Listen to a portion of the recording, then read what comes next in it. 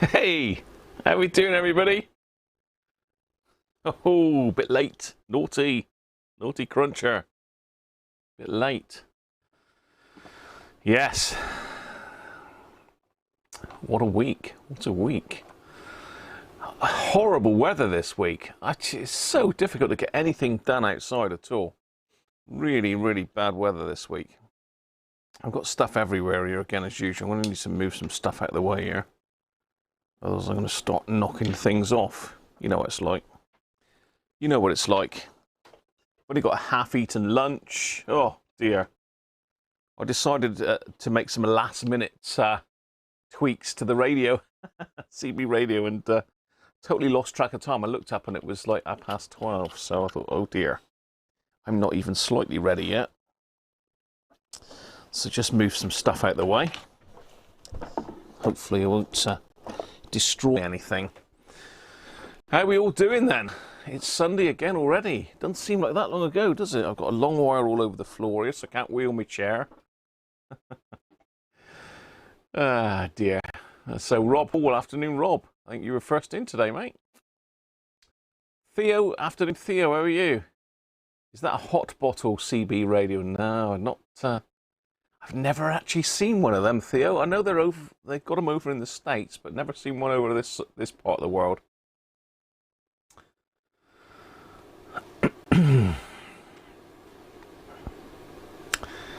Wednesday and Thursday were cancelled. I thought we were cancelling Christmas this year. Turkey Union. I'm just catching up with the chat, people. I'll be there shortly.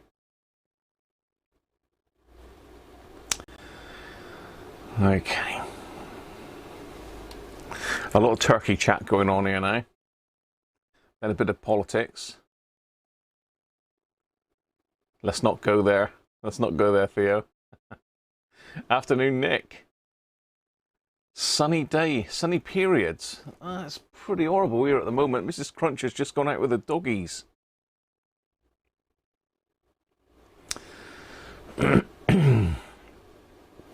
Afternoon, George. Just a slight breeze there. It's been pretty bad this morning. It's eased off a little bit. I still haven't been out and seen if all my aerials are still up there.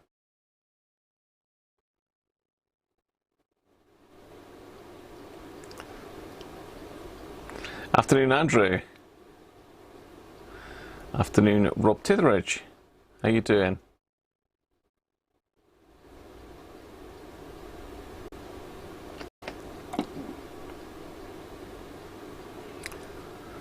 Another CB radio. I've got to mix it up a bit, Theo. There's a reason for doing CBs today.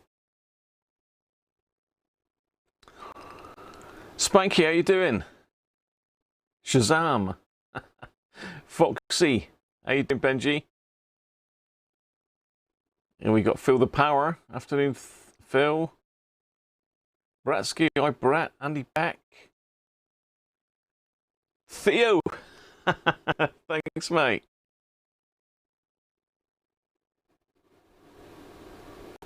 Wild Geese 399. Welcome, mate. And down under, that means you're from Oz, I take it. Cyberflyer. Good afternoon to you, mate, as well.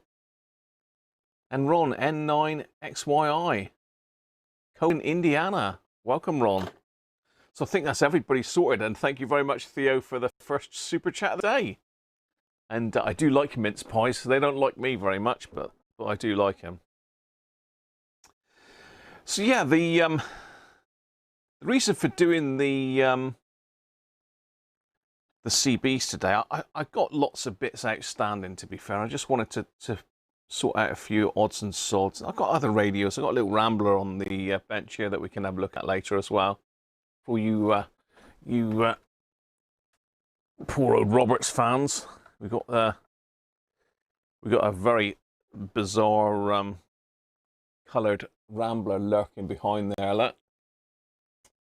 It's a sort of a turquoisey green, jade green, perhaps. I don't know, but we can maybe have a look at that one later on, just to get your radio fixes in. So that could be coming up later, just to keep you happy. Got to keep the troops happy, haven't we? Did I say hello to you, Michael? Michael Hyde? I don't think I did. Apologies. David, how are you? 9 degrees in Maryland. Dave Rhodes. Semi-sunny West Riding. Real potato vision on the TV. Are you saying I look like a potato, Benji, or are you watching adverts again? Yeah, so tomorrow, 2nd of November, I believe, is the anniversary of legalisation of CB radio in the UK. And there's quite a few people have done videos about it, so I'm not gonna do a video about the legalisation of CB or the actual net that's, well, I'm gonna mention the net that's going on, because I've got to try and find the page a minute. So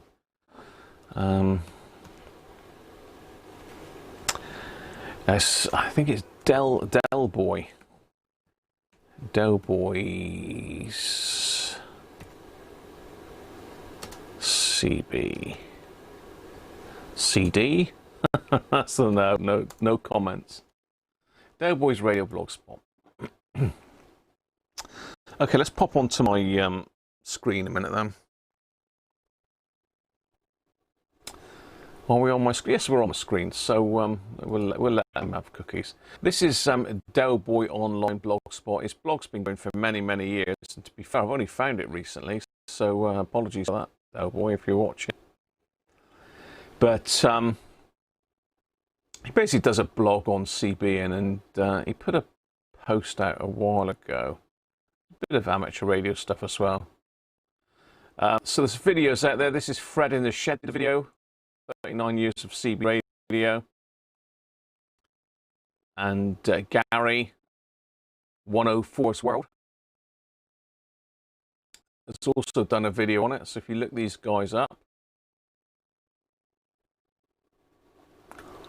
What's that? Charlie Tango. Just there's various videos. Let's keep going. Just somewhere here. Somewhere. Here we go. Here we go. So this is what's happening tomorrow. It's 39 years of legal CB radio in the UK. 2nd of November, 19 to 2200 hours. That's UK time. Channel 39 UK FM. Or if you fancy SSB, there's a net going on Channel 39 EU channels, which is 27395 on USB. So pretty much it happens every year, I believe. I mean, it's a big 4-0 next year, so that should be a big one. But basically, anybody that's got a CB radio lurking about in an aerial up is really welcomed on the airwaves. If there's any other info on it. So it's basically a celebration on the air. So I'm going to be digging out a few radios to have a play with. I've got the Harrier CBHQ hooked up at the moment, but I wanted to try and get a few radios together to have a play with on the air. It's not going to be much really. Not going to be much time, but I shall hopefully swap and chop and change around.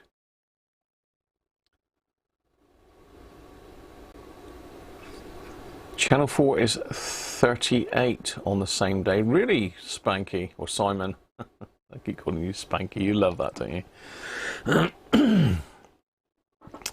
So there you are. And as I say, the main sort of aim of today is to show you how I've got on with this lovely radio that Dom has donated to the channel. Now, Dom, I think he's actually at work at the moment. But I did pop his channel up on screen so you can have a look. Don has very kindly donated this this CB radio, which he got from a school teacher. Well, God knows how many years ago. I think he said about 20 years ago. He was given this radio by a school teacher because I think he knew that Dom was into radio. But this is Dom's channel, Driver Films Shortwave. So if you're not subscribed, hit the button and click on the bell. And very interesting channel. Dom does a lot of this HEMA and SOTA stuff. Basically goes up on hills, etc. I'm not sure what the difference between HEMA and SOTA is, but I'm sure someone will tell me. Don's done quite a bit of work. He's done stuff on antennas. He's got scanners, but I think his main joy is actually going out on the hills and having a shout out. He's actually studying for his intermediate exam at the moment, so I think that's coming up this month sometime. So good luck with that, Dom. Good luck with that, Dom. I'm sure you'll fly through it though, mate. So yeah, worth subscribing if you're not a subscriber. And as I say, it's always good to give back. I'm sure Dom wasn't expecting a shout out, but he's got one anyway. So let's just get back onto my computer and I'll dig out a sort of potted history of this radio, because it was a bit poorly when it came in. Now, can I okay, let's go to my screen again then.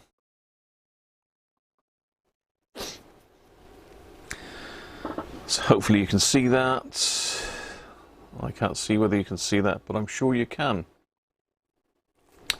So this is how the radio came into me. Dom said, you know, see if you can get it working. If you can get it working, then do what you want with it. But I'm happy for you to give it away if you want. So I haven't got one of these. But I thought, well, it's been given to me. It's given me a bit of entertainment and education fixing it. So that's what I'll do. I'll give it a bit of a once over, see if I can get it working properly, and send it on. Give it away to somebody. So a couple of things. Obviously, the channel 9 switch is not right. Now, I originally thought one of these had broken off and this was a stub underneath, but it turns out that had actually been changed for a new one from RS.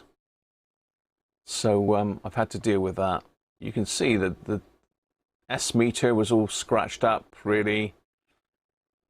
This is all pretty murky. This, unfortunately, I cannot get this top piece off. Someone pulled it off in the past and they've stuck it on. I do not know what it is. It's not super glue, but it's pretty rough. You can just about see it oozing out around the PA switch there. So I've not been able to get this top off to straighten it out or anything, so that's as is, really. So if you can remember back to when I showed this one originally, we had all sorts of weird and wonderful things going on with the S meter light.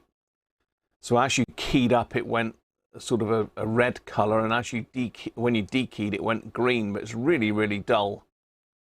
And what they'd actually done is they'd tapped into the light supplies and stuck LEDs in, and they hadn't disabled totally the indicator lights, but by putting these LEDs in, they made them really, really dim. Of course, we didn't have an S meter light then. It was horrible. Why people do that, I don't know. And you can see it was all twisted together and sellotaped over. And you can see the two LEDs they've shoehorned in here.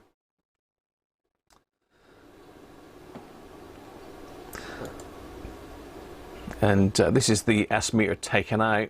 And you can see where the old dial light had been cut off. So the dial light, I thought, was still in there. We'll have a look at that in a second. This is all the wires cut off. So yeah, instead of a normal dial lamp, what someone had done, they'd used the same cord, and this is obviously before this horrendous modification.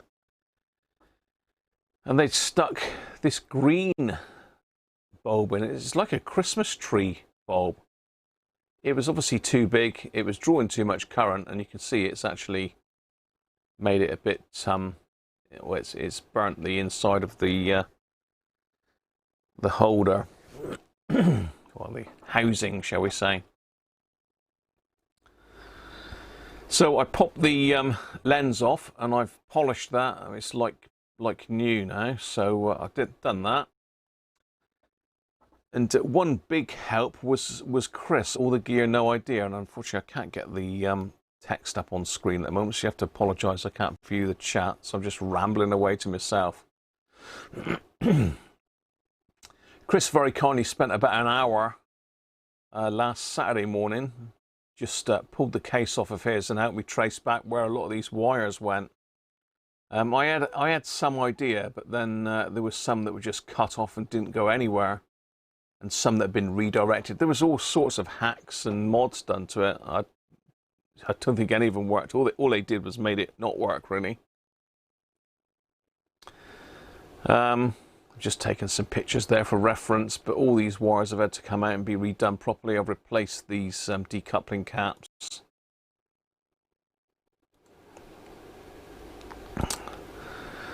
Now the top panel was, I thought originally it had been wax stripped on there, but this was like a lump of the glue that had obviously been used to glue the dial plate back on. That had splodged on there. They tried to rub it off and they just scratched the hell out of the top. So yeah, you can see it a bit clearer there. That's just my test set, and this is the protection diode. This is the reverse polarity diode. Now you can see it's a 1N4001, I think it is. It is still a diode, believe it or not. I couldn't believe it. It's still working. It is still working. But yeah, I've changed that. And the switch. So what I've done, I pinched a switch out of another radio that was silver and I've painted it black. We'll see that in a minute. There was no gasket on this switch at all, so this had obviously got thrown away. It's only a bit of vinyl. That's just my switch wiring for reference. So what I've done is I've cut a piece of plastic exactly the same size with a scalpel and pop that over the top. And that's my switches back in and all wired up. So then defluxed the whole board, and it was a mess really, this board. A lot of it was from original factory. It's not what's been done to it, but I've just, as you saw, I replaced some capacitors in it. So I've defluxed it all together. This is the cases as they were. I think someone's oversprayed them, and the overspray was just flaking off, and the back of the radio was painted in this stuff as well. So I had a word with my neighbour, and he very kindly stripped them back to bare metal for me, because he's into his car body work, and it would have taken me ages and ages to get them back to that. I think he literally must have done that in about 10 minutes. He shot blasted it and then just ran them over with a sander. So they've come out really well. I put a first top coat on them, but it's been raining all week. It's been a job to do it. And this is what I painted them with. So I haven't bothered priming them. I've just gone straight over the top with this direct to metal paint. So there's the PCB. You can see it's all shiny because I've actually sealed up all that now with lacquer. So it's all been lacquered. You know, cars get condensation in them, and you don't want this getting wet. Whether anybody would use this in the car, I don't know. You know. So there we are. Let's get back to me and I can shut this lot down. Hopefully you saw all that. Oh, hang on. I got picture-in-picture going. There he is. You just caught that in time, Dom. So afternoon, Palwinder or Palvinder. How are you? Yeah, Friday the 13th, Dom. Charlie Oscar 09. Well done, and well done for subbing to Dom as well. Good channel. Theo's off to the shops to get some beer, I suspect. The diode looks factory. Probably was. Cheers, Dom. Thanks, Ron. So, yeah, let's have a look at the set then, if I can get the camera down on it, because I've got it nicked for the...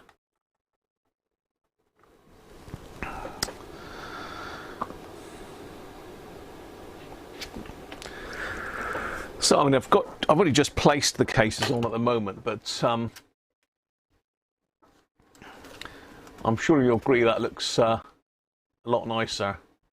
So we've got the right knob now on the channel 9 switch. We've got the dial light. If I turn the bench light off, you might be able to see it a little bit better. So dial light is all done. Got the correct dial light in there now. I've reversed the glass in the channel display because it was a bit scratched, so I've turned it around and it's perfect inside. TX and RX lights work now, if you'll be able to see that or not. Again, I'll probably have to pop that off.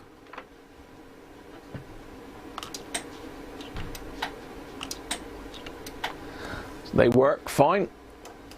I'm sure you can hear in the background my test set. I've got it on this paper at the moment because I don't want to scratch this case. This ideally needs another coat of, well, I'm going to probably put a coat of lacquer on it. It's just my sweaty hands now. So I'll probably give that a coat of lacquer, but it's a lovely finish though. I really like that. Yeah, you can see it. It's satin, so it's not glossy. It's not in your face glossy, but it's a bit better than matte as well. So I might just keep that as it is. I'm not 100% sure yet.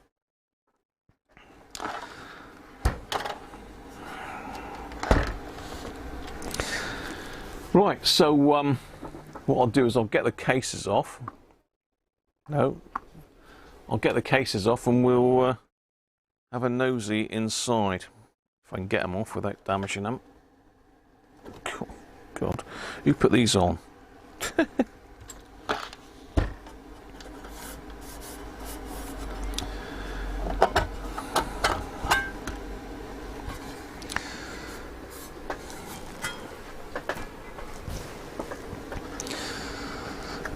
Okay, I've kept the cases on it to try and warm it up really for testing.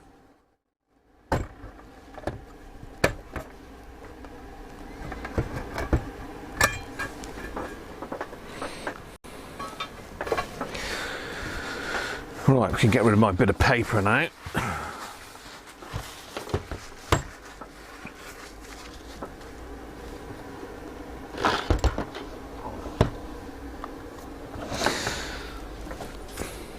Let's zoom the camera out a little bit.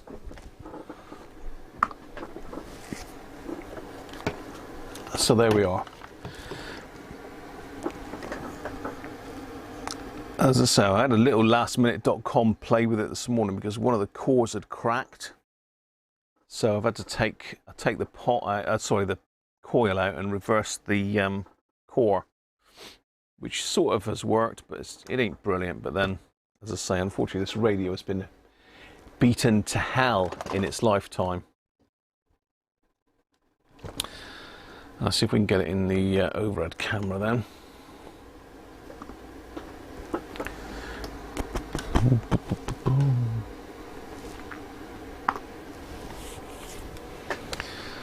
Alright, let's get rid of me.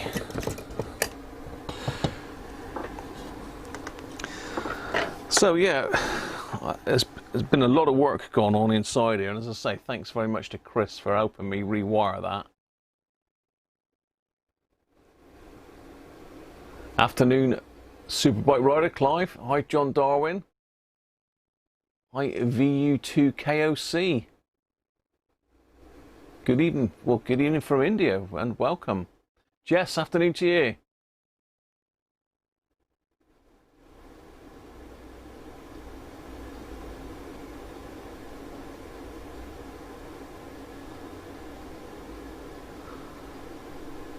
Jess, that's not good news, mate. Very sad. Sure, we've all seen Jess's, so best wishes to her family there, Jess. Julie Donaldson.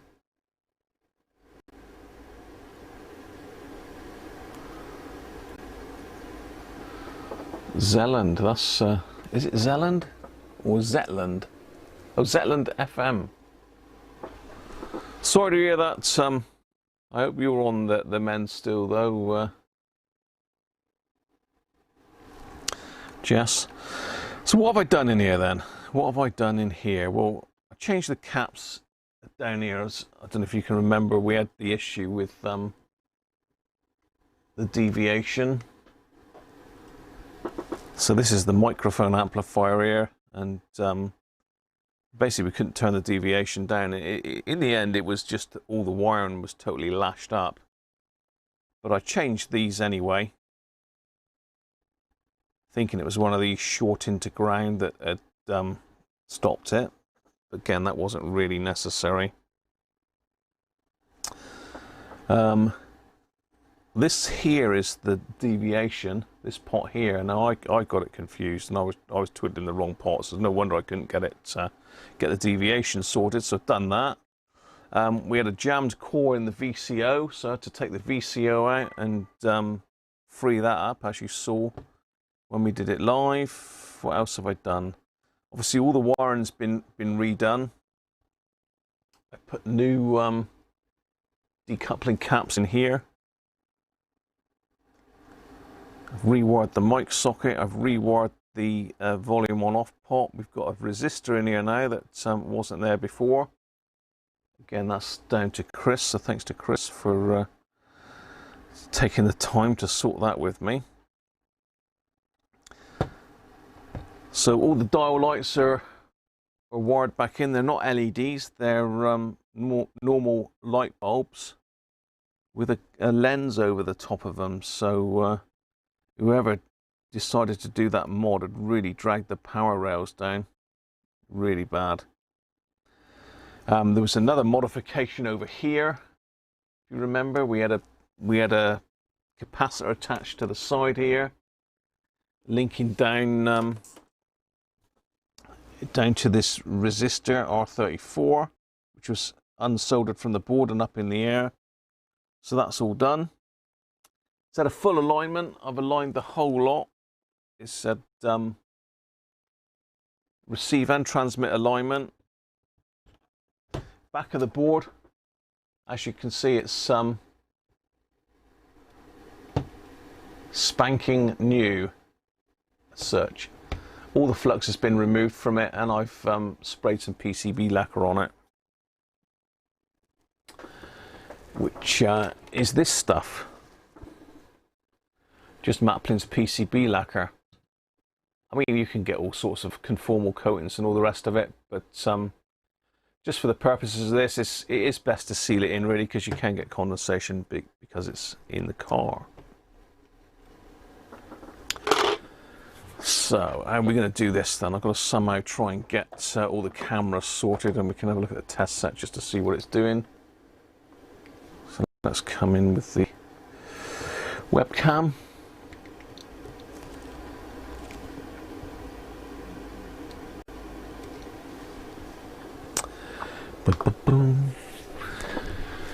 And I can stick the radio on the test set. Sorry, the main camera on the test set. We have a quick look and see how it's performing. In the picture-in-picture, which one's best? Number 3.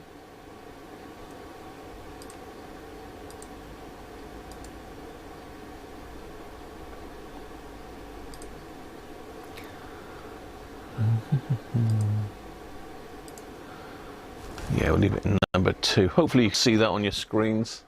You can make it a little bit bigger. Let's just make that a little tiny bit bigger.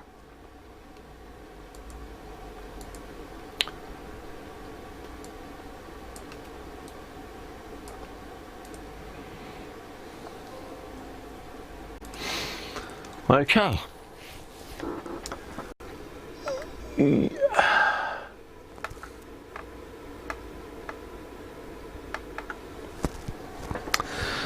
So let's do power first. Let's turn that off. So it should be 27,79125. It's 79130, but to be fair, once it warms up, it does go down to about 25, and that's way within spec. Power wise, I'm doing 4.39, 4.23.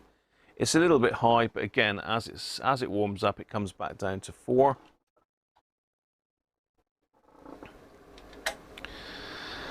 So let's have a look at the cyanide meter. Let's just turn it up. So let's just stick in 100 microvolts a minute.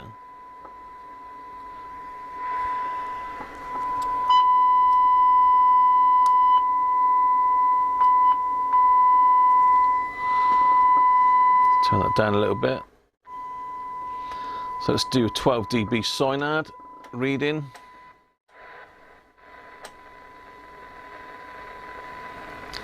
Point 0.64, which to be fair for one of these sets is pretty good. You can fiddle about with the volume. Turn the volume up a bit more. Let's do it again.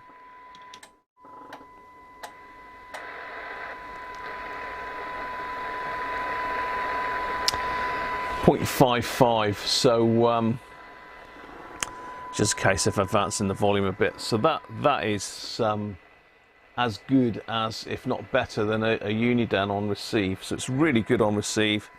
Transmit, as I say, is 4.3 watts. I ought to trim that back a little bit, really, didn't I? But I think if we can trim that back a bit, but I don't think it's going to be a lot necessary.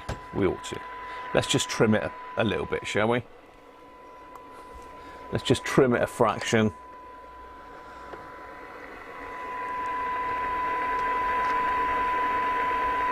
I've waxed all these in as well.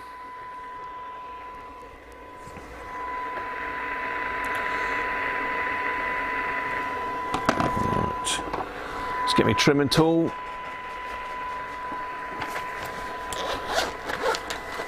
Let me just pop that back to what it should be. Didn't far off, to be fair.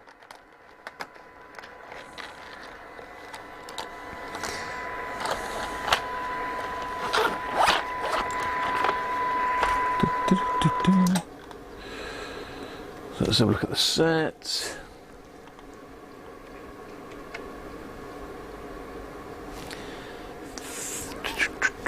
One.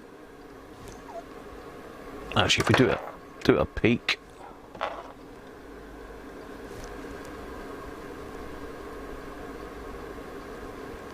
Come on.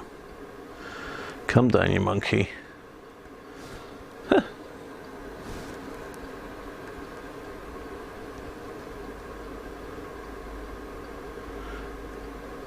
There we go. 4.03.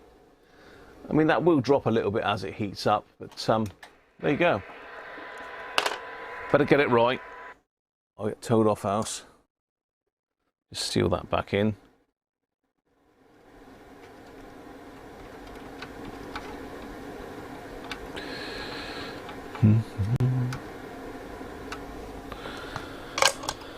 There we are.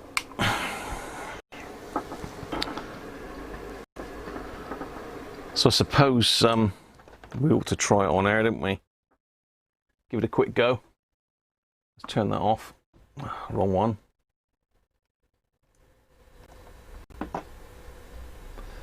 Hi Rob, how are you? You've gone deaf, Brett, have you? And why that? The tone? The tone! Let's get the aerial disconnected from the... I've got it connected to the Harrier at the moment. 19 for Roger. No, not going to be anybody on really, is there? But, you know, it's worth a try. I've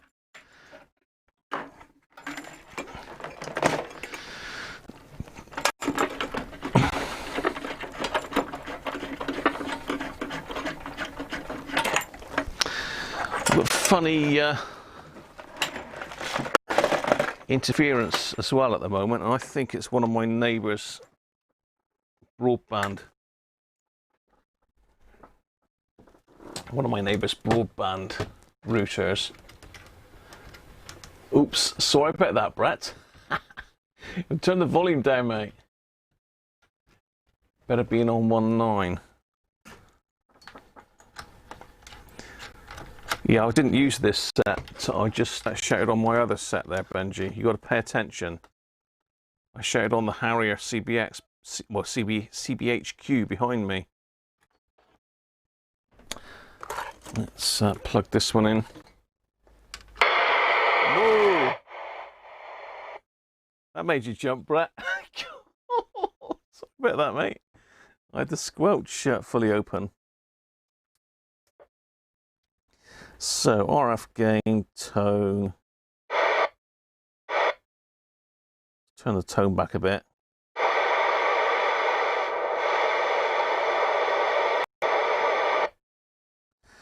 Let's go to 1.9. 1.9 for Roger. Anybody let me know if I'm getting out, please?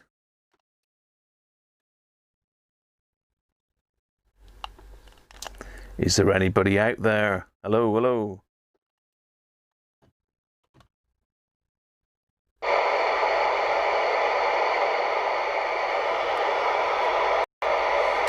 Let's put the Roger bleep on, that might wake him up. 1.9 for Roger. Anybody buy the 1.9? Give me a quick rig check, please.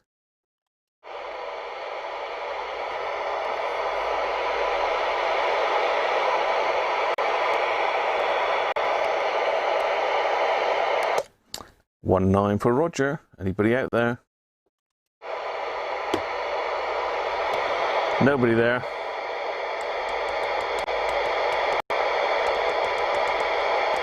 Apologies for the noise.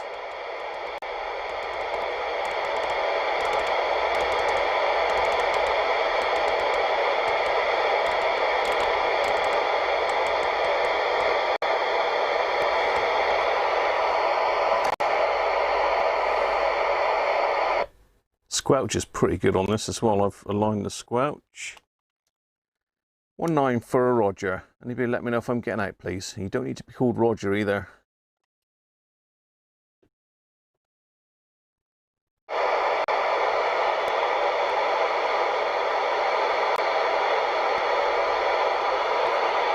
Nope. Well, it's worth a try, isn't it? It's worth a try. It's worth a try, but there you go. So that's the radio. It's all done. It's working. It's legal. It's got good receive. Good audio. I didn't show deviation, did I? Oh well. It's 2.5 kilohertz peak deviation on it. I set that up with the test set as well. It wasn't just a whistle. It was done as per the makers. Well, I wasn't actually that maker. I did it using the Rotel manual. I need to sort another microphone out for it. But we need to sort out how to win the thing. If anybody wants to win it. What should we do? We need to have a keyword, don't we? Or a key sentence.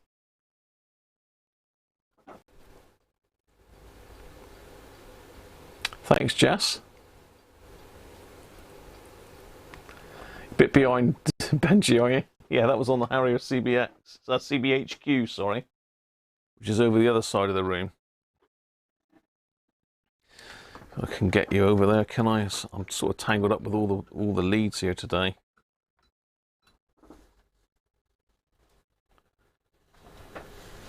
But can you see that? That's not a very good picture, is it?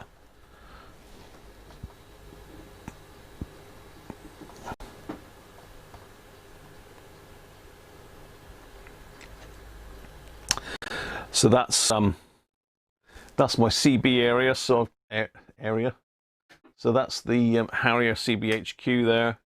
I've got the Team 80 channel radio above it, and that's my Delta Power Echo mic on top. So all good.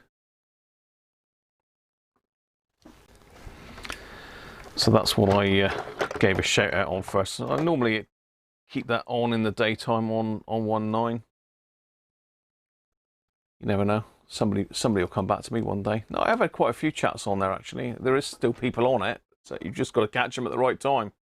Very quiet. Tracer. Hi Paul, how are you? Hi Keith. No worries, mate. So we need a keyword for this, don't we?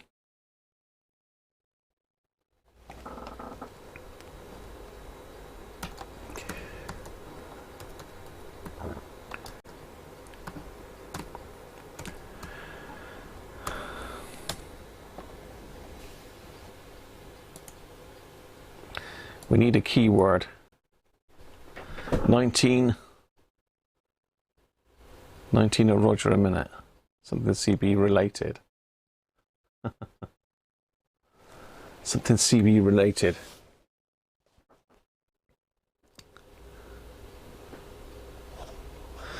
You're not allowed to use FM over there. It's illegal.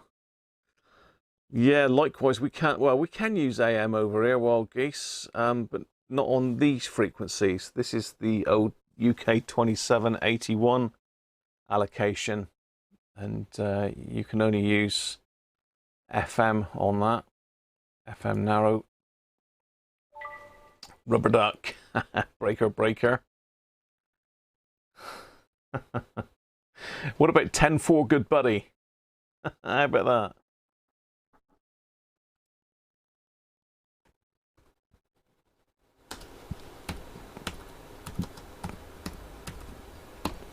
$10-4 good buddy.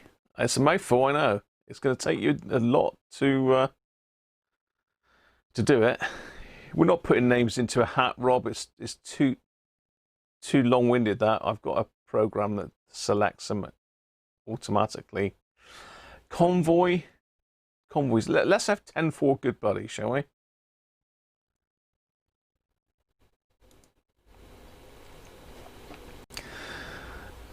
And you'll need to actually put it the same. Cheers, Ron. They're playing the Shack. Driving you to a radio frenzy. Go and fire the camera up and talk to you guys later. 7-3. Yeah, cheers, Ron. And I can get the states here of an evening usually. Usually later on, about 11, 12 o'clock our time. So probably late afternoon for you guys. I think we'll go with this. I think we'll go with that. What do you think? Bear in the air. That's a little bit Americanized. We don't call them bears over here. But what we did, we used to. It used to be. I was trying to think of this. What we used to call them now. We used to have a little. A little saying for copper in a lay-by. Cruncher and the Bandit. we'll use 10-4 good buddy, exactly like that. Cruncher and the Bandit. I like that. So you need to leave that in the description in the comments section of this video, and I'll put a little sticky on the top of it just to confirm that. Let's get this camera off of me a minute. Down on the bench.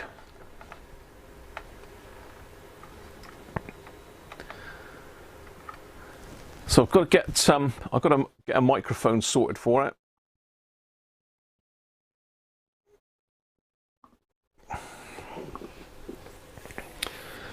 So there you are. 10-4 good buddy, and that one could be yours. As I say, I've got to finish off the cases. But that shouldn't take too long. As long as you've got a bit of decent weather, I can finish them off. But I'm thinking now, when though? This is the next question. When do we want to give this away? When do we want to give it away? Let me have a beer a minute while I think about that. Let's get the old tankard out. And I've gone with a bit of a religious theme today. How about this monster? this might be disgusting, I don't know. Let's get rid of my banner in a minute.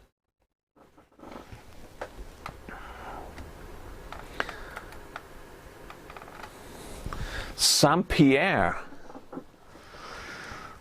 Belgian Abbey beer. This was from Aldi's.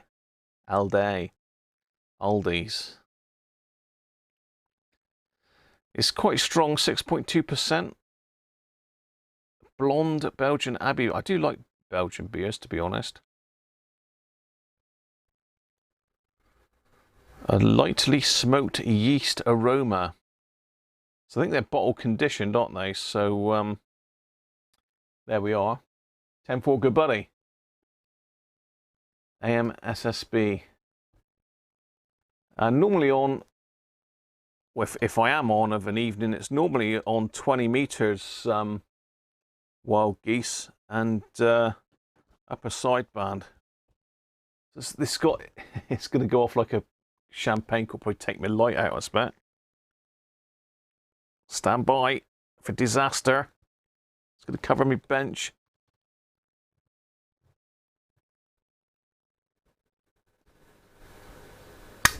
Ah, open like a pro.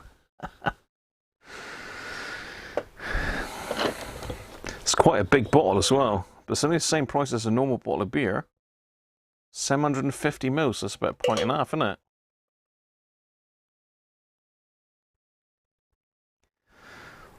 A bit excessive. I've got another massive great bottle downstairs in the fridge at the moment, chilling, because these are all supposed to be served chilled. So it'd be interesting. I've never had this before. But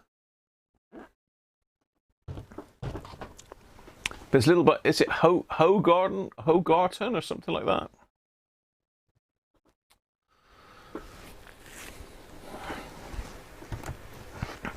So there we go. Beer and CB radio. Can't be bad, can it? But as I say, that is fully sorted now. You won't need to do anything to that. Microphone that came with it wasn't great. It was the grill was broken on it, so I do need to find another mic. Just trying to see where the microphone is that came with it now. Thrown it away in disgust, I expect.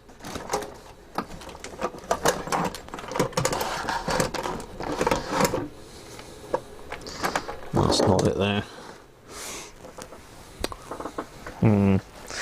I've got a big box of microphones, so I'll dig one out and we'll sort one out for it. Proper, well, it's got the old champagne top as well, look. But yeah, they brew it. They ferment it in the. Let's get rid of that title. They ferment it in the bottle, so it's got sediment in the bottle, so you don't tip it up on end. Otherwise, you get a load of yeast, and that drops into it. So it says the secret of Saint-Pierre's Abbey beer is the use of a medieval blend of herbs and spices. Groot. Sounds like a film I've watched. Guardians of the Universe, isn't it? Groot. Every town used to have its own beer, each with its individual character. I do like, as I've said just now, I do like Belgian beers. They do tend to be a bit stronger though, so, you know, watch out if you drink a lot of them. I try not to drink much at all, but, you know how it goes. Anyway, cheers everybody.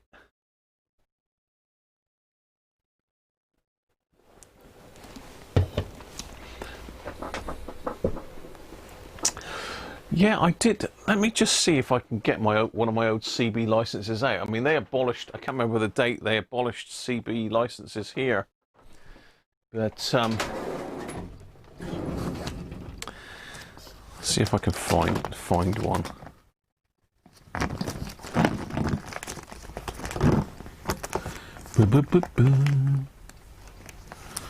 Radio Communications Agency. There we go.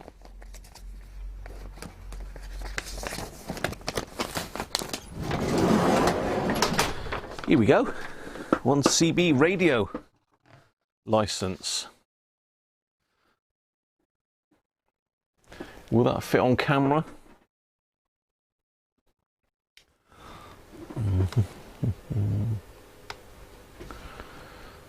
No, let's put it that way around.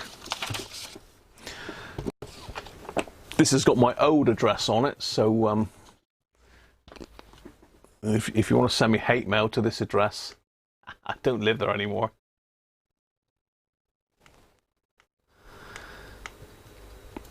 Okay. Hopefully you can see that. Let's fade that in. Let's get rid of me. So yeah, was the UK CB radio license, and this one's dated May 2002. Look, so obviously they were still going then.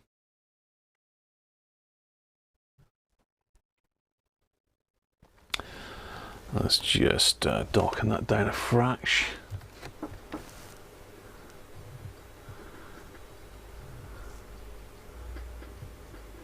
So you had a call sign, even though it wasn't really a call sign. You never used this. So I was 2F5SW. So date for renewal was 22nd of May 2002, and this was issued 23rd of May 2001. So it's just change of circumstances or address. Basically, you had to have a new license every year, and I'm not sure if I had to pay for this or not. I think I did. I think you did have to pay for these. But there you go. Something you won't see very often because not a lot of people had them. But I thought being a radio ham as well, I ought to really have a license, and I always had a CB license, to be fair. There you go. Afternoon, Chris. How are you? Most people didn't bother, to be honest. Most people were pirates. Not me, obviously. But yeah, that's a bit of a historical document, because you won't see another one of those now.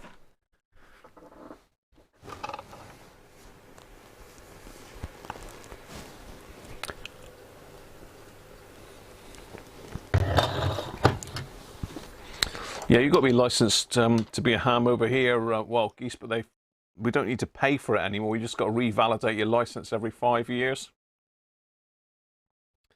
Afternoon, Chris. How you doing?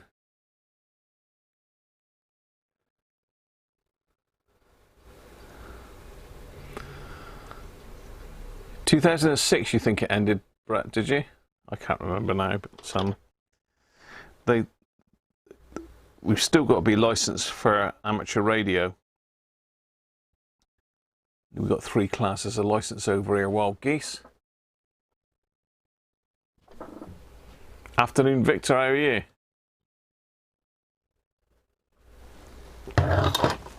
So I've got some other stuff I've got to sort out. One thing is this Maxcom. I bought this bit of a dog of a Maxcom. Bit dusty now. The old Maxcom 7E. Don't know if you can remember this one that I worked on. So I spilled something. Oh, it's just a bit of my drink. So I had all sorts of trouble with this one.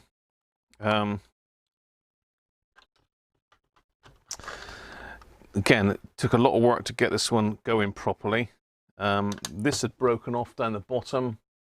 Let's just get a bit brighter. It goes very dark when you put a bright subject in front of it. So yeah, this is one of these ready rescue sort of things that you keep in the car, and then if you break down or whatever, you stick this in and shout out and everybody comes to your rescue. This one's called an alert mobile transceiver, and it's in pieces at the moment purely because I had it all working all back up together.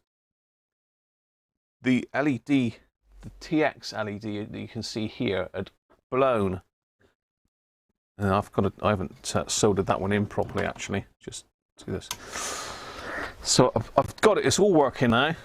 There was a lot of issues with it. I've had to glue it, all sorts to get it back running. And it is doing 4 watts, it's all on frequency, and it is actually quite a good little radio. But I put this is again, an LED that I had in me junk box, and he said me lunch box then. So it's little, are they 2 mil or 3 mil? I don't know, but it's smaller than your normal LED. So grab this, put it all in, and put it all back together, keyed up, and this isn't a normal LED. You'll see in a minute.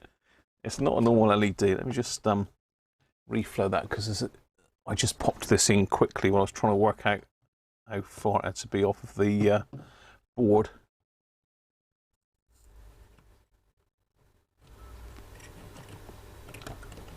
Hopefully that's made connection now. Let's see if I can hook it up a minute. Let me think. 12 volts DC, so I've got to have a plug-in cable. So bear with me, I'll get this hooked up and I'll show you what this crazy old light does. But it is a full CB, it's a 4-watt radio. They are quite nice. Yeah, Derek, you spoilt my fun, haven't you?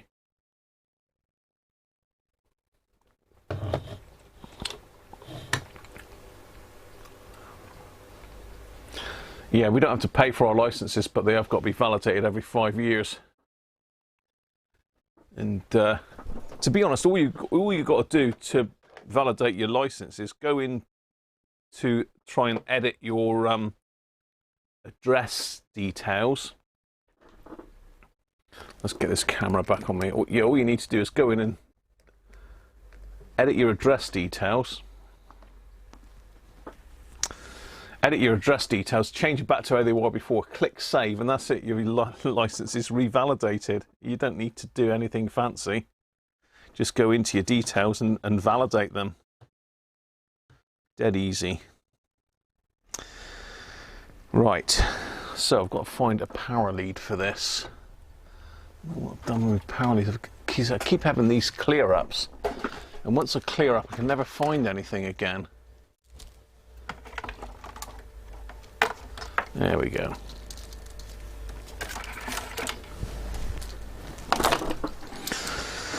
Let's make sure we get this in the right way round. I have picked up another one of these that I got fairly cheap that's actually complete. I can't remember if it's center pin positive or negative now either. We'll soon find out. So it's got to be 12 volts.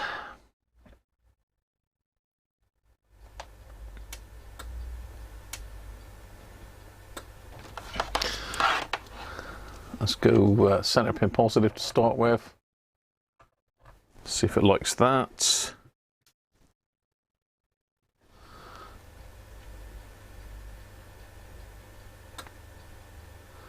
Yes, it does. Okay, so it is center pin positive. I've got to get my aerial adapter. These are a bit tricky. You've got to have so many adapters and bits and pieces with it. Let's get my adapter stash out and find the right one. Hopefully it's in here. Yeah, there we are. Let's connect it up to the test set.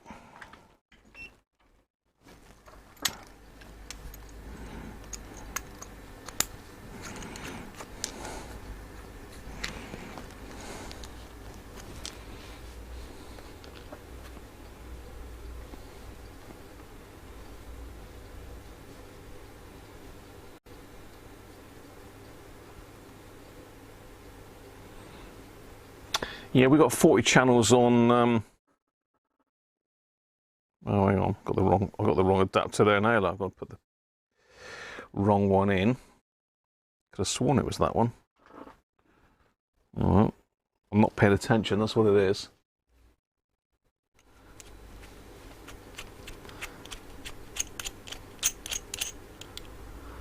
The MC3357 base Maxcom how. Don't worry, ZX. I did get it going. No need to panic. There we go. That's the correct one. It's a Motorola connector, I believe they're called, for the aerial on these. These are quite good, ZX. Well, it sounds good anyway.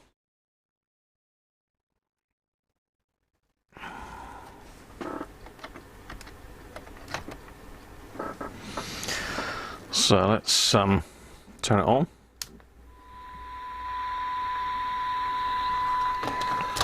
So I mean that's receiving at 0.55 microvolts, that is. So let's turn it down further. Let's see how low we can go.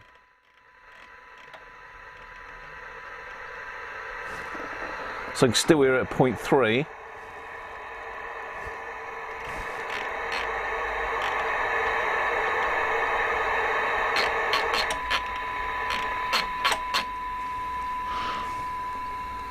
So I can hear it down at 0.2 of a microvolt, so it's pretty good.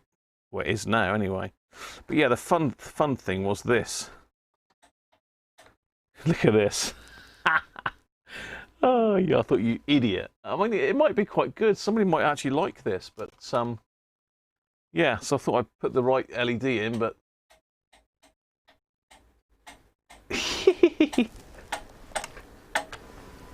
and it's causing it to go haywire. Look. It doesn't like it at all. Actually, let's turn the current up. That might help. That's better. So it's doing just under 4 watts. But yeah, look at. Oh dear, oh dear.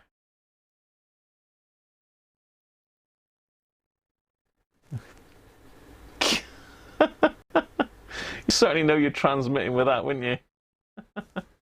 Hi, Harvey. Go and validate it while you watch. Yeah, you have to let us know how you get on, Chris.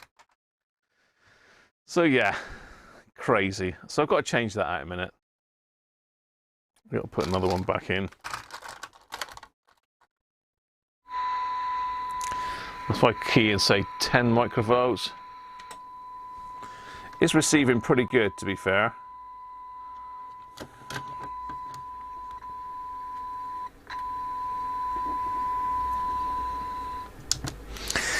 So anyway, let's just pull the power for a minute. Let's get this out. Now, somewhere, I brought a load of bits down to file away and never got around to it, which is about right. I went up in the loft in me bag of goodies.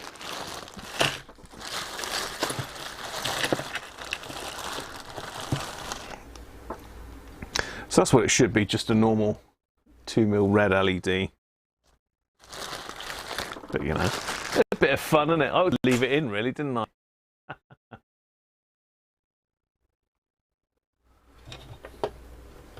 How you doing, Harvey?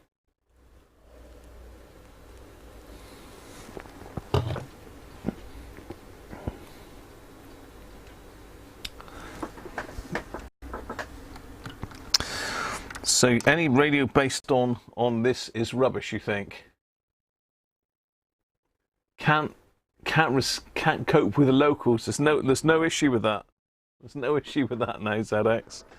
It used to be a pain in the ass back in the day, didn't it? But yeah, we don't have those problems anymore.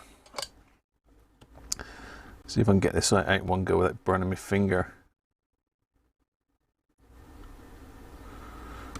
I'm going to come out now, is it? There we go. Let's use my new wiki. Let's get rid of that.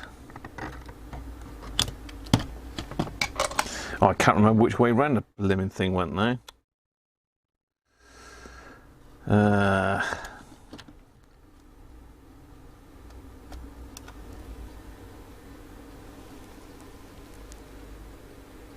I think it was that way round. We'll soon find out.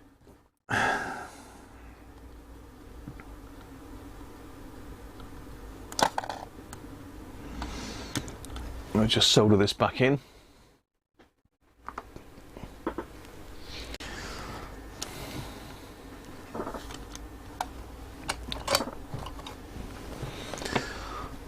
flux on there. We'll just tack one in.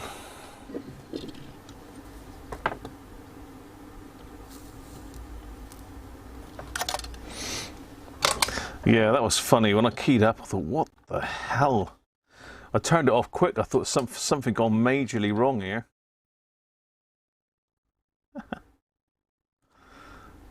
I thought, you fool.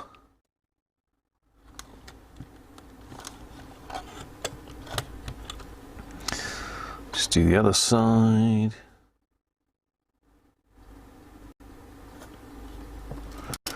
See if I've got it in the right way round.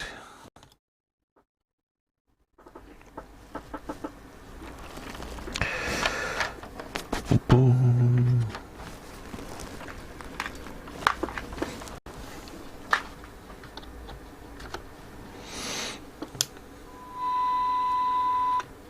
Oh.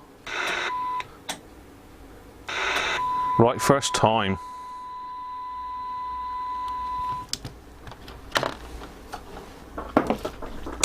Another job done that's been outstanding for about a month.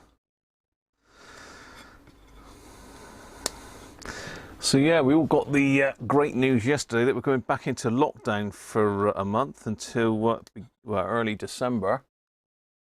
So might have to think about coming back on and doing some more lockdown live streams. I don't know what you think about that. Right, I've got a screw loose now as well. What have I done with that one then?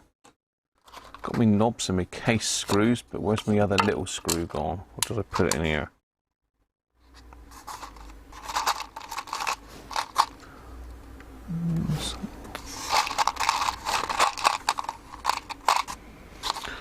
I think it's just a normal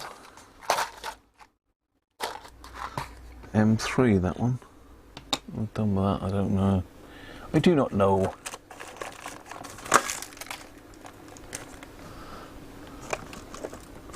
And then he knocked all my solder legs over then. That was nearly a disaster. Where have I gone to? Some screws.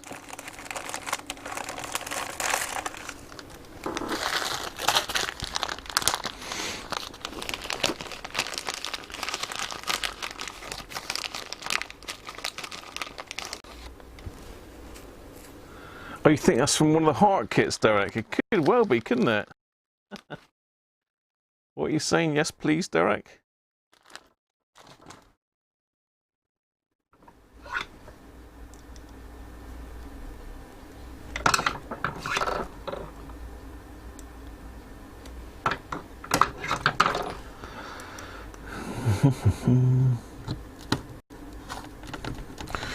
Yeah, it's an M3.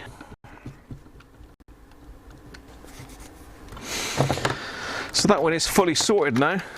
That's working at radio again, and it did take a lot of work, that one. A lot of work. It was beat to hell.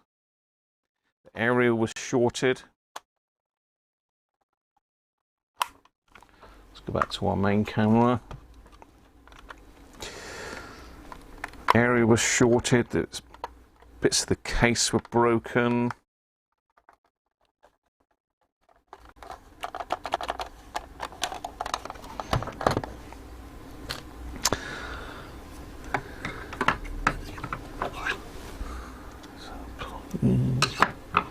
All sorts of issues. All sorts of issues. I've got my iPad here as well.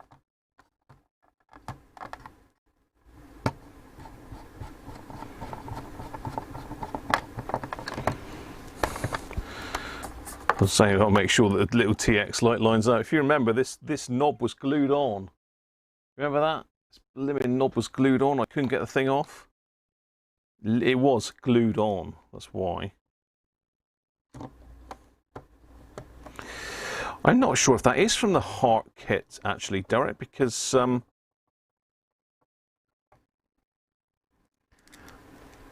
I know the heart kit has got those colour changing LEDs, but I think they're the bigger ones. These are tiny. This is tiny. It's right in the bottom of my LED stash.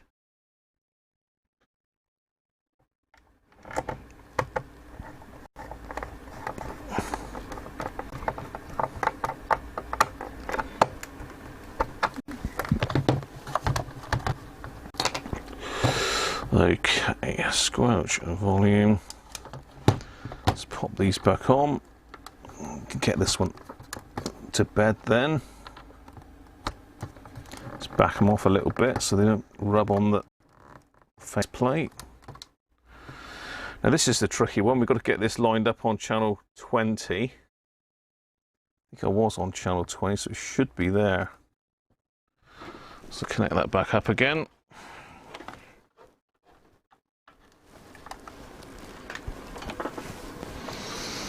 Just going to double check.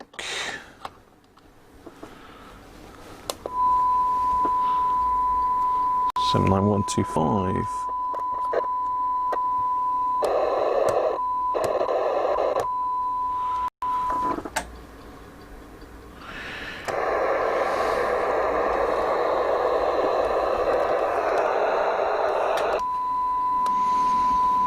So there we are. Our TX light. Hey.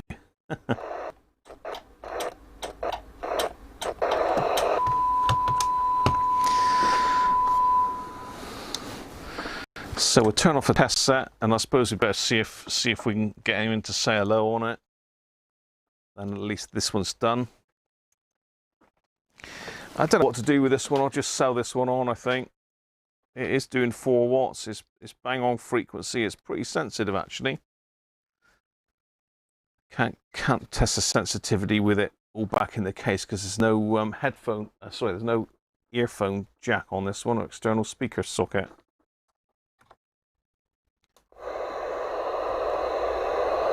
Hello, United Kingdom. This is Radio Charlie 178. Germany? 19 for a Roger. Anybody let me know if I'm getting out, please?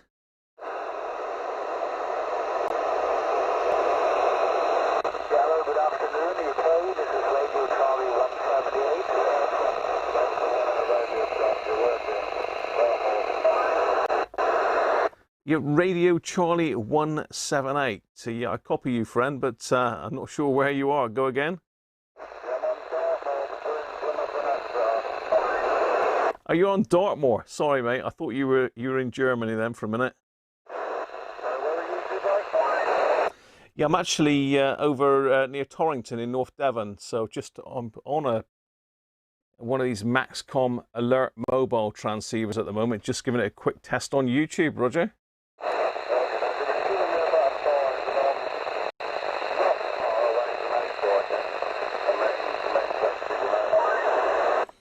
Lovely job. Love the Roger bleep as well. No, it's doing really well. I've got no S meter on this one, so I can't give you a report back, but perfectly readable.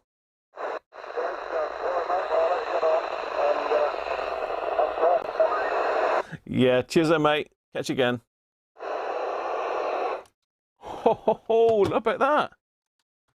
A copy to Dartmoor. It works. There's life. There's life. You think it was Dortmund, not Dartmoor?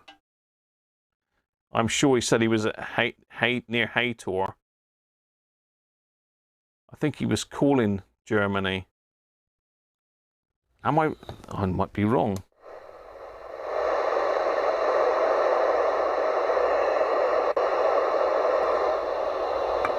If he was in Germany, that's an amazing copy. I can't see it somehow, but I know there is a chap that lives up near Haytor. He's on quite often, so it could well be him. Didn't even ask for me handle, look.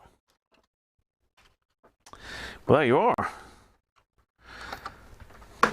That one works very well, and it comes, obviously you need to buy an adapter because it's got one of these weird and wonderful antenna jacks if you're using it in the car.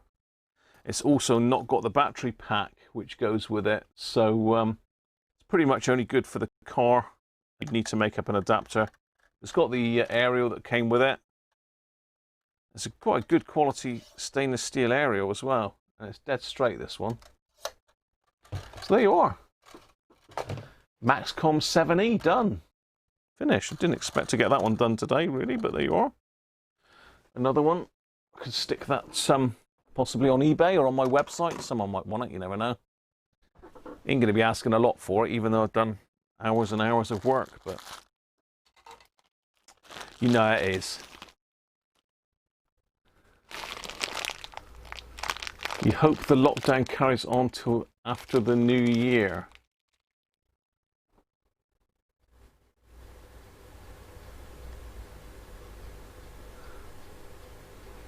Oh, lockdown streams.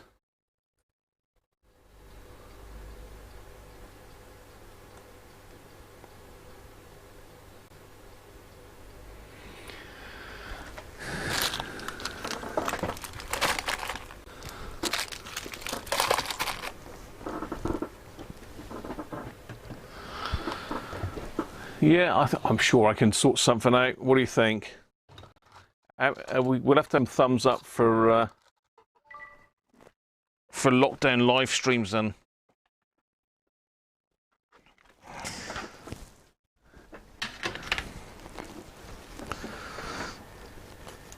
So I've got plenty on at the moment, so I'm sure I've got lots to entertain you if you want to see what I'm up to during the week. Ooh. Okay, right, next we've got the power supply that I looked at the other week.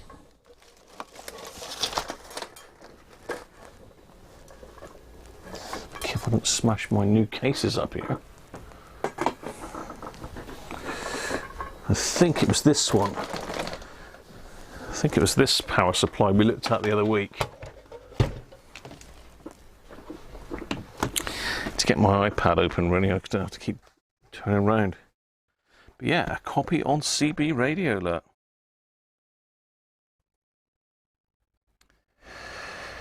Right, let's just see if I can find my stream.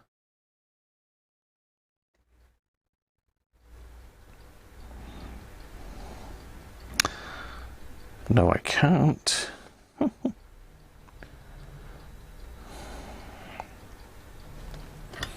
Cheers, everybody, anyway.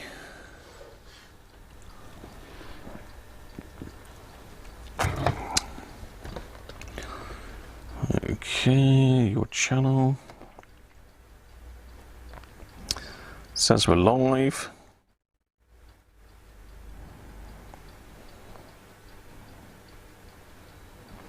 Okay.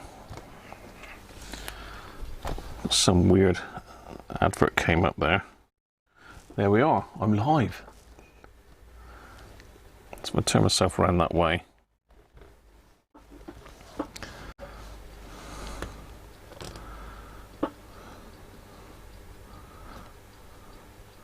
I don't know what's going on with the chat there. Chicken walking, dogs laying. It could be anything like that. A ZX. All sorts of things go on here. I've got an amateur radio in at the moment for a new N-type plug. Should be fairly straightforward.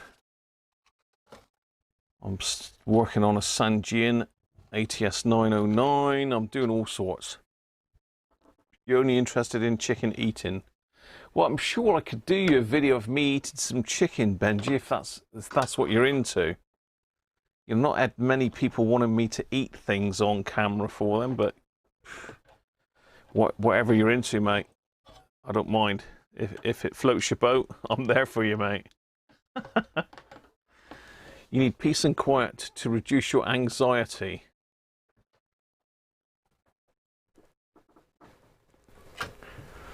What are you anxious about, Harvey?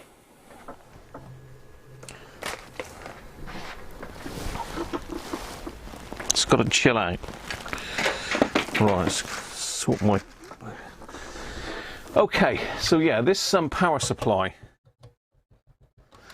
This is the one where we needed a capacitor. I didn't have the right value, I believe. Let's get him open again, because I did buy the caps in to do this one. I think this is the one. I've got too many power supplies now.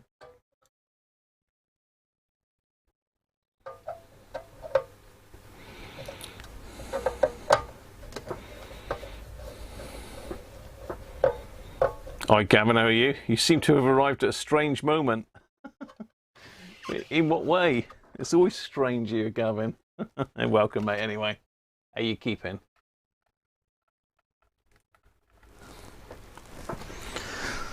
Just having a quick look at this power supply.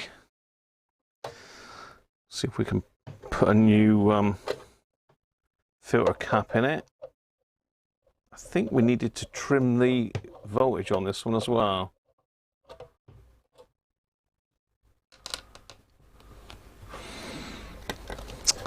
This one, I think, is quite a nice supply. But we've got this 4700, and it's got a horrible wibbly wobbly bracket here as well. It looks like it's been bent, but I don't know.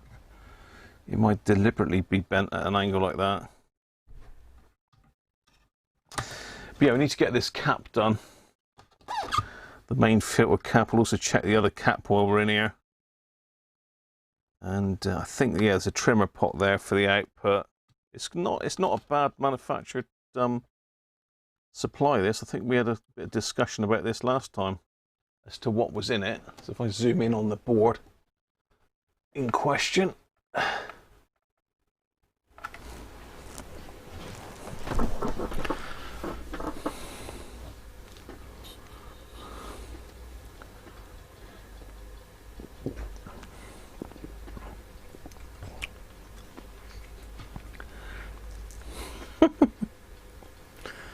You got one number this week.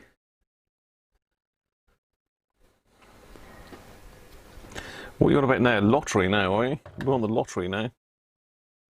Okay, so this is the cap in question. 47 microfarad, 25 volts, and 4700. I've disconnected one leglet.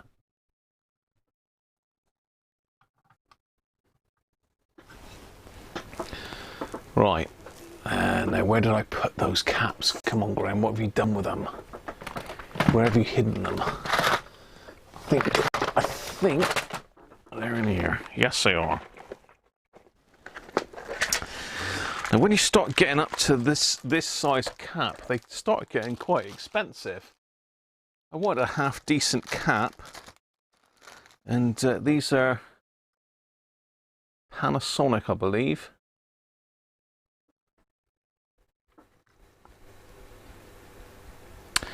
So 4700 at 35 volts, not 25.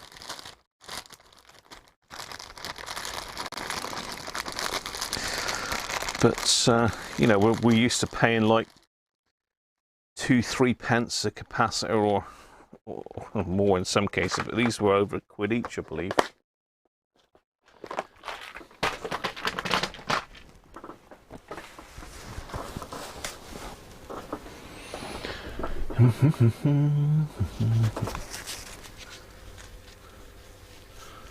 More like 4700, not 47.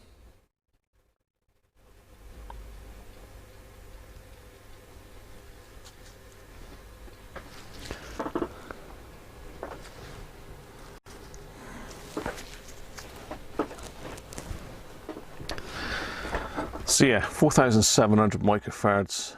That one's 25 volts, this one's 35. Not that that makes a lot of difference. Let's just pop this one out.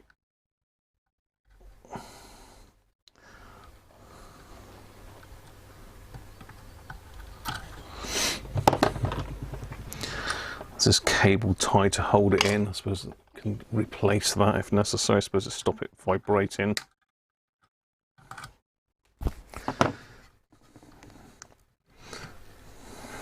Don't like that rivet that's gone.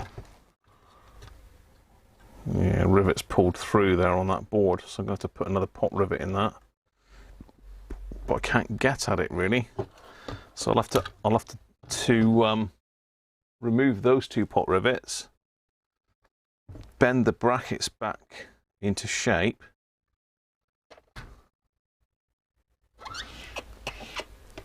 and put new pot rivets in them.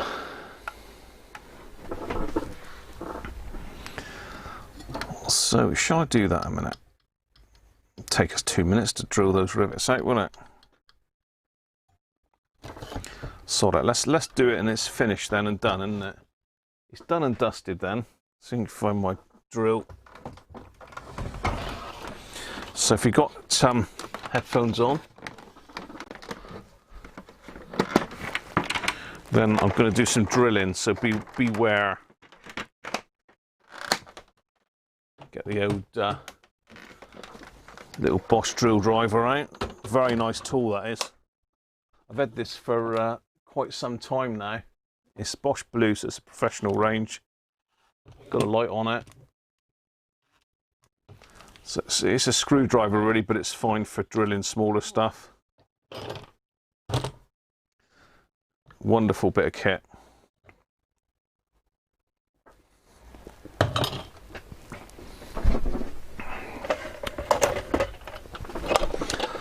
Let's get drill bits, 3.5mm. I'm winging it here because I don't even know if I know where my top rivet gun is yet. Drill these out then.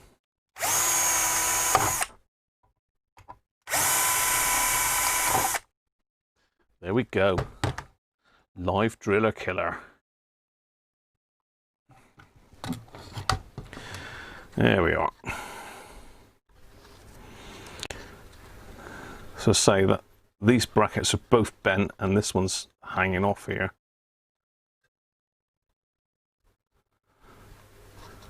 Use nuts and bolts, you think? Yeah, you're right. I think that would be better. You are dead right there. So let's see what I've got then. So I need to do...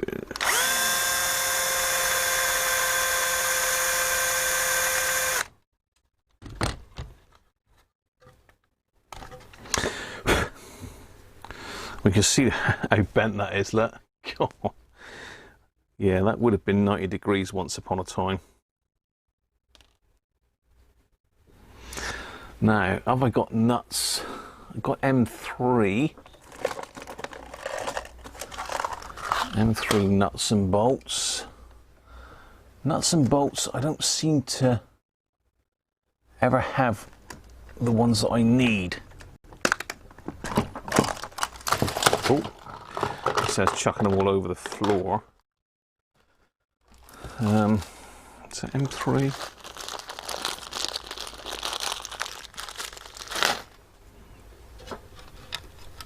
Yeah, M3 will do it. All right. I got some nylock M3 nylock nuts, so we'll do that.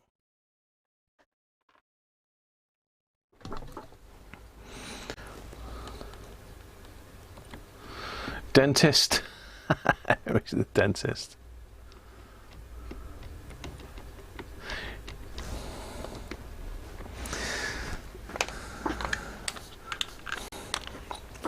Gonna get the old pop rivets off the drill bit.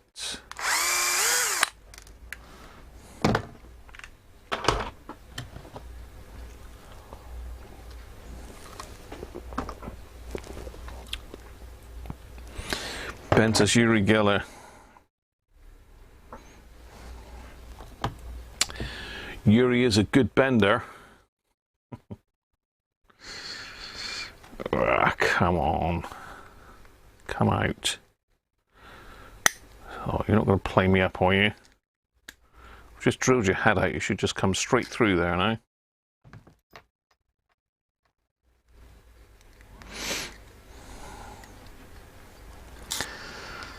Yes, I think this one's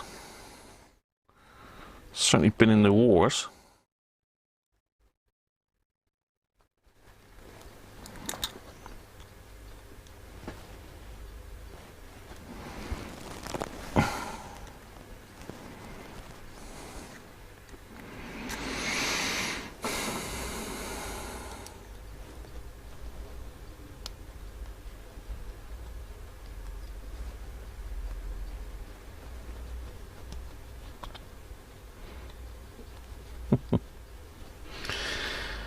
It's busy at the shops. Yeah, there's all the panic buying starting, I expect, Theo.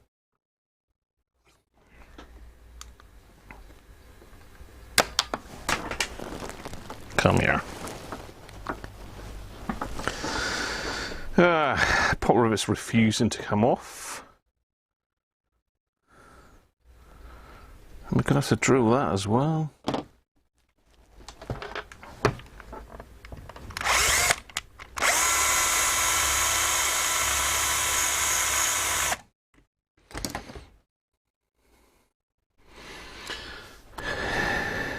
There we go. So as the long side goes through the bottom,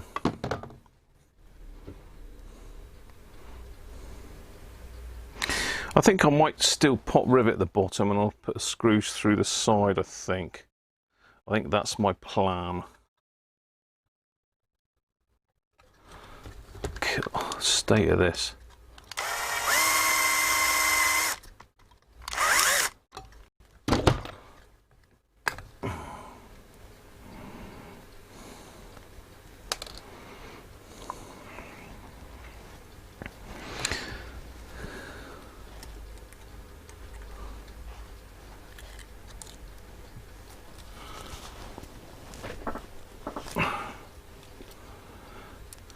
Let the panic buying commence. No. Right. Okay. That's straight. It's not a bad power supply, this. I think this is going to be the one that I'm going to hook up on the bench for tomorrow. ZX, have you got any CBs set up, or do you not do any repairs anymore? Or do you not have any CBs? Let's just drill this piece out. It's a piece. You can't stop yourself. You're on a roll.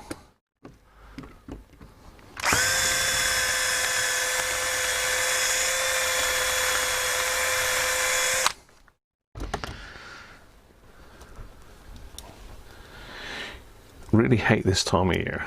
Why is that, Harvey? What's wrong with November and autumn? It's my birthday on lockdown day. So on the 5th of November, my birthday, we go back into a national lockdown. Great stuff. Hi Tim, how are you? What voltage do you recommend for zapping AF117s?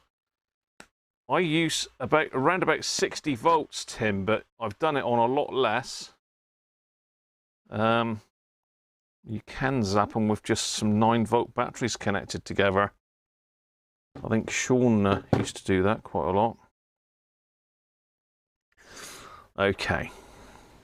So there's my brackets drilled right out.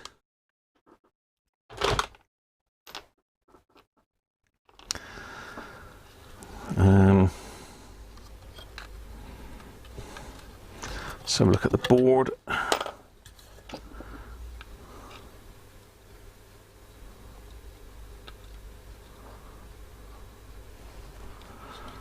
was trying to think which is going to be the best way to do this. I think it's going to be best to put the nut on the back and the screw through there. Let's make sure we've got enough room.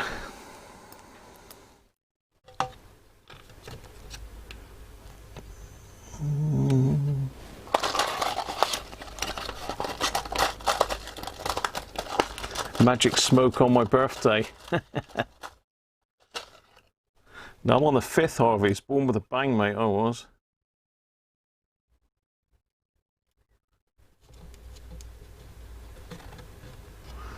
Yeah, that nut's not, the nylon piece is not quite biting there, so no point putting nylock nuts on it. Or is that the only ones I've got? No, some other M3. Is that M3 or is that M? Yeah. So I'm going to put a lock washer on there, I think, and I can find me washers now. Put a lock washer on that and a normal nut.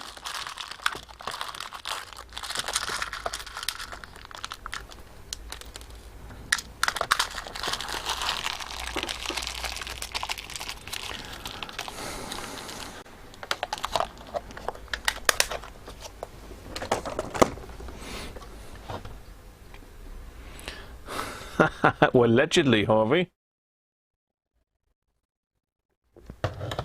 Definitely Scorpio.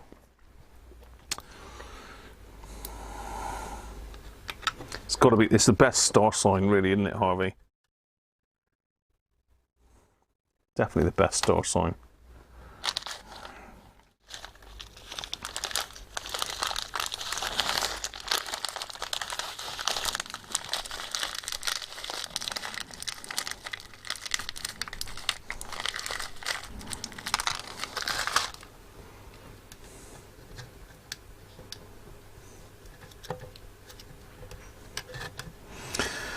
There, that's better. Betterer. Now have we got the right nut driver for that? Huh. Oh, okay. Bear with me, people. Mrs. Cruncher's off to work.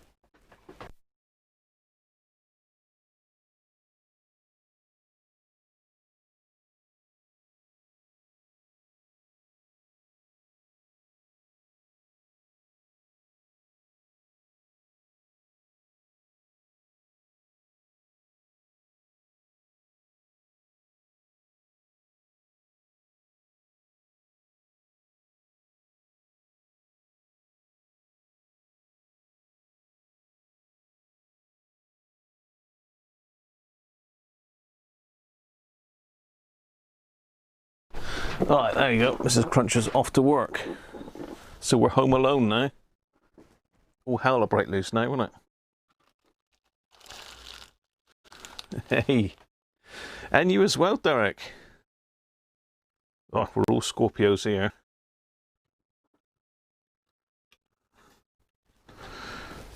Right.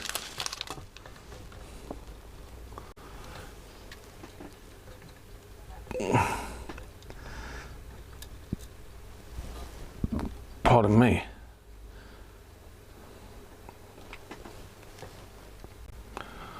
Hey, where's my card, Benji? Come on. If Harvey's getting one, I want one. It's current that matters.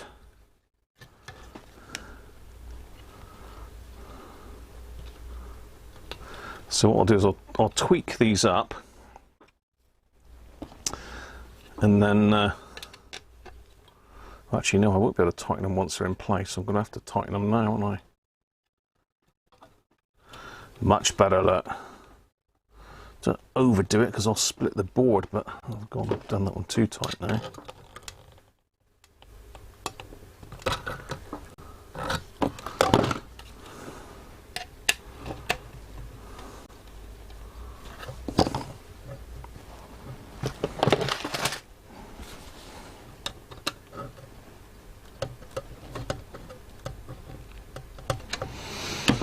There we are. That's my brackets back in place, so they should sit nice and flush now, not wobble about in the breeze. Excellent. Right. So while it's out, we'll get the rest of it done. Before I do that, let's take this other capacitor out. 4.7 at 25 volts.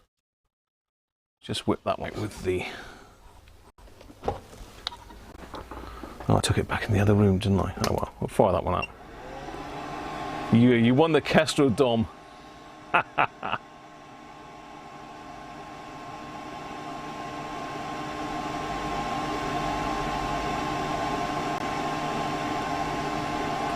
Running out of tea bags.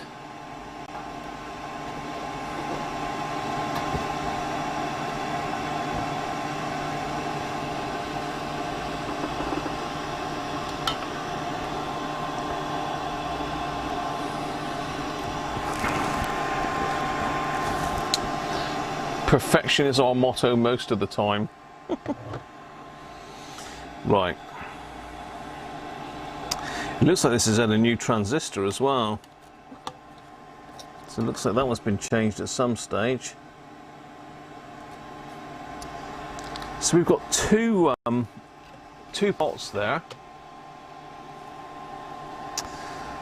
VR1, VR2. I wonder which does what. There's our outputs there, so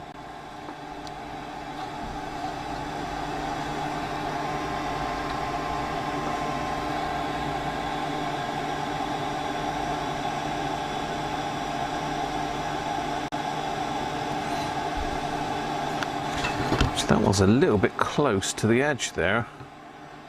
Might get an arc over there.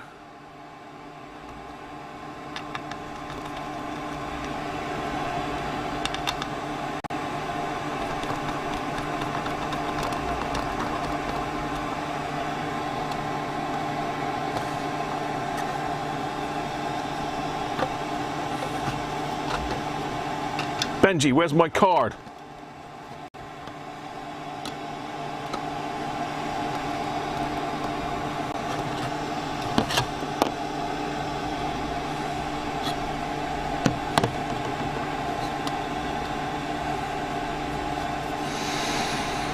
Okay, so that's a positive rail coming off of this one. That's a white pair going across.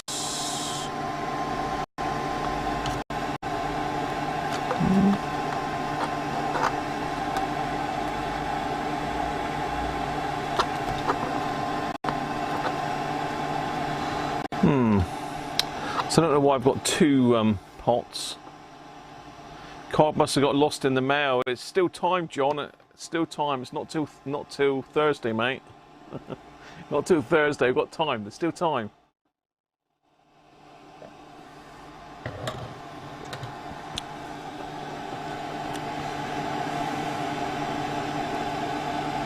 That's quite nifty, actually. They've actually got holes drilled in the back of the board, so you can adjust the pots through this side. I'm not sure which one to. So the preset near the UA73 is likely to be the voltage.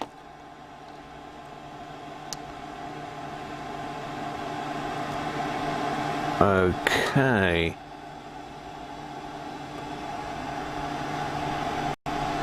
With no UA73, we've got a KA723 or an LM555. So there's a timer I see in this for some reason. I think we had this discussion last time. VR2 is over here, which is nearer to this power transistor. But it's not connected to that power transistor, is it?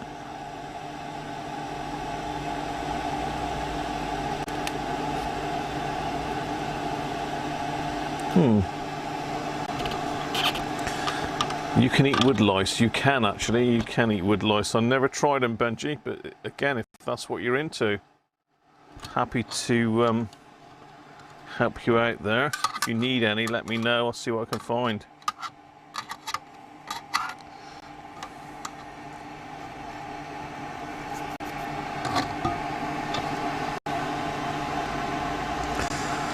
Yeah, so that has been changed, that one, by the looks of it. Not that it's going to get very hot. I mean, end of the day, it's only a 2 amp, well, it's 3 amp supply. So that's good for about 5, 6, well, maybe 8 watts. 3 amp. Right, I'm rabbiting away. I need to get this capacitor out. Just have a look at it while we're in here. It's an old power supply, I'm sure.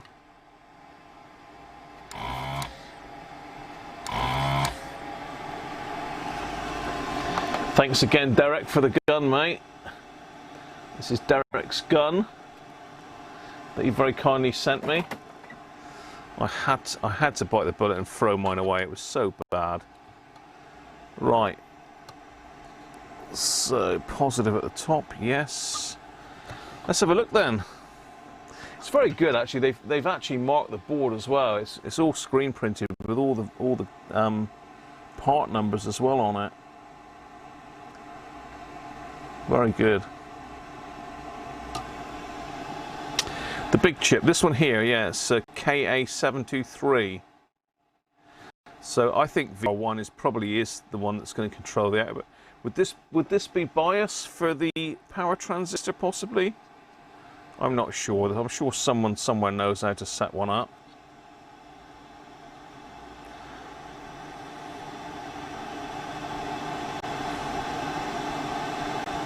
Okay, 723 is a standard number. Manufacturers put their letters in front. Thanks, Nick.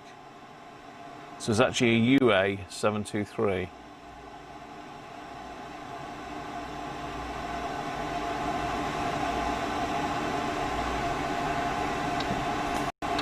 And Q2 says it's a 9014.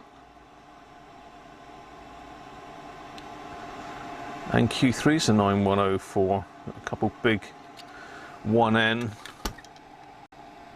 5.4 diodes in it. And we've got a big Zener as well. 15 volt Zener at 5 watts. It's a monster Zener down the bottom there, that. You probably can't quite see that, but there's a round Zener diode down there. Nice, I think it's a nice power supply. I mean, everything's sheathed. I like this. This is a keeper, this one. My Bremi's obviously nice, my 5 amp Bremi that I restored. Right, what are you... Graham, shut up and get on with it. Let's just put some of this stuff away. I'm getting in a muddle now again. Getting in a fuddle.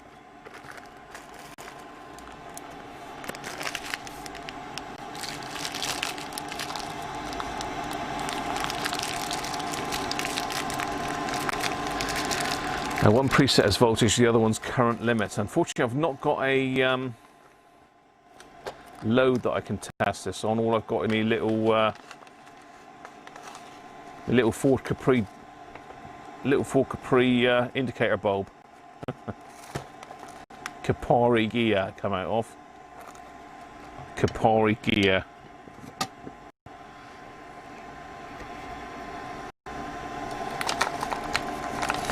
So yeah, I've got probably about 4 power supplies now. I must get rid of some. I just don't need 4 power supplies.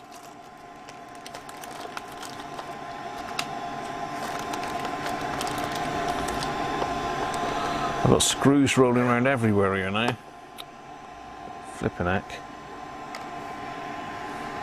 I am a messy worker.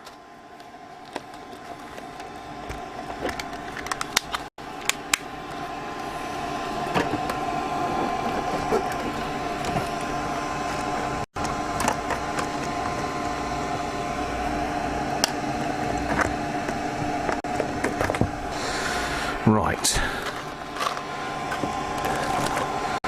Back to some sort of normality. Let's get some of these tools out of the way. Okay. I'm just going to suck the solder off the back where that other one went.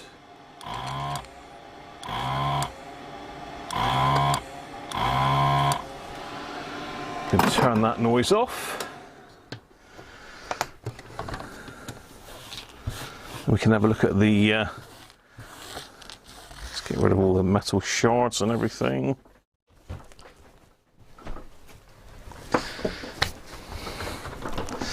And we can have a look at our 2 capacitors, can't we?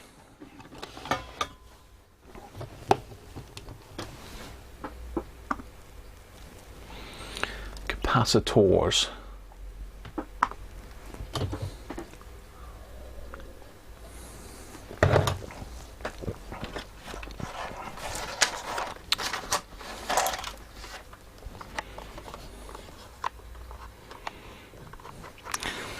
Never gives me much confidence, Nick, when you say, if I'm brave.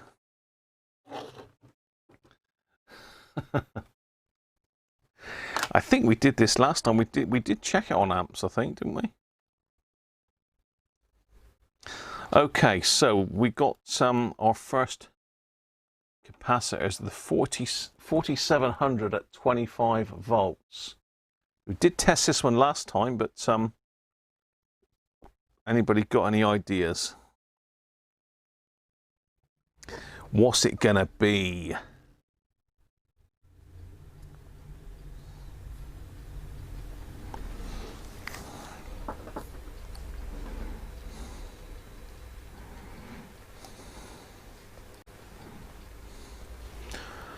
Capacitor bingo time.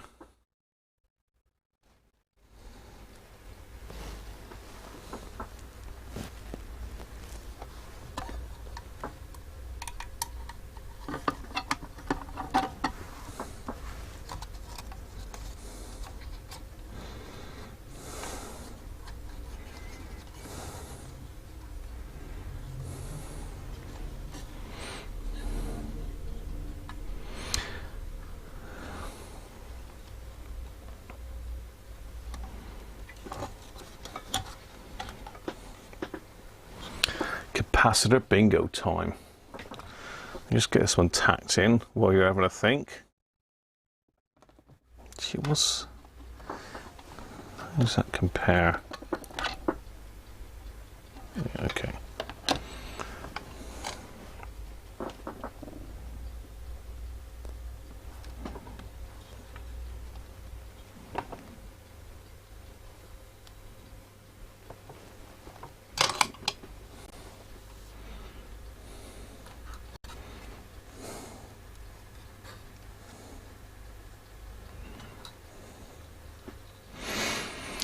Depends how warm it's been. It is a Wisdom brand though. The amazing Wisdom brand.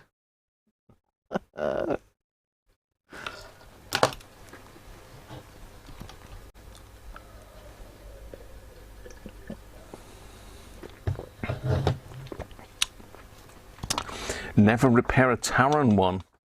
I have seen some people repairing those. How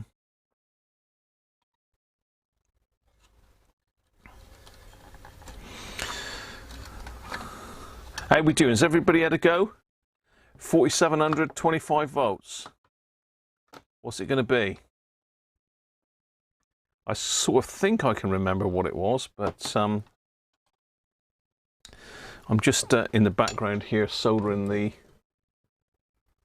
new cap in while I'm waiting. Save a bit of time.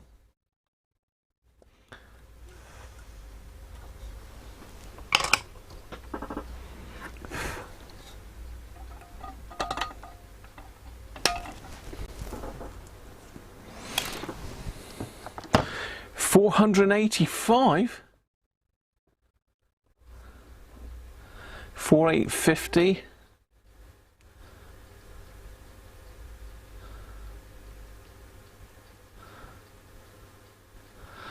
Benji and Derek doubled, but you know, you can both be winners. Doug, how you doing? 4798.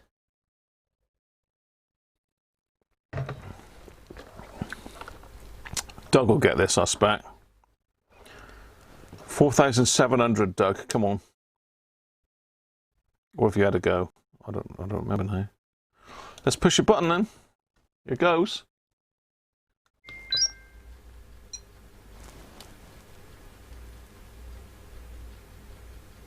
It's taking its time. Oh, he gone low. I can remember that from last time. 1 farad. Mr. Grimsdale. So now I can remember it going low last time. So anybody gone lower? I think you've all gone pretty high, haven't you? 4,004 is the lowest so far. 4,004 is the one that's got it, and that was Dom, Driver Films Shortwave. Yeah, so it had gone pretty low, that one. So there you are. So next up then is our little, I'll tell you what, the writing's even blurred on that, 4.7 microfarad. Let me get my goggles on because I can't even see that.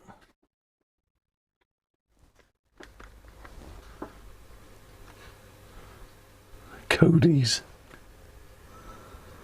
This is a Capson, C-A-P-X-O-N, 4.7 at 35 volts. This is that rubbish. They can't even get the writing sharp on it. So I'm going to change this one anyway, being that I've taken it out. There's no point putting the old one back in. It's probably seen a fair life. Not that it's going to be any issues. So 4.7 then. Let me get another one. 4.7 at 35. What have we got? We've got an Nichicon. 4.7 63 is a bit over the top. What are these? 63 volts.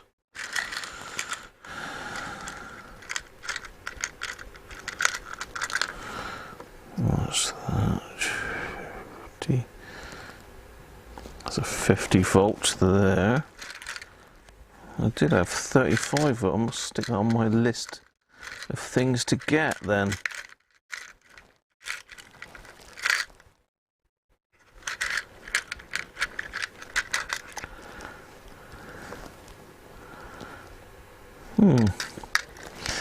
Yeah, looks like I'm going to have to chuck a 50 volt Panasonic in there. So, have we all finished guessing? 4.7?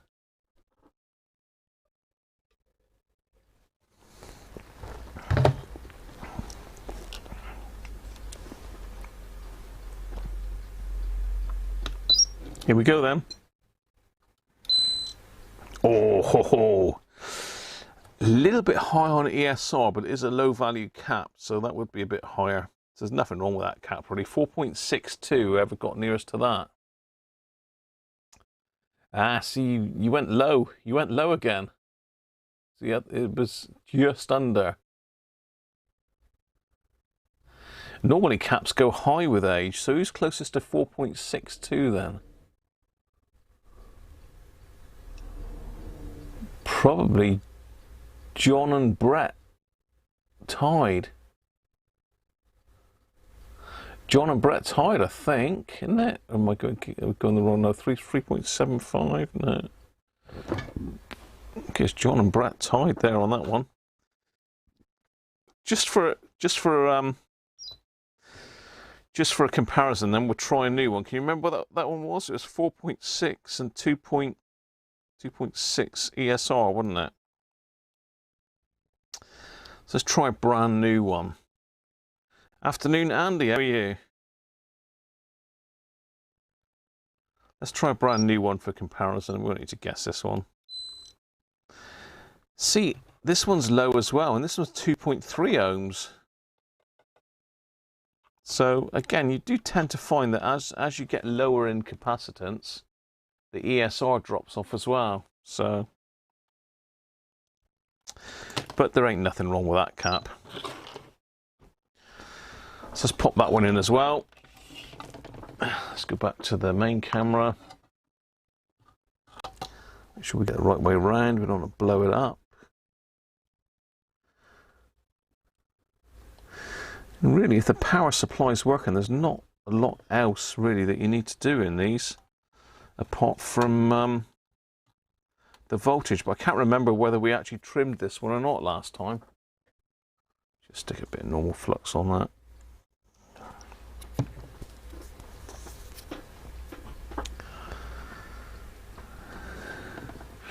Then I'll decide whether we put nuts and bolts back through the bottom or whether we go with pot riveting again. I suppose pot riveting would have been done just out of cheapness, would it?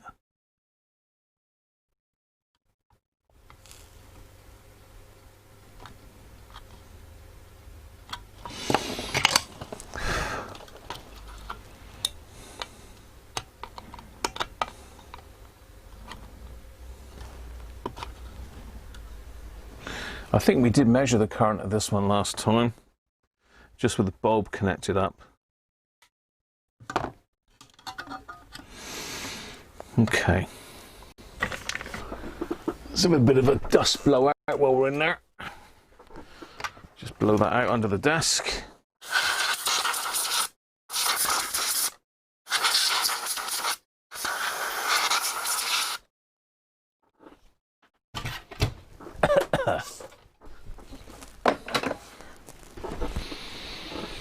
Okay.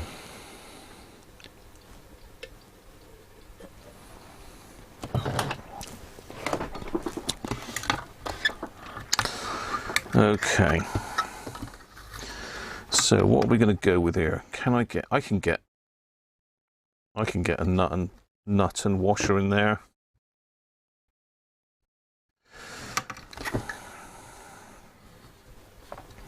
I think that'll be a neater job.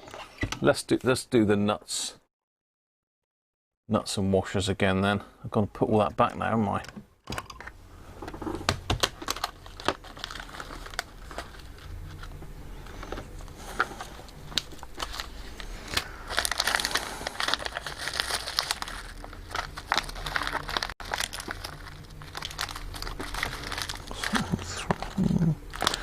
And 2 7/3s.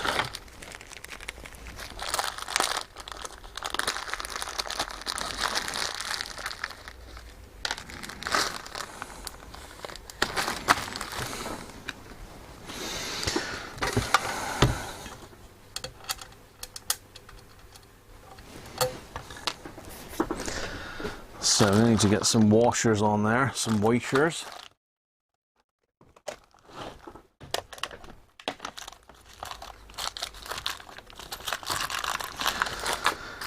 Get some lock washers on the inside.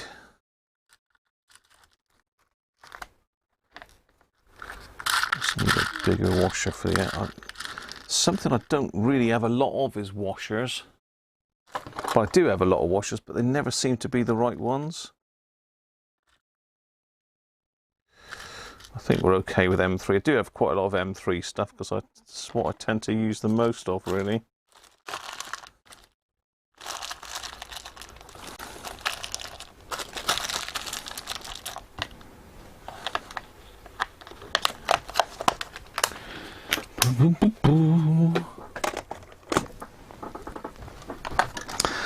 So what I'm going to do, I'm going to go through with a washer. I'm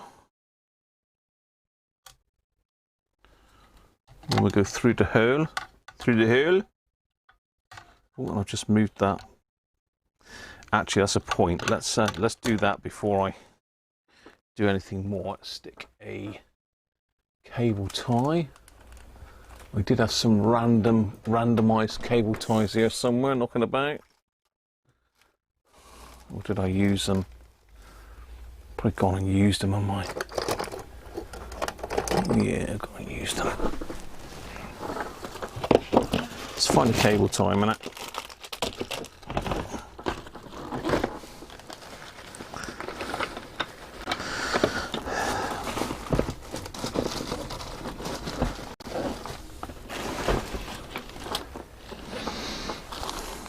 We're going with a green cable tie.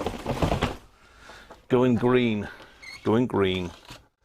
because this has got a cable tie that goes through there, around the cap, and just stops it flapping around in the breeze, I suppose.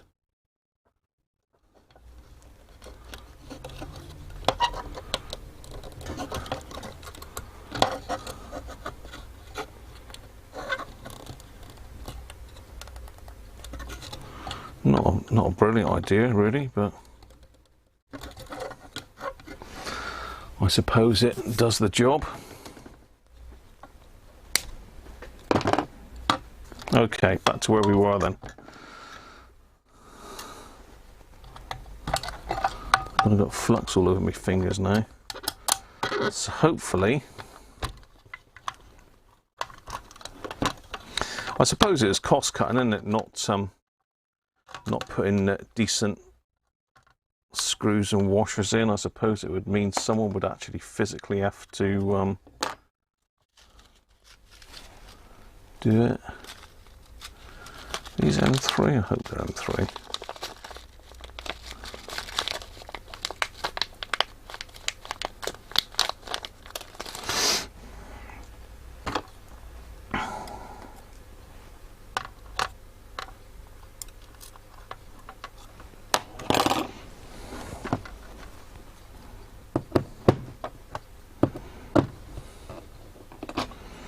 Well done, Harvey.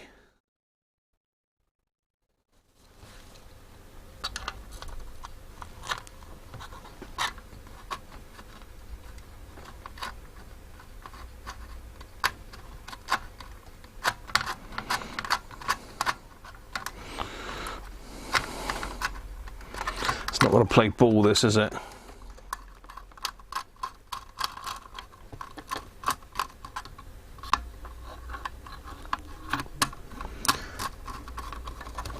There we are. One down.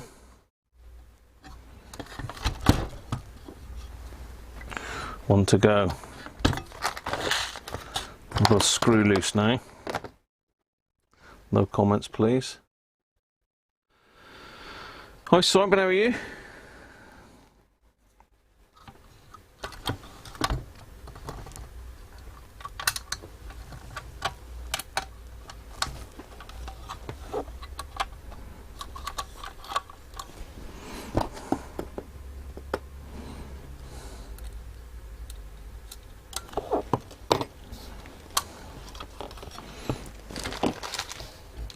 So you can see where I'm working. I'm just trying to re-secure this back in. It was all pot riveted together before.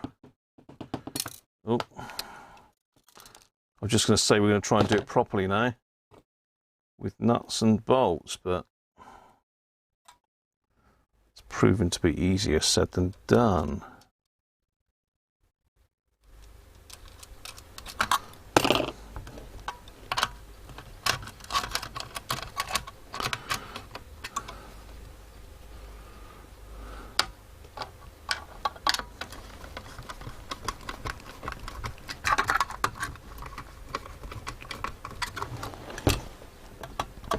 Oh, that's much better. Let's just tighten it up properly with the screwdriver.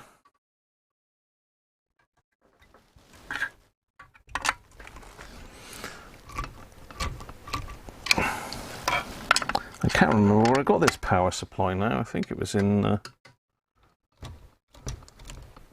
with a load of other stuff. Right, there we are.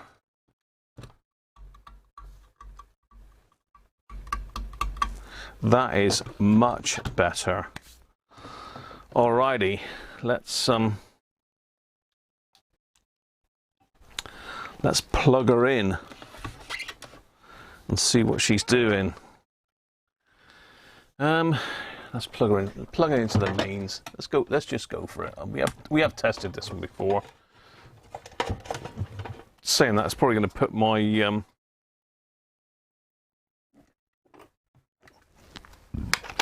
I'm going to trip my electrics now I've said that. Okay. So we'll get a meter connected up to it and my little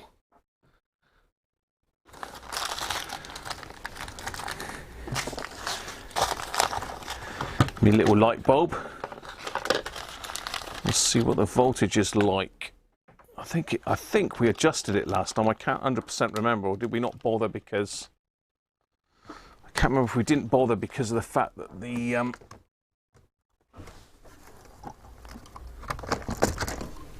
what am I trying to say? What are you trying to say here, Graham?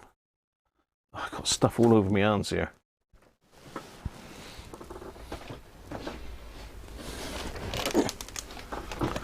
The best PSU is the Bremy 3 amp. Bremy 3 amp, you reckon? I've got the Burmec 5 amp, which I've had to restore. Restore? You off, Brett, are you?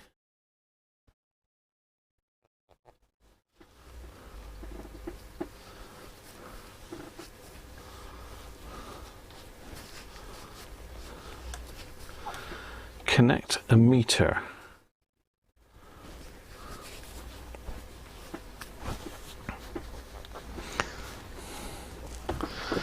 Okay, let's get some meters so we can have a look at the output. On and off load.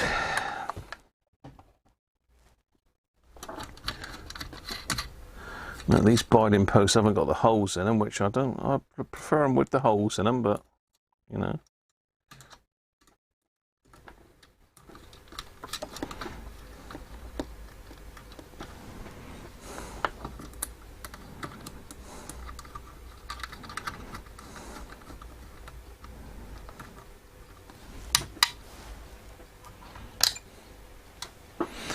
Right, so let's have a look. Little look-see. Oh, I think we did adjust this one.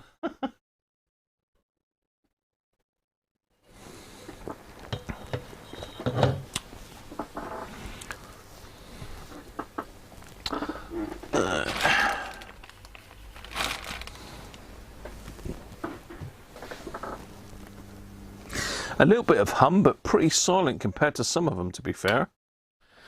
Let's, what are you looking for, Graham? I don't know. I don't know. Light bulb, that's what I was looking for. Me light bulb. Where's me light bulb?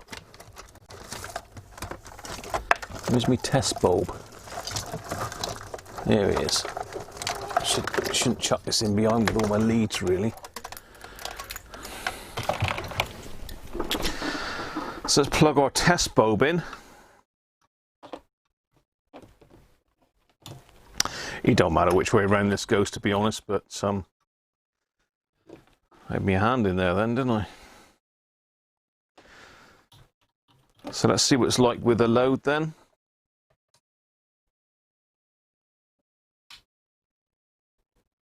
Hello.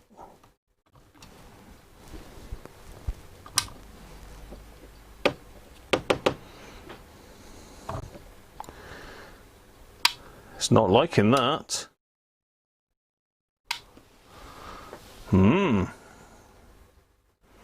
What goes on?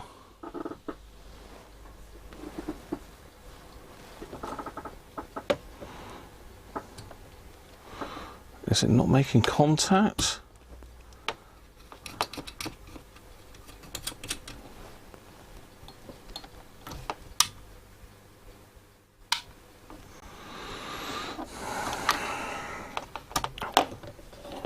Let's try that again.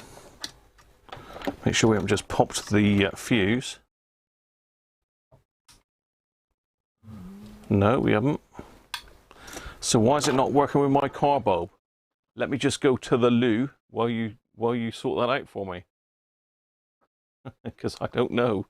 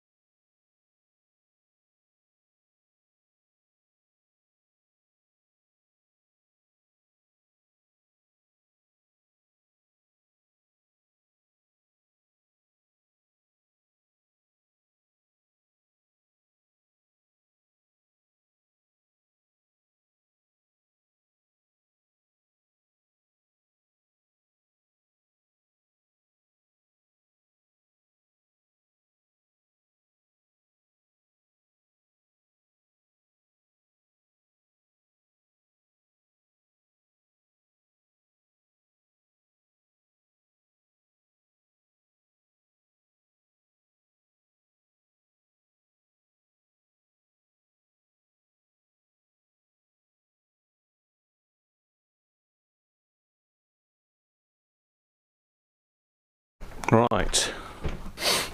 Okay. I'm sure I plugged this in with the bulb last time and it worked fine. So the only thing I've done is changed two capacitors. I wonder if that pot needs a tweak. What's the verdict? What's the story in Balamory?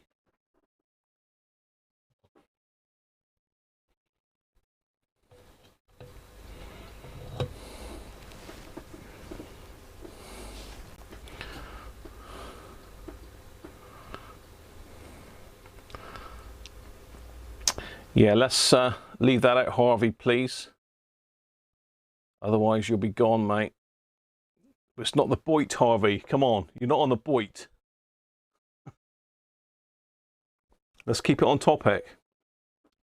So, any idea why I haven't got that now? Let's pop it on AC. Let's check the incoming mains.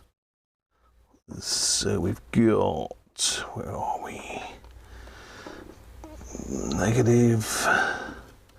Yeah, this is so well shielded. I can't even get my wires on this. Actually, that's going to be negative. That's going to be the positive after the switch. Let's pop that on. So we've got 237 today on my mains. We've got 13.8 volts coming out. So when I connect my 12 volt bulb, let's just double check this is okay. It should be.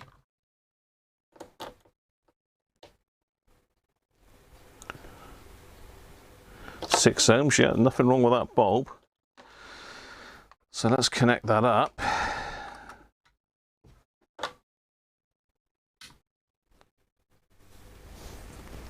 Nothing. It's like it's gone into overload or something. It had a delay. Oh, okay. Ah, you could be right. Let's try that again then, Nick. That's what that timer was. Yes. Thank you, Nick.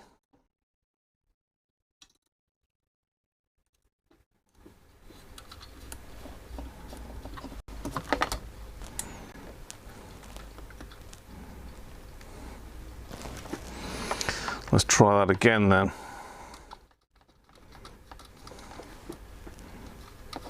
So it's got a delay with load, which is interesting. Oh, hang on, let's stick that on the right scale.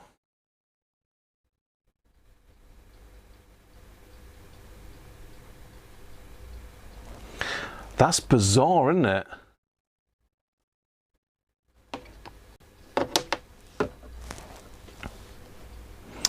But to be fair, it's holding up under load, isn't it?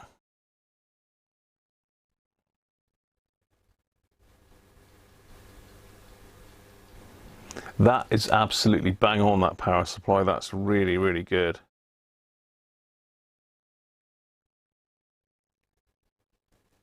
Well spotted, Nick.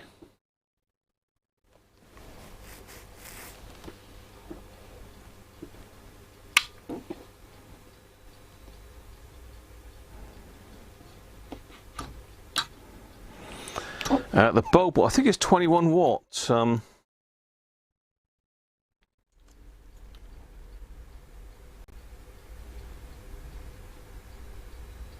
I can't read that.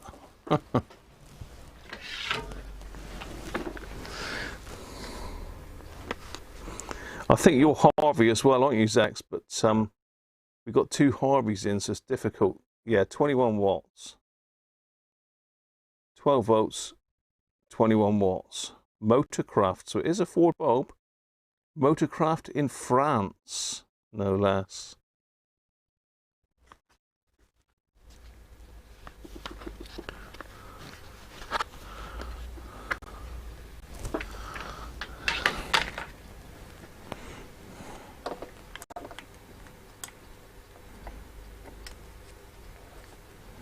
Yeah, the bulb is around about 2 amp. We did measure it last time, didn't we?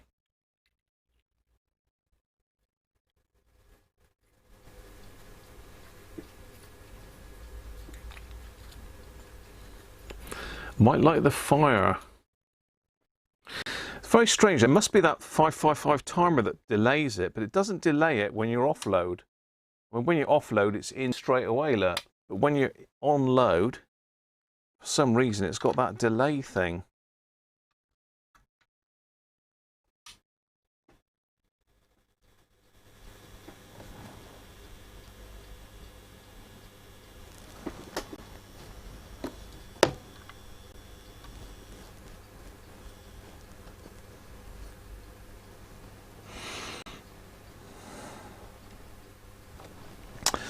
Well, there you are. That's that one sorted. I say it would be nice to have a DC load so we could test it to death, really, but I haven't got one, so I can't. I will keep an eye out for one. If one does come up reasonable, I'll pick it up, but I'm not paying 300 quid for a DC load, really. Okay, so let's disconnect that. Should have had that in on the isolation transformer, really. So that one can be put to bed. Ideal. Another job done.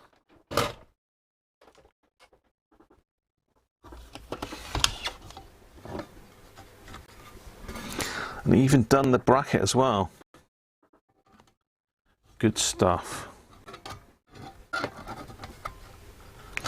It's got to be that way around, doesn't it?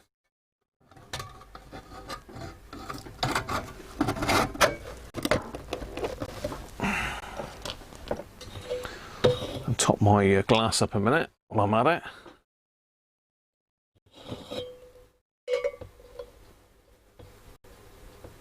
So does it stop power on spike then? Yeah, it does under load, I suppose, Brett, yeah.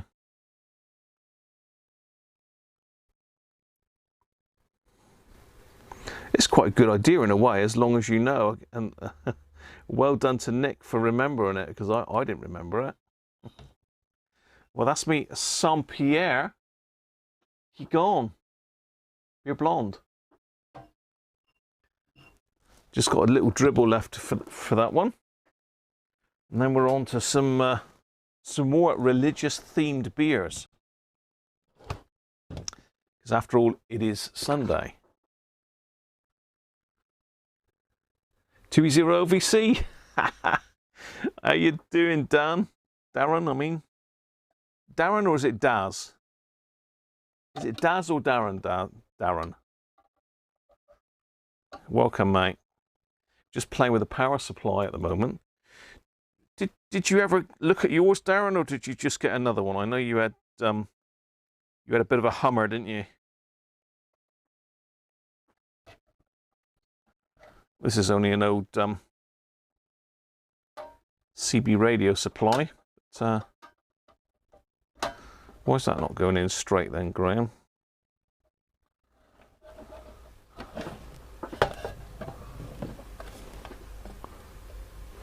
I bet your life it's the wrong way around.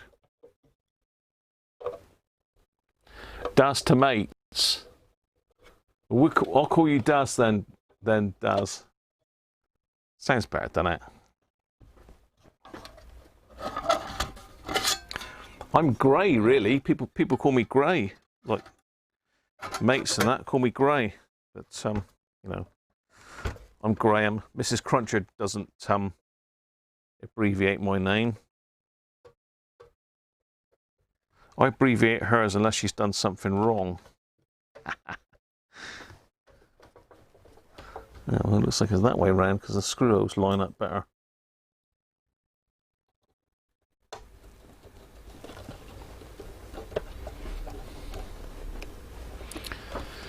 On the deck, on the box. Diamond, is that a linear supply, Daz, or is that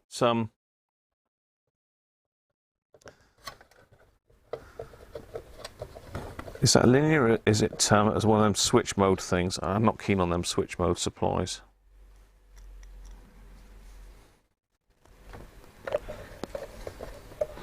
Still think that's the wrong way around, but you know, there you go.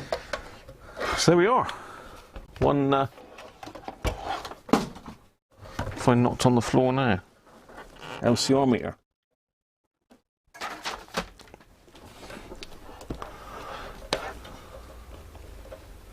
You're starting to get called Grey too. It's the job.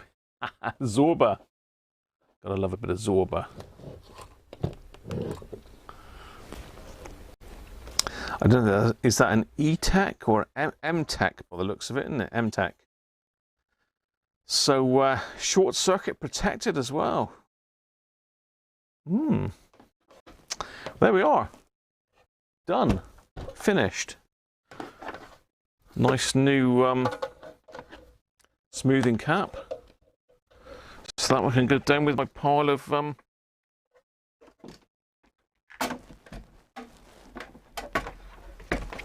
power supplies. Cheers, Victor.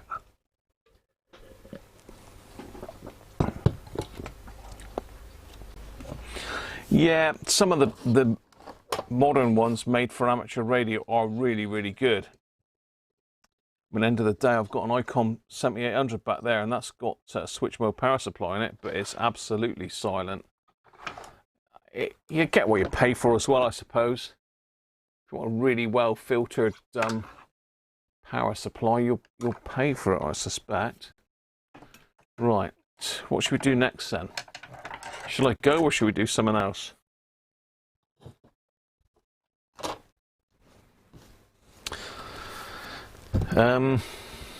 Shall we have a look at a little Rambler? Shall we have a look at this one? See what it does? See if it works? It is an unusual colour, I must admit. It might just be dirty, to be fair. It might just be dirt on it.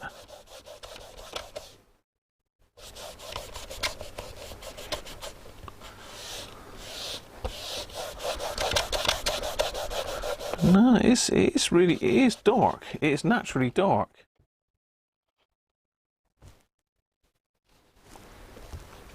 Got a little dink in the grill there, but that should come out. It's only in one place. It looks like something's dropped and hit it. But it's definitely been a decorator's radio, this one. It's in good condition, to be fair, underneath the grime, but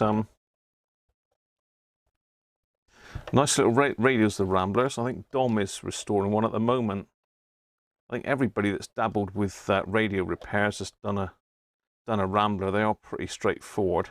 There's not much goes wrong with them.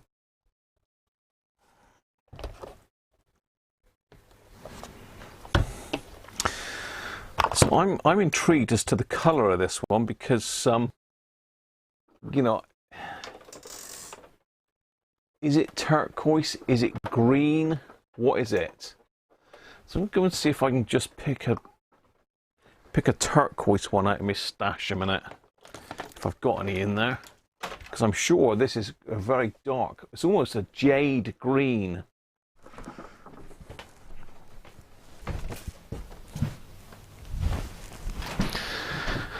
So let's go and have a look in the archives.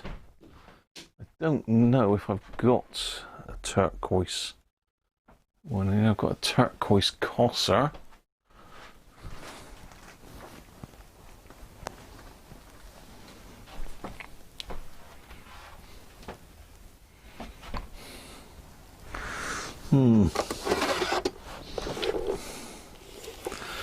To be fair, that looks a similar sort of colour. I thought I had another, I got loads of Ramblers knocking about, but I thought I had another turquoise one. But I think that might have been the square button one. I think I've got a square button turquoise one.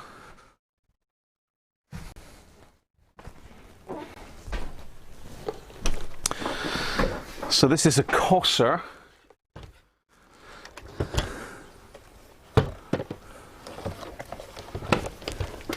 It's definitely more green than turquoise, isn't it? Although, is that more blue than turquoise? I don't know. It's, yeah.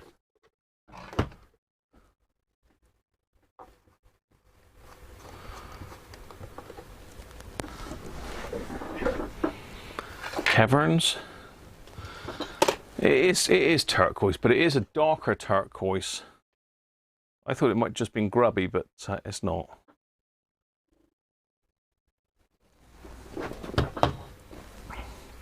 Right.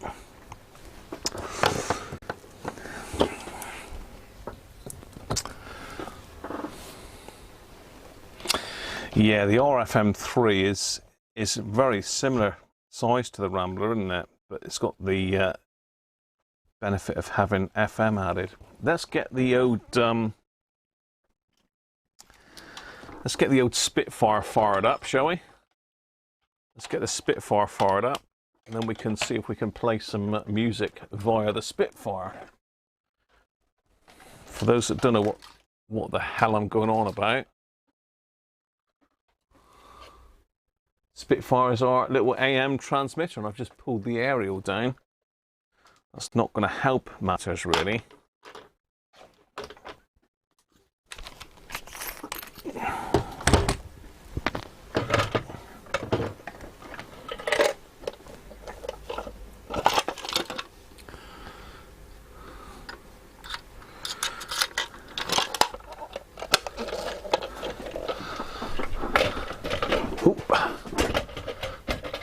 Trying to clear the bench here a little bit.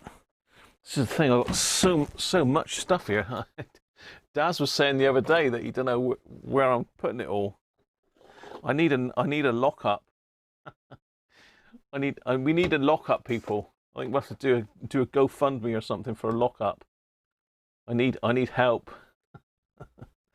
I need help.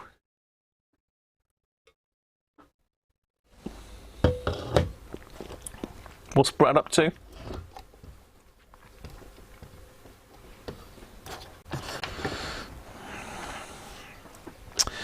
Right, so Spitfire's plugged in, lights on. What can we play through? Well, assuming it might not play. I don't know if this works or not, this set. I can't remember the history of this. All I can tell you is I've had it for a long time. Demo on the Spitfire. All right. Let me just, the Spitfire is an AM transmitter, but I will go through it, Brett, because I don't know if I've covered it or not before. So let me, what can we go on here? Let's go into Amazon. Right, so let's just quickly go through the radio. So this is a Roberts Rambler. Circa 1960s, not sure. I'm sure Paul will confirm, but I think it's 1960s. Takes a PP9. What have I got here? Should we just stick a PP9 in it? I don't think we need to worry too much. I'm sure it's going to work first time. Famous last words. Let's get a PP9, make sure we got a bit of voltage in it. Yeah, I'll sort you out. This, not 1948. Oh dear. 8.5 volts, it'll do. It'll do. It's not a great battery, to be fair, but let's make sure we're off.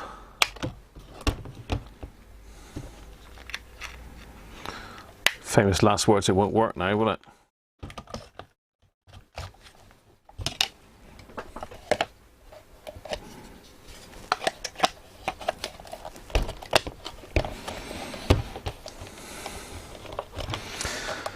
So let's go medium wave, because that's where the transmitter is. Bit of volume. And he's working. So let's stick play on. No, we don't want to sign up to 3 months free.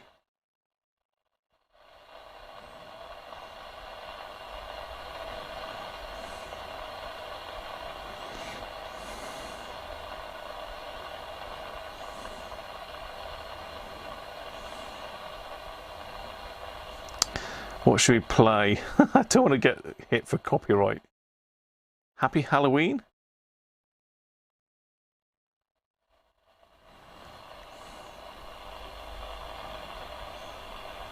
Bruce Springsteen, Dancing in the Dark. Let's see if we can find Bruce.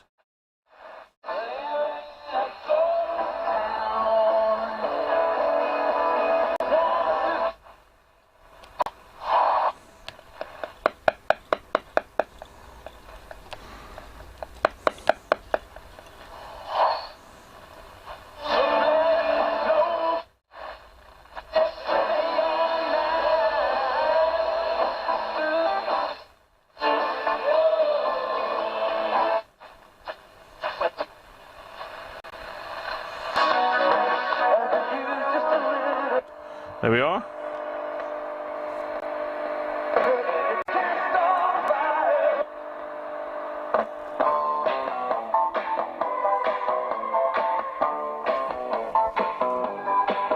Super Freak. It's picking up some noise from in here somewhere. Oh, it's not quite tuned, one of the two.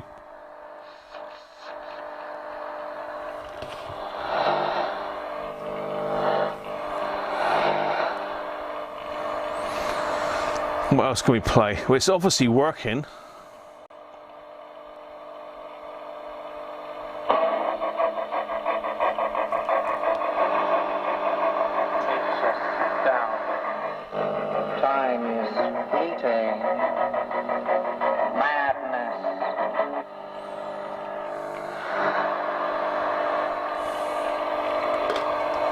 Yeah, it's picking up some noise from somewhere. Or I haven't got it connected to ground. I might not have got it connected to ground, actually.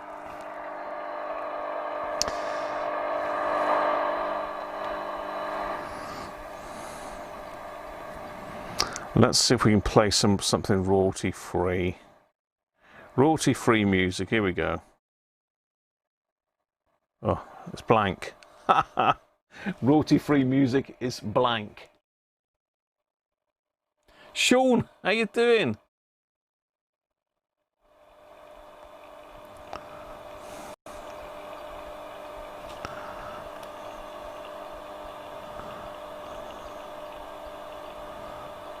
Wow.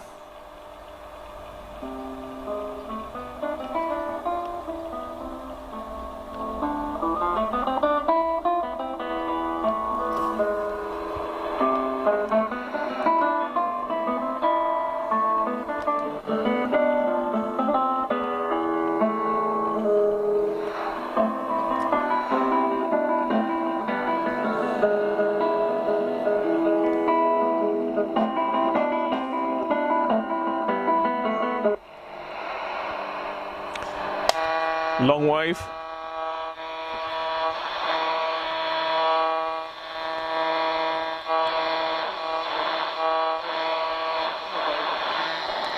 They go from love always, almost to death.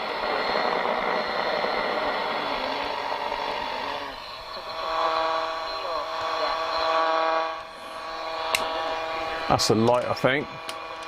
No, oscilloscope.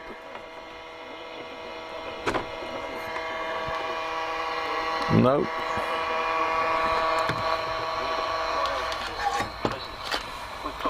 Spitfire power supply. A little bit about Celestial, and it would be quite good just her voice. From you, Tara, if you'd be so kind, just read us a passage from the book and perhaps set the scene, giving some idea of where it comes in the story. This is toward the beginning of the story when Roy... It's not got a lot of volume, to be honest.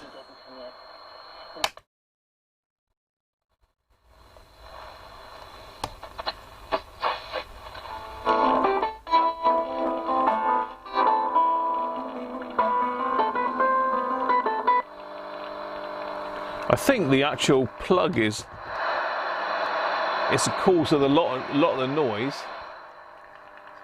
If I move that away, it gets a lot quieter.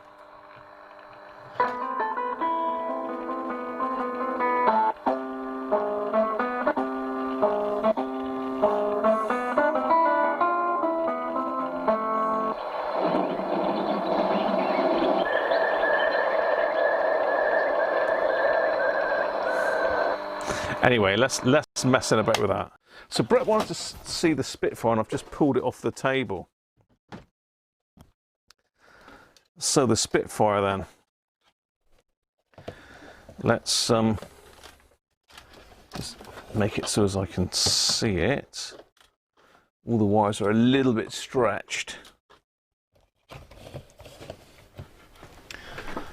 Get the camera down on that. There we go. So Spitfire is an AM transmitter. So basically we've got 4 connections on the back. The red one is the ground. You can operate it without the ground, but it works better with a ground.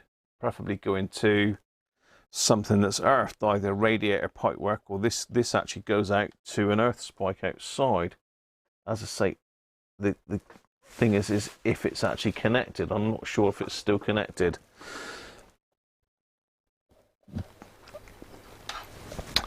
This is the lead to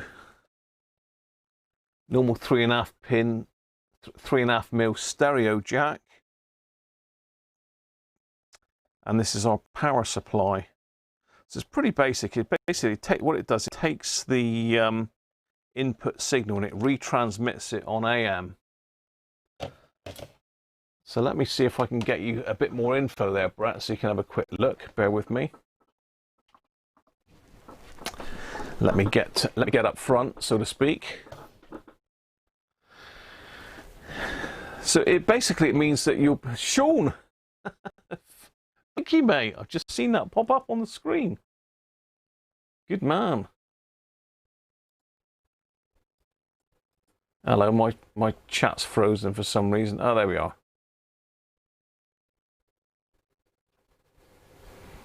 How are you, Michael? Cliff, you want Cliff? I can sort you some Cliff in a minute, Michael, no problem. No problemo.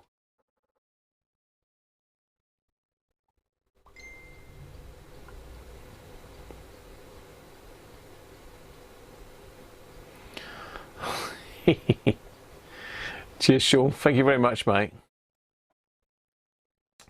So yeah, basically, whatever you plug into that, Brett, you can play on your AM radio on medium wave. It's a medium wave transmitter. So whatever you plug that into, you could plug that into your computer, into your hi-fi, iPhone, tablet, whatever you want, and replay that on medium wave.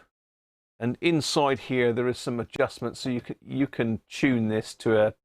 There's no point, obviously, if your local radio station is on the same frequency as this, you're not going to get a lot. So there is a little adjustment pot inside that you can adjust to make sure you're on a spare frequency, so to speak. And there isn't a lot on AM anymore, so you won't have much problems doing that. Let me just see if I can get the info up on you. I think the website is 6v6. Let me just double check. I think it's 6v6.co.uk.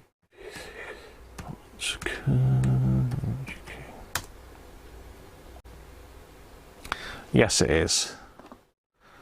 So let's chuck you in here. Hopefully you can see where I am. Yes, let's just put me... No, I'm up in the corner. Okay. So they do all sorts of stuff, but you just come over here to transmitter kits, solid state transmitters. And there he is, the Spitfire. It's actually just... Okay, there's different versions. So you've got the Mosquito AM 1 watt transmitter. That's new. Oh, that's new. We'll have a look at that in a minute. But this is what I've got here. This is the AM solid state transmitter UK.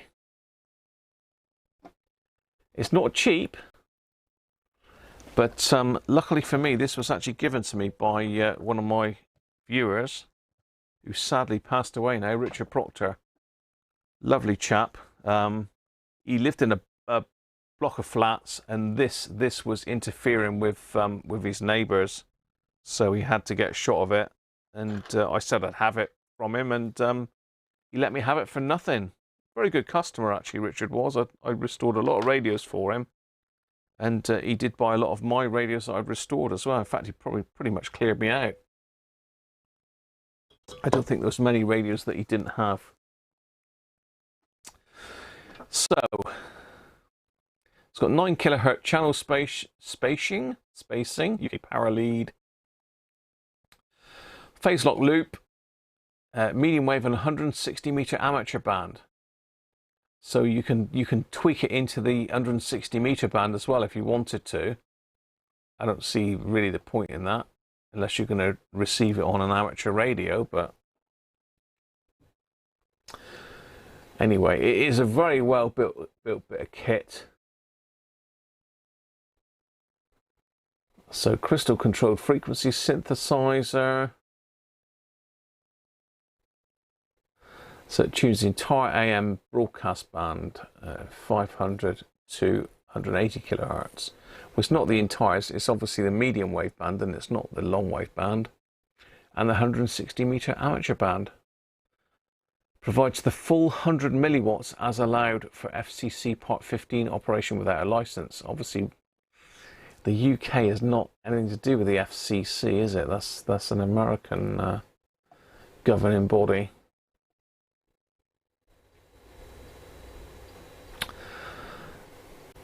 So for those that want to look at the spec on it, it's got a lot of spec in it.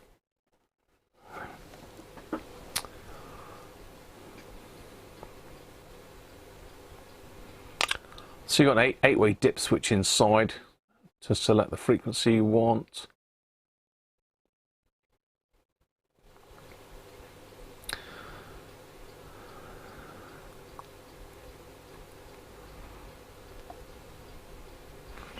I'll let you read down through that. I'm sure that's bored you to death.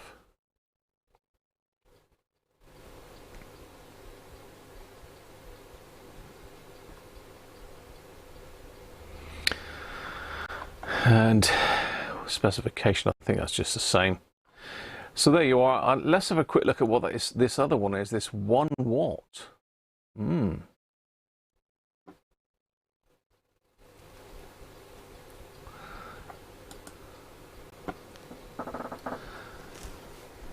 It looks similar to the Spitfire inside.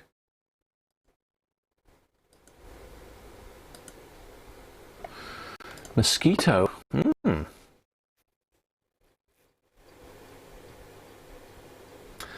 It's to cater for the new 1 watt low power AM standards being introduced worldwide.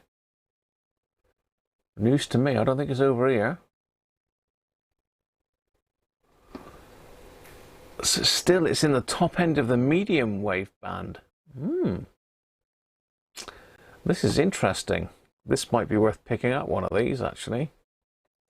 Let's put my chat over here. Can I get that out of the way?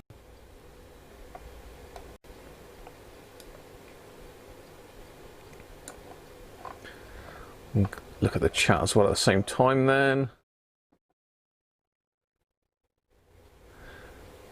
Check my Facebook. Nobody wants Cliff. Everybody loves Cliff, Michael. You know, you're not on this planet. Can't buy that here. Yeah, you can.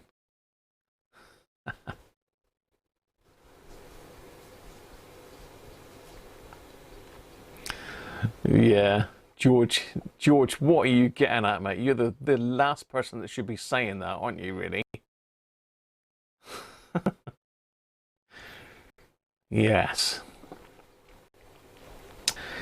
This is what they call a pantry transmitter. I think they're tolerated is the word. So yes. This is interesting though. This is 1 watt now. So whether they are looking at bringing this in this country, I don't know. But I can add that to my basket. I can go to secure checkout. And I can buy it, so there's no issue at actually buying that here. But that's going to give you really good coverage. That'll easily cover your whole house and more. You'll be able to go out in the garden and listen to that. Up to 110% modulation. Christ.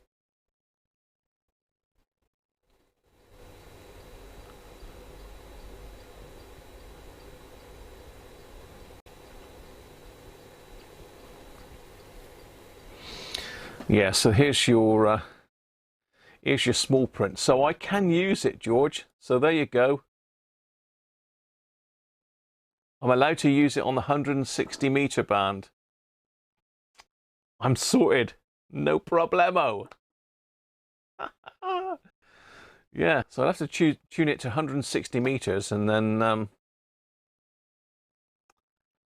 transmit from something into my amateur radio. But yeah, so perfectly legal for me to own. There you go, George. No problem. can transmit Zorba to all the street. You probably could.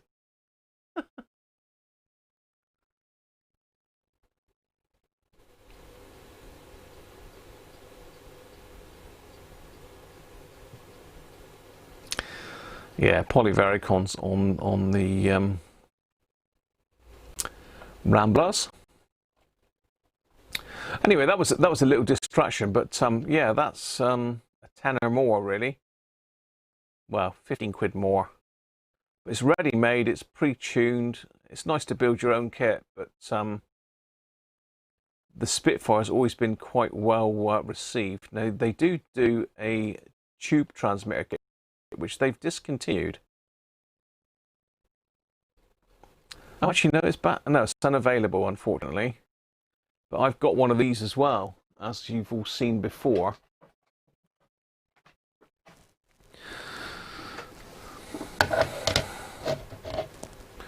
I have one of those that I've built. So let's get back onto the main camera. So yes, there's the tube version. Tube, Volve tube. Now I can't set this up at the moment because I've not got the cable. I need the left and right to the 3-pin jack cable, and I don't know where that one's gone at the moment. It's not it there, is it? Actually, it is.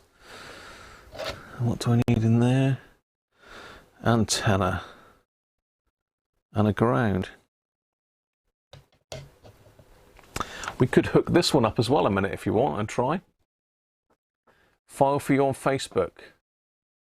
Give a quick look then, Paul. I didn't bring it up while I was on the screen, but it's getting decidedly dry in here.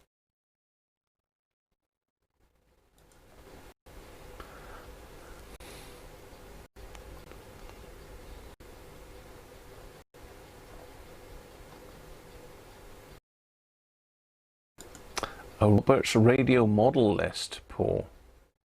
You've been busy, haven't you? All right, yeah. Yeah. You've modified that, Paul, haven't you?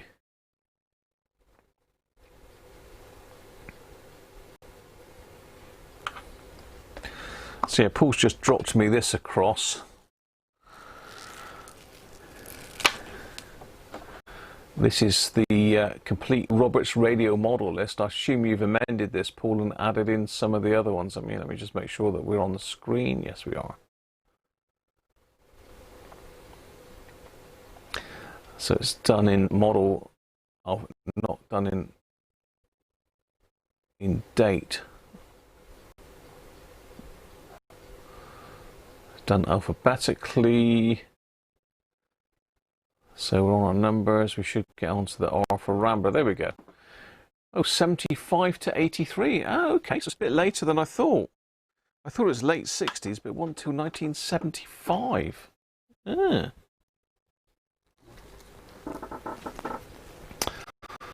Okay. So that's a tube transmitter we're going to look at is this one. I don't know why they've discontinued this. We have seen this before. I mean, it's got a shortwave coil kit, so you can run it from 2 to 14 megs.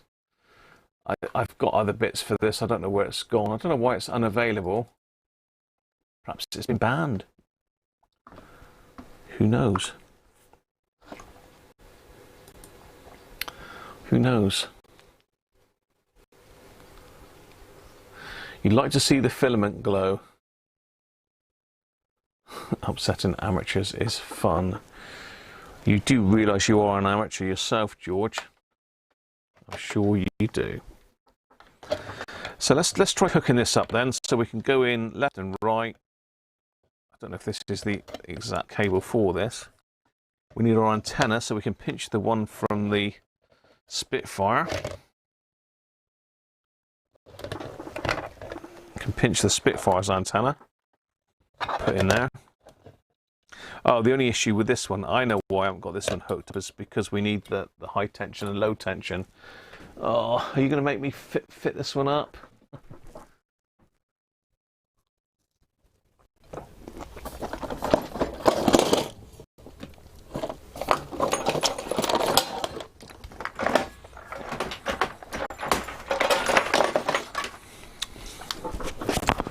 So one of the things with valve radios is you do need a fairly big power supply.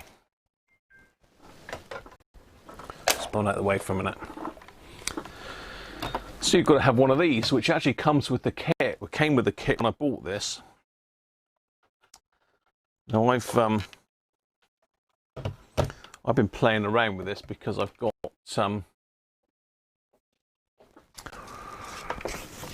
other radios that I use this for, so I've messed about with the voltage on this. So I believe it's 1.5 volts on the LT and up to 90 volts on the HT. Let me just have a quick look at this and just see.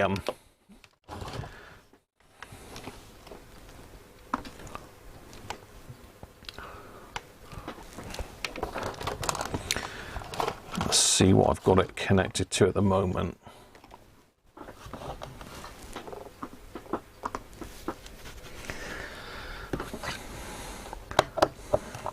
I think I've got it on something like 67 volts for when I was doing that Marconi phone for Tony.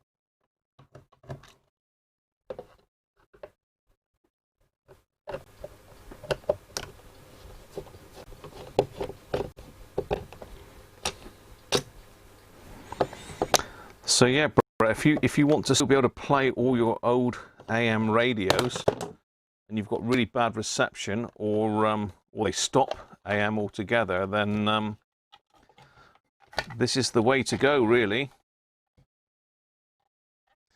So let's have a quick look, see what I'm wired up for. So here's our chocolate blocks. So at the moment I'm in the 0 volt and the 67 volt. I believe, let me just double check that spec again. Just zoom you in a bit closer. So it's got back-to-back transformers in it. These are both 115 volt transformers. I don't know exactly how they've wired them, but it's these battery eliminators are available separately from them. So if you've got an old Valve portable that you want to fire up, this is the way to do it with one of these, which is what I tend to use this one more for.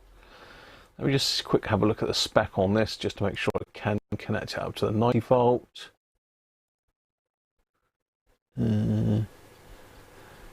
Battery eliminator, three or more PP3 batteries. It doesn't tell you. Oh, 27 to 74 volts HT. I'm sure it said in the instructions you could connect it to 90, but we'll leave it at 67 volts. I think the higher the voltage you go, the more power out of it you get. LT 1.5 volts, I think I'm on that, aren't I? Yeah. Yeah, so I've got a choice of 47, 67 or 90 on this. I did have it on 90, I'm sure I did, but end of the day, we're going to be right beside the thing here.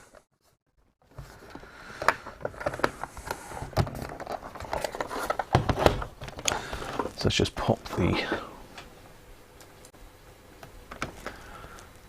the screws back in. Aston, how you doing? Dreary Plymouth, come on. You moved there, Aston. Must have been good at the time. I lived in Plymouth, actually, but...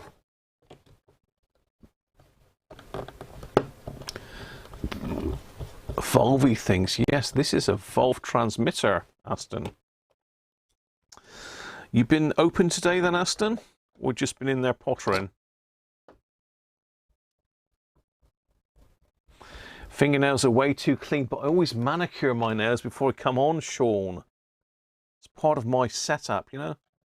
Part of my pre-stream routine. Manicure, hair. Yeah, you know the way it goes. Beer is getting very dry. Okay. So that's good to go. I'm sure somebody could make one of these, so let's have a look. This is LT, so I need to just take these off because I've put these chock blocks on so I can use it with other bits and pieces.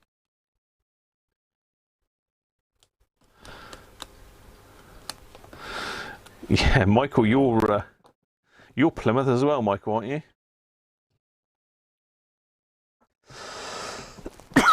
Right, LT.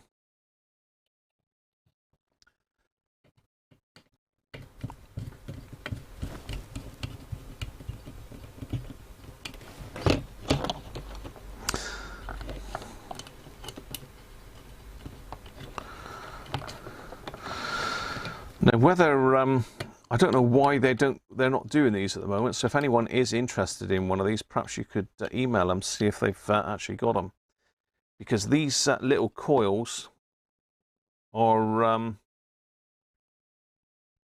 I had 2 or 3 of these, and you can mess about with the frequency by moving the inductors in and out, and all sorts of weird and wonderful things. But yeah, so you can plug in different frequencies with these, really, and you can vary the frequency on this as well. So these are quite nice. Will it work? It might work without a ground. We'll try it without a ground. If not, I'll have to hook it up to mine.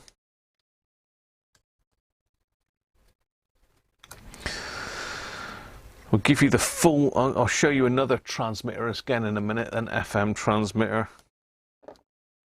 Being that we're on transmitters, because I bought that the other day and I think it's a wonderful bit of kit.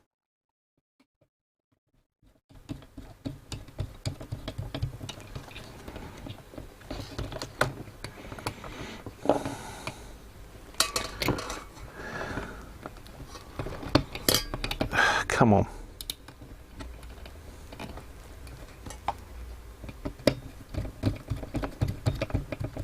Right. At long last, I'm wired up. I'm wired for sound. Another Cliff song for you, Michael. Wired for sound. Gotta love a bit of Cliff. So, let me think here, Graham. Right, okay. So this is now the bit that goes into the phone, or whatever you're playing on it.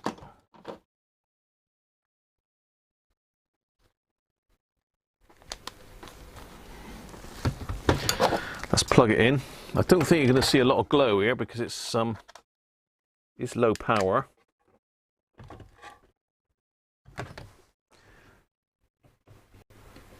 So that is on.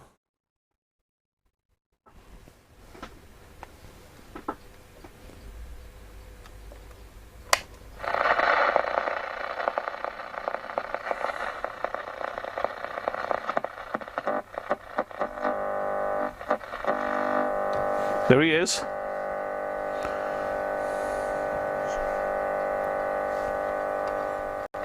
It's a lot of hum. I think it's because, yeah, it's because that's right next to the radio.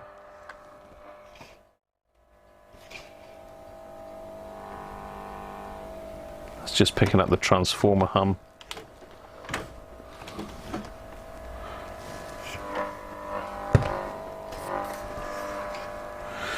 So what can we pay? I know what you're like.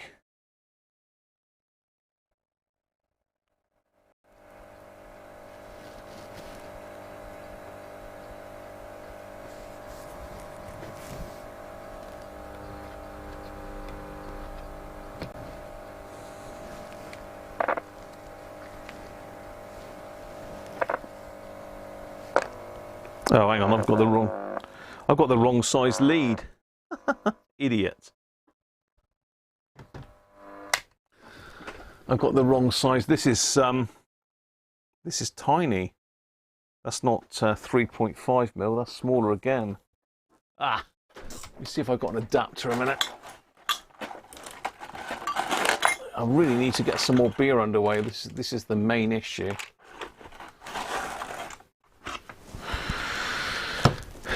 Beer is the main issue.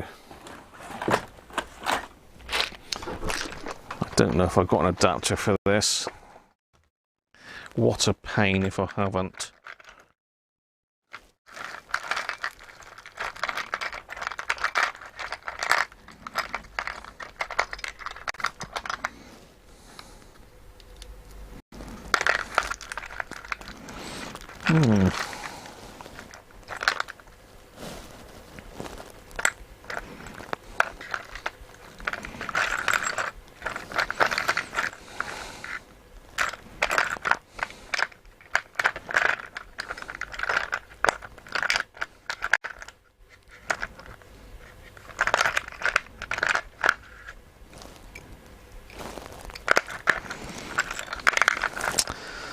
Yeah, I don't think I've got an adapter for that.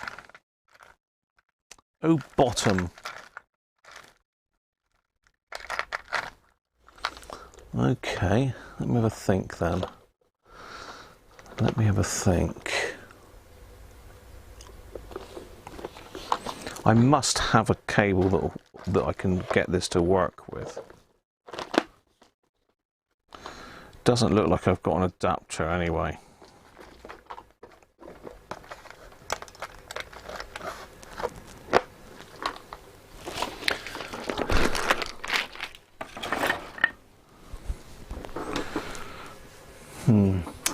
Let me find my radio kit. Probably the valves are getting a bit scarce and more expensive now. Yeah, these are Philips. One is a Philips DF96. The other one is an IR5. So yeah, still available, Doug, I think. But yeah, like you say, it could be. So I need to find my correct lead, don't I, really?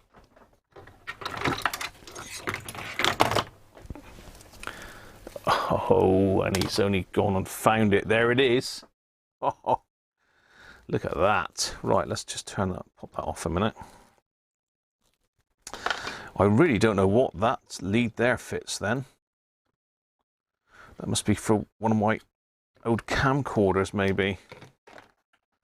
Yeah, you can see the difference in size.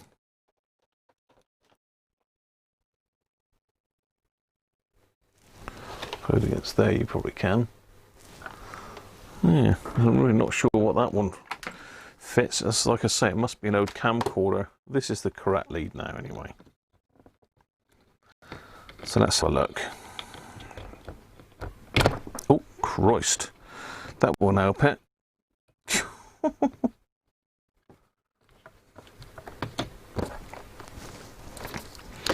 Right, let's try again.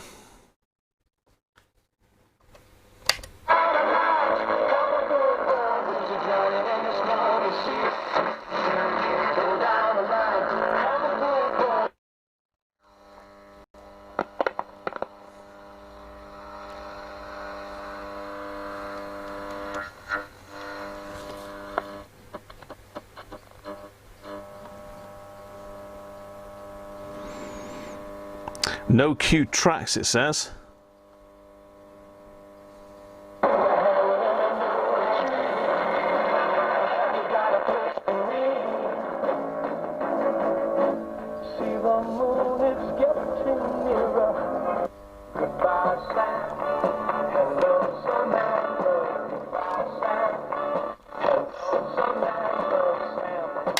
See, that's not, I think that is down to the earth. Let's see if I can get earth on it. Where's the Spitfire? Let's just pinch the earth out of the Spitfire for a second. Save trying to run another earth right the way across the room. Let's just pinch the earth out of the Spitfire for a minute. We've certainly got waylaid again. We were messing around with CB originally. We've gone on to radio and now we've gone on to transmitters. So this will give you a bit of a look inside the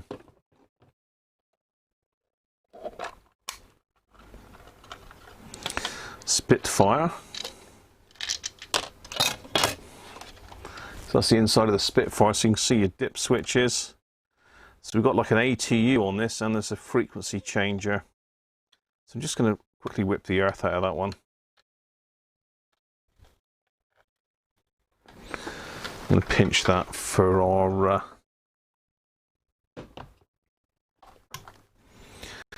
little valve transmitter, see if that cleans up the signal a little bit. It does like a very long, likes a long earth wire, this one.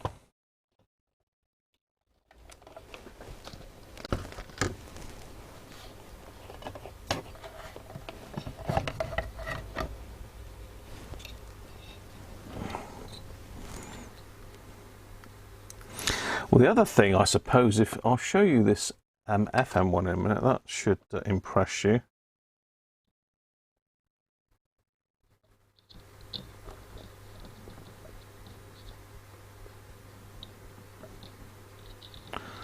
Come on, attach, you little monkey. Thank you.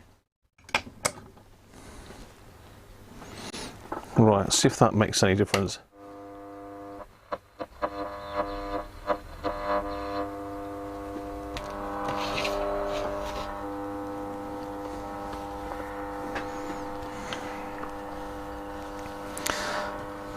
Now this is just, it's too close to it really. I mean, this will work right the way. I could put this down in the kitchen and it'll still work through the radio. So you can see it's picking up the hum from the transformer, so you'll have to just excuse that at the minute. You wouldn't normally have it this close.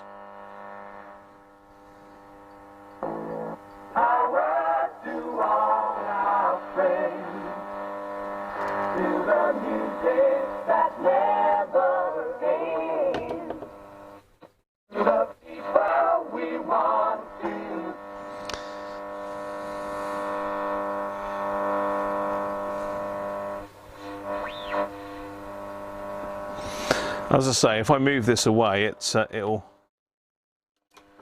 get quieter, but ideally it could be doing with being in another room altogether. And I think the antenna's picking up electrical noise in here as well.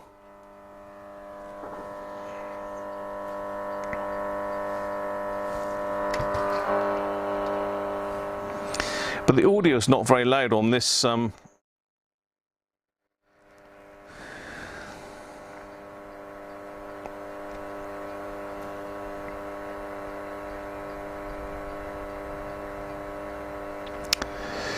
Yeah, the audio is not very loud on this radio, so we might need to have a look at the capacitors in this in a minute.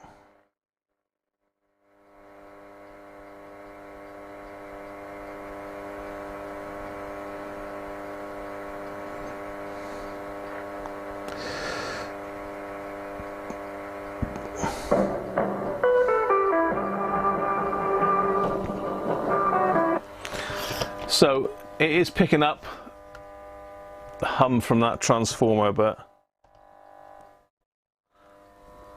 it needs to be in the other room really, rather than right beside it. But you get the gist.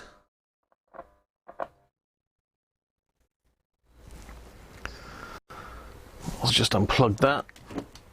So yeah, bit of deviation there, messing about with AM transmitters.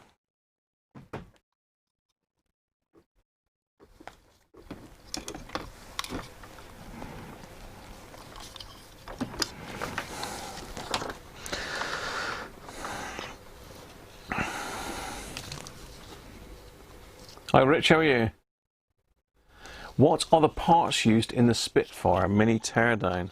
There is a site there somewhere, Rich, that I can find you in a minute, that goes into great detail on these and some of the mods that you can do to it. So, but as it's you, Rich.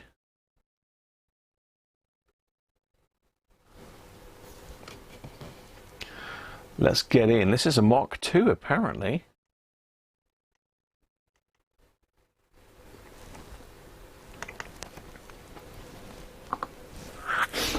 Let's get rid of me.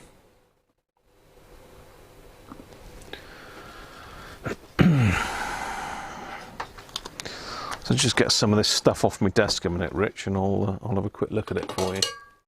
And welcome, Rich, by the way.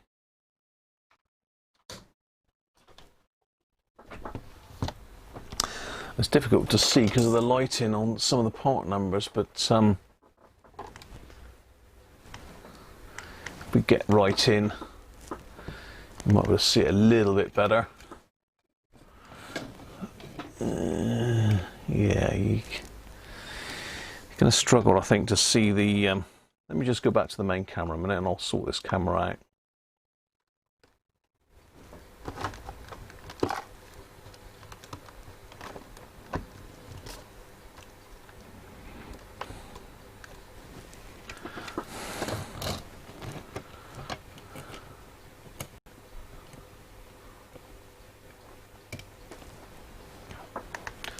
Don't think... Oh, it might focus that close.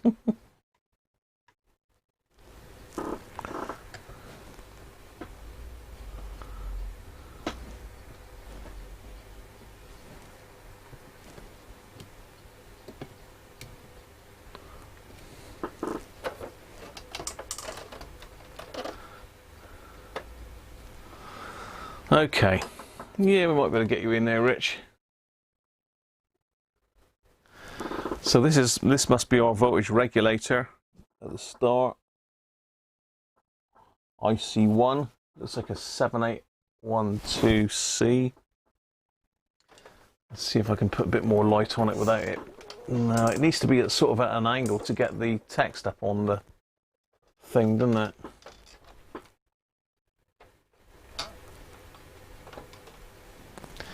That's about as good as I can get it, I think.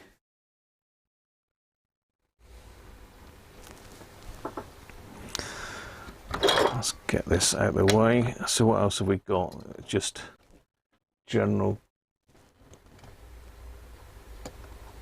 We've got a little transistor there.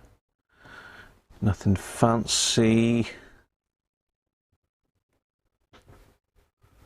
Capacitors.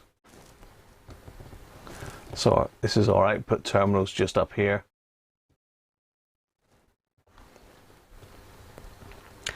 Then we've got a load of inductors by the looks of it.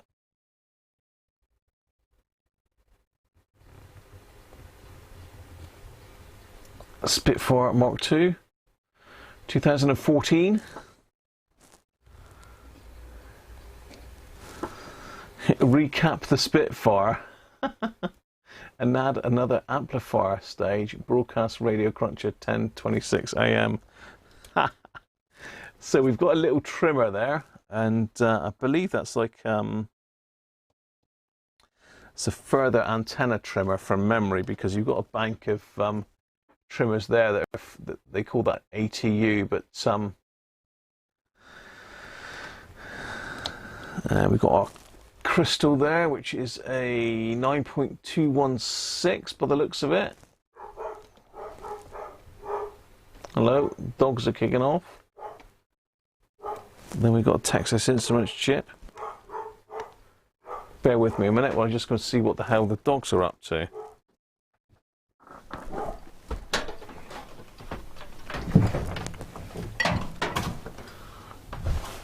What? There's nothing out there. You're cracking up, dogs. There's nothing there. Go and lie down. Mad dogs. It's good that they warn you of stuff, really, but they're a bit barking mad, them too, to be fair. Right, okay, let's carry on. Well, a little sort of mini. Let's go out a little bit further.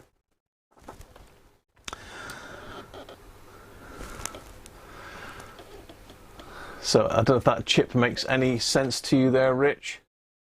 Looks like it's a Texas Instruments 668 CD, or is it a CD 4060BE, something like that. Anyway. We've got another one. Same chip. U3, U2.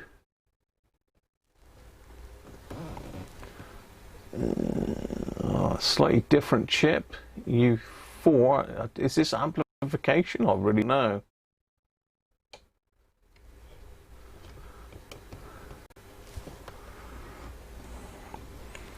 That's just a resistor network there, nothing fancy. RN. More dip switches, this time for frequency.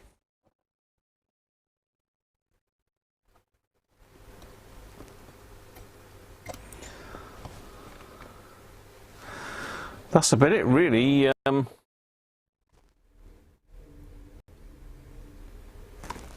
Let's just zoom out. Oh, forgot that was still on. It's picking up my phone now.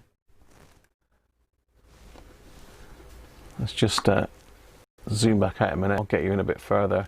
It's all logic stuff, is it, Nick? It's not very logical to me, but I'll take your word for that. You know, it is logic chips.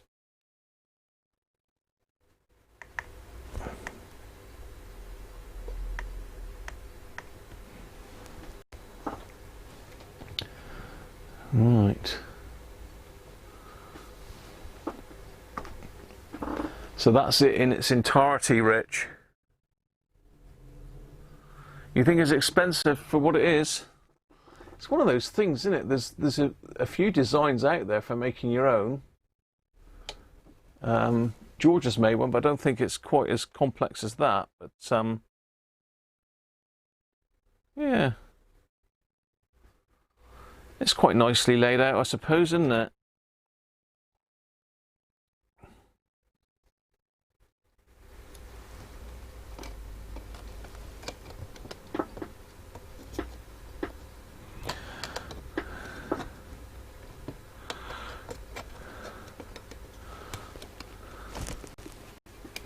Lucky for Michael, it will play Cliff Richard as well.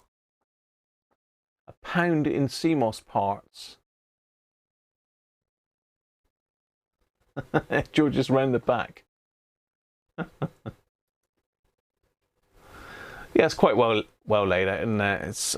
It is nice. It does get good reviews. I'm sure there's better than this out there, but you know, it's available. It's in the UK. And if you want to play modern stuff on your old gear, you're going to need one. But say, George has done some videos on making one, I believe, out of toilet roll. On a piece of toilet roll, not out of toilet roll. Right, let's get the light situation back. Poor old camera done like this dark. No worries, Rich.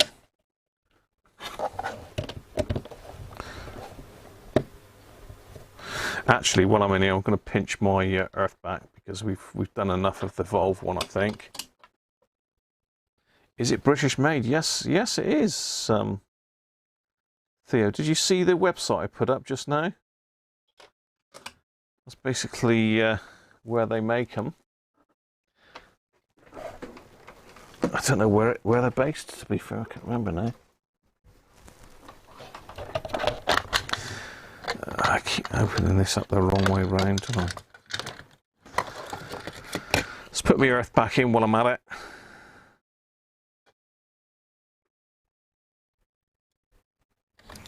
Need to have a look at this Rambler, really, because it's the volume's not very loud.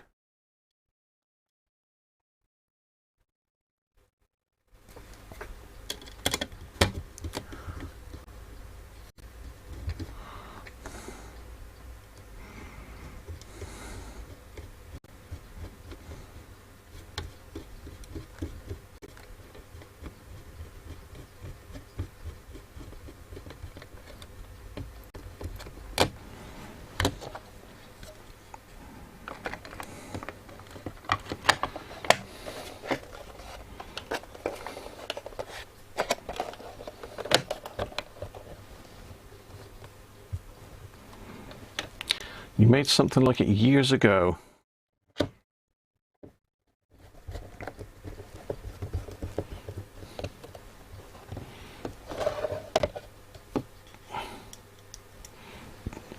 Yeah, this used to live down in the kitchen, Victor. I used to be able to play all my stuff up here, but Mrs. Cruncher didn't want the wires hanging out over the top of the fridge freezer, so I had to move it. Well, I didn't have to, but you know how it is.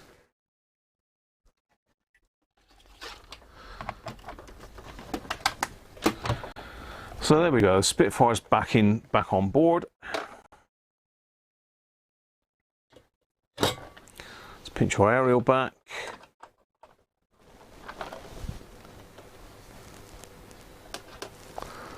And what have I done with the leads now?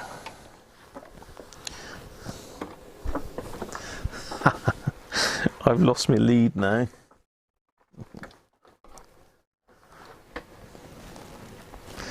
Can't have gone far. Can't have gone far, can it? Now, there it is. There it is. Right, so back on the Spitfire.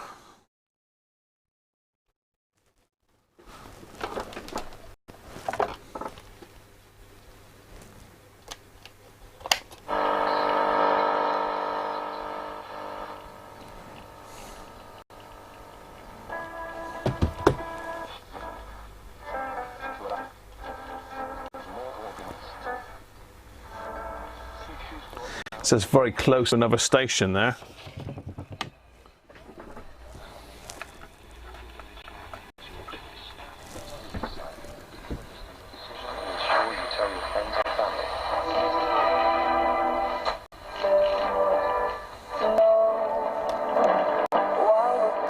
That's flat out.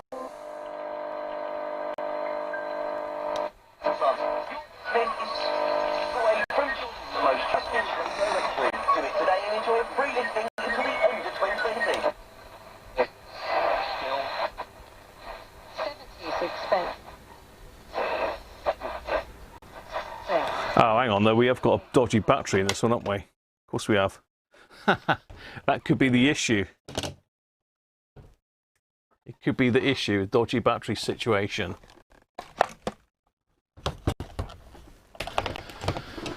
Let's dig out another battery.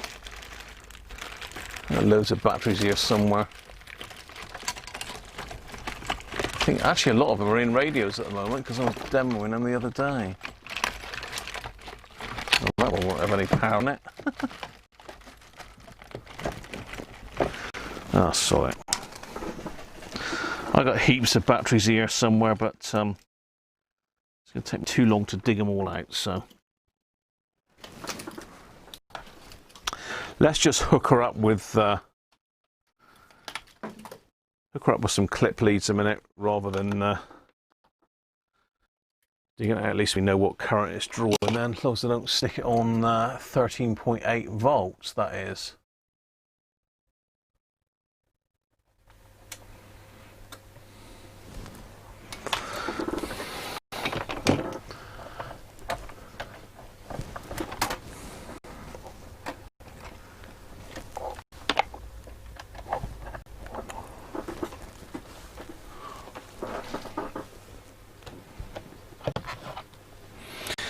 Yeah, there is some transistors in there, but there is something somewhere. Someone's actually done a sort of teardown of one, Rich, but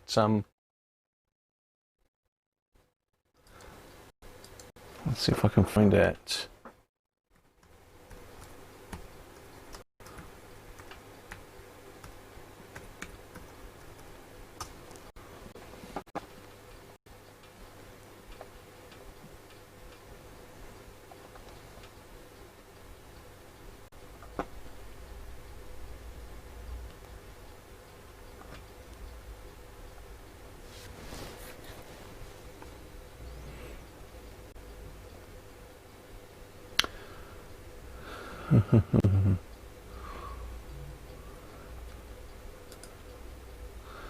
Yeah, not sure where it was now, Rich.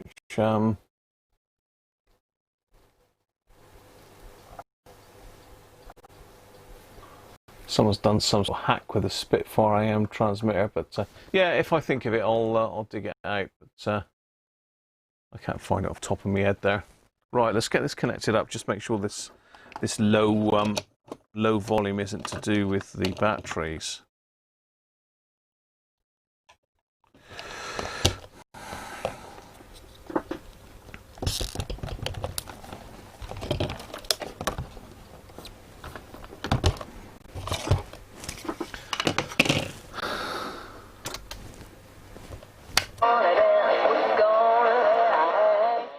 Yes, it was the batteries.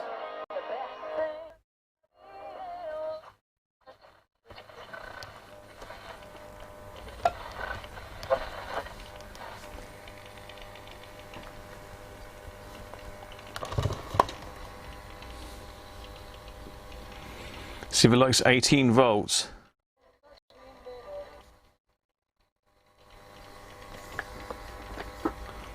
Sounds like there's chipmunks inside it.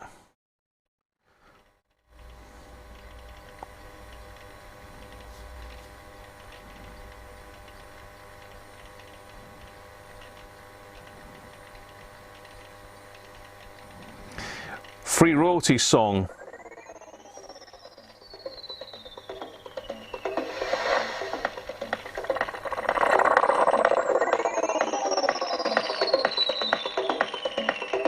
Yeah.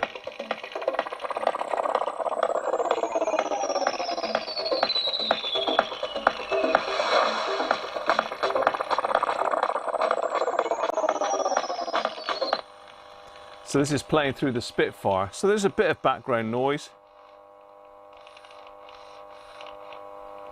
Bit of hum, whether that's the phone or the power supply. Yeah, there's a power supply by the sound of it.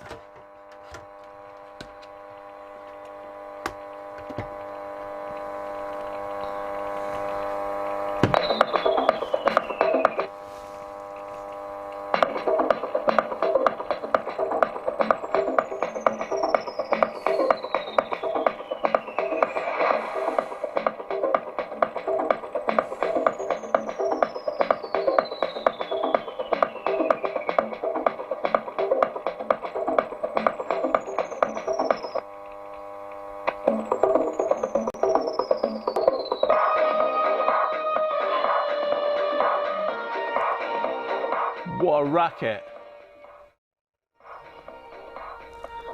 So that's playing through the Spitfire. So that's playing through that into that.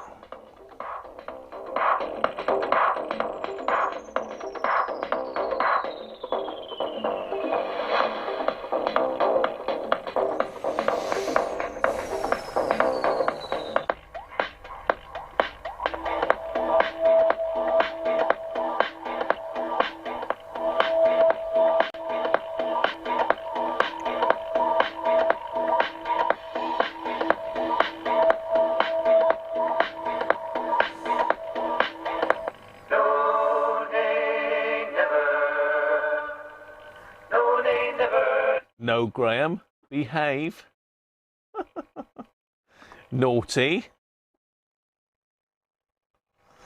So there you are. A bit of clash. Yeah.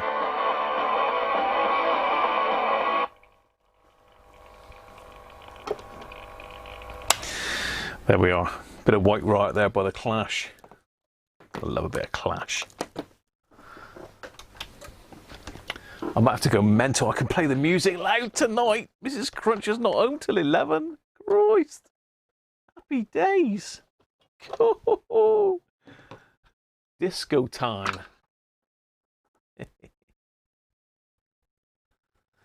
Everybody's done a Rambler.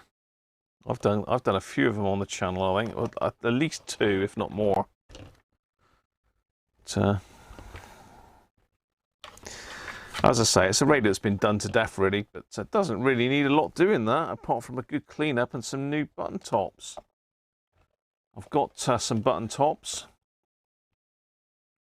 I think I originally bought this for the spare room because we had a bit of a turquoise colour thing going, and this was part of the decor. So I have got some more brights for the top. But it's covered in, you can't really see it very well. The light's rubbish in here at the moment. Let's just punch a bit more light onto the situation before I get my next bottle of beer out.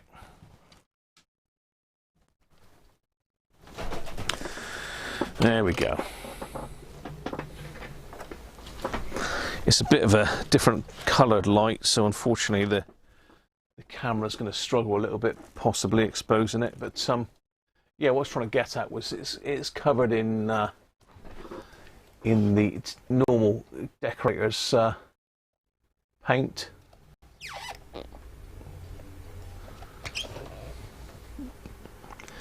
Got a little ding in the grill, but overall it's not too bad. So I was going to quickly show you the doozle.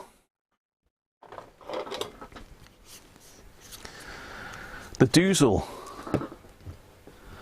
Now, what the hell is a doozle? What is a doozle, you're asking? Now, this was a bit of a punt, this. I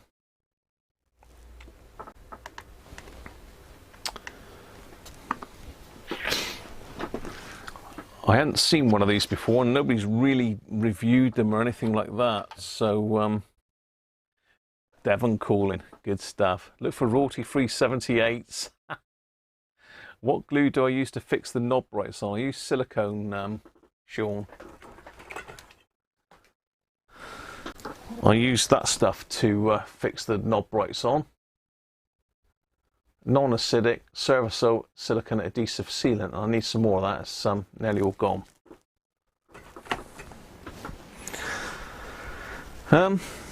So yeah, doozle. What the hell is doozle then? It's got some buttons. It's blank. It's got a button there. It's got some more buttons and a switch there. If I flick that switch,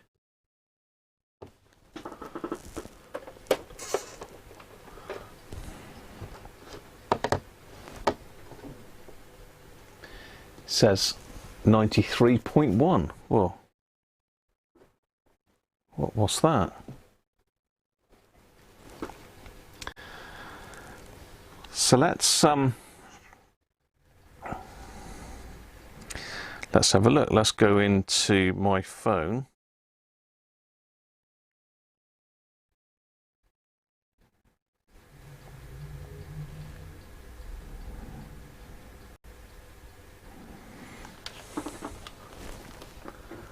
And ooh, Doozle 106 connected for audio. This ain't connected to nothing though, because it's got a lithium-ion battery inside it. So it's a Bluetooth FM transmitter. If I turn my main hi-fi on now, if I can find the remote for it before it comes on loud. Okay, so I'm on 93.1 on my hi-fi here. So let's use the phone. So my hi-fi's up here, and I've still got Gary's speakers that he very kindly let me have, and the hi-fi's a little Denon MIDI system that I was given, or mini system. So let's go to Amazon Music and a bit more clash.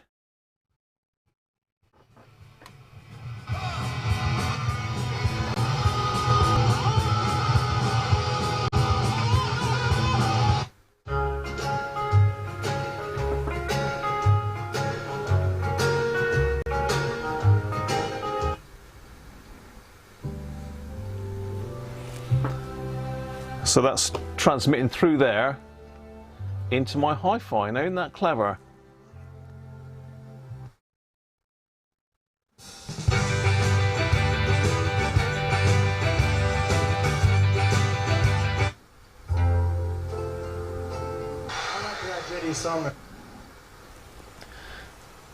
It's not quite.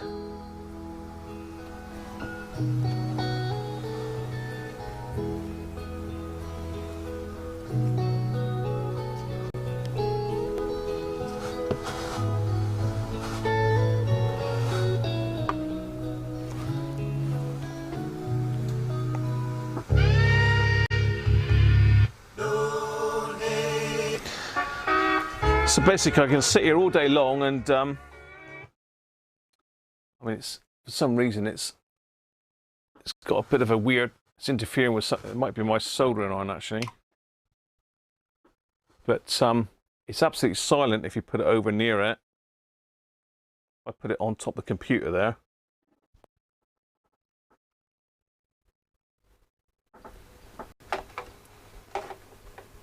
That's totally silent now. There's no audio hiss at all.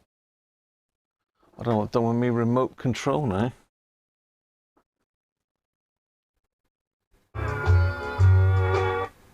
It's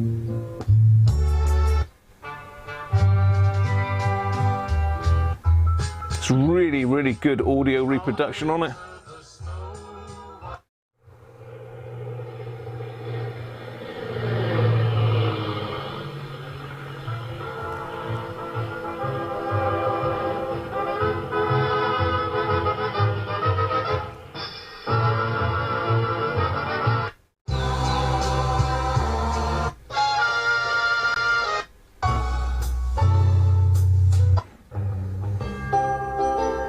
Bit of Christmas music for you? No, a bit too early for that, isn't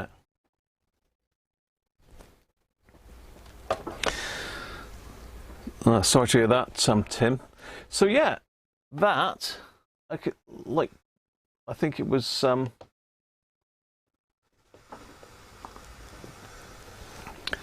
let's turn the hi-fi for a minute. I think it was Spanky was saying about 17 quid. So basically you pair it with your phone. You can adjust the volume up and down with this one as well. It's got up and down volume. You can change track forward and back on it. And I think that's the button that you use for Bluetooth pairing. So yeah, that's highly recommended. And again, I bought that myself. I've not got any affiliation. I've not been given it to review or anything like that. So there you go. Pick yourself one up. And the other thing that I thought was good is you could just open up the back of a Hacker, couldn't you? Drop that in the back of the Hacker and you've got yourself a Bluetooth radio, haven't you? See?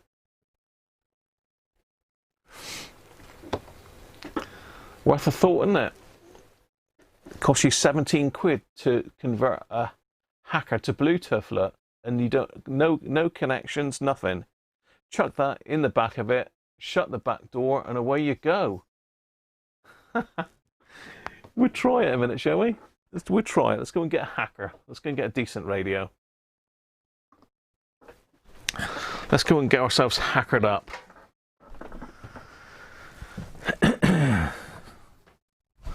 I've got a load here somewhere. more than a load, a mother load. Right, what have we got with a battery in it? This is the thing. We want a battery in it. And we want an FM one. No.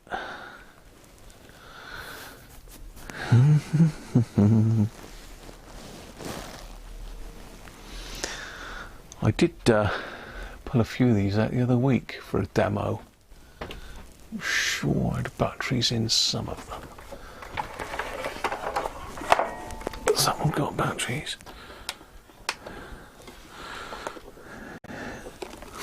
No. Got all these radios, but none of them got batteries in, and I don't know where my batteries are gone.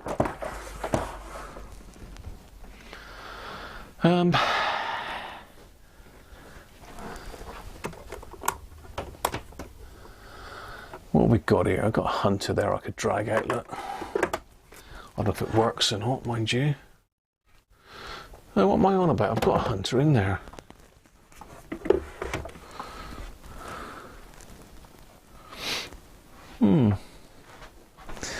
I really don't know what I've done with all my Hackers that had batteries in then. Oh well.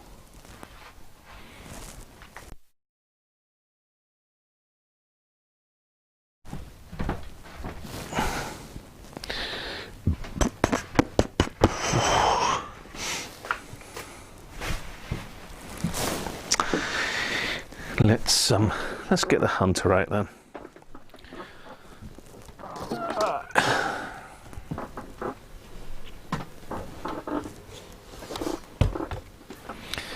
I need batteries, people.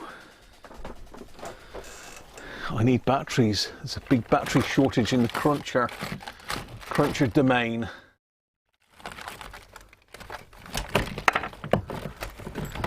And now we're in Hacker territory. We don't need one, we need two. There we go.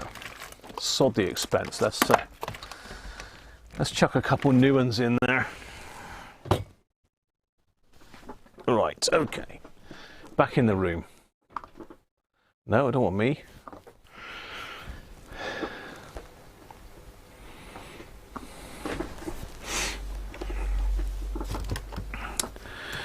I'll turn the doozle off a minute.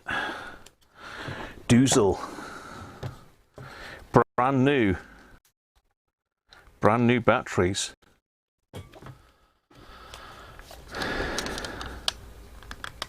Steepletone, you wish.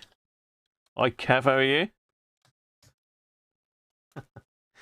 It's a Hacker Hunter with a missing treble knob because I pinched it for something else I was doing.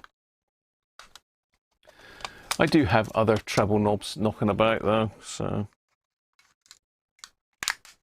if I can get the thing off.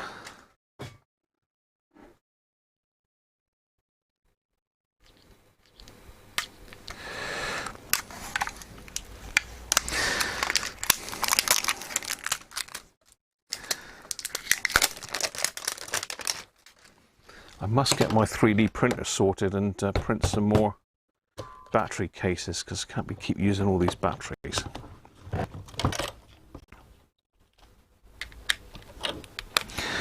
Now this is the one that we rebuilt at Christmas, this radio, last year. Still looking for things to do this Christmas. Got a few ideas. Got a few kits to build.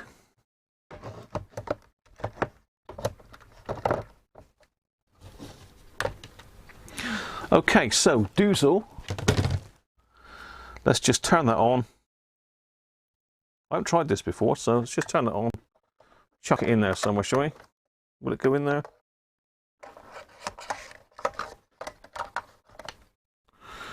Let's chuck the doozle in. It'll fit in there. Here we go then.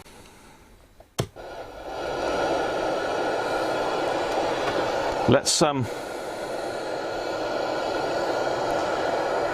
get some of our royalty-free music playing.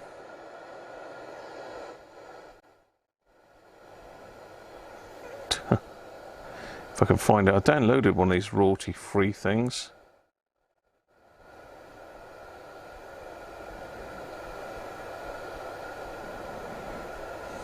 Here we go. 75. Bears Funk, okay.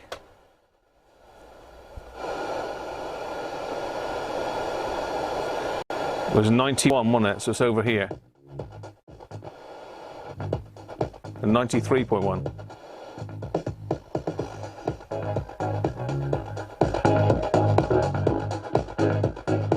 No need to have the aerial up, but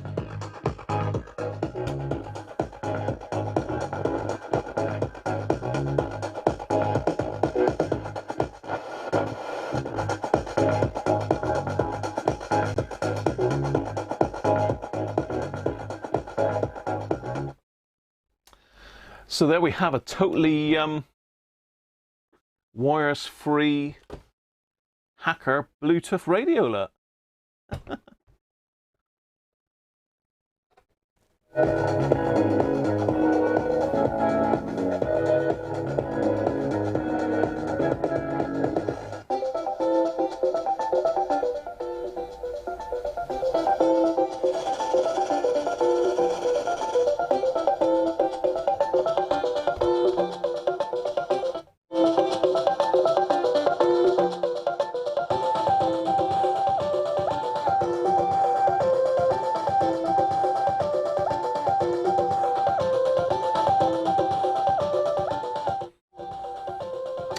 So, yeah. How to turn your radio into a wireless Bluetooth radio with absolutely no technical ability or anything like that.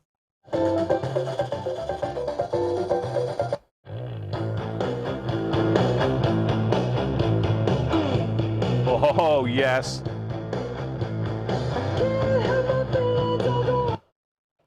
Bit of Weezer for you, that. So, bit of deviation there. This is not the one that you sent in, Sean. This is my my baker's basket radio with the beaten up grill, but it's the one that I blew the amplifier up in. I blew the amplifier transistors up, Sean, when I was playing with your VP408. So there we are. One Bluetooth radio with a doozle in it. That's all it is. I think that's brilliant. I sort of stumbled upon that by accident when I was looking for an FM transmitter, and I couldn't initially work out how to do it, but how it worked. But I soon got my head around it. I thought, wow, that's good. I'm going to get one of those. Of course, the Hunter still works. High-end others said to them, you need to plan ahead. Like Stravinsky's dancers, or... Should you? Introducing Mr. Dentist. Mr. Dentist comes with a white dental mirror. And now for the first... You in... I'm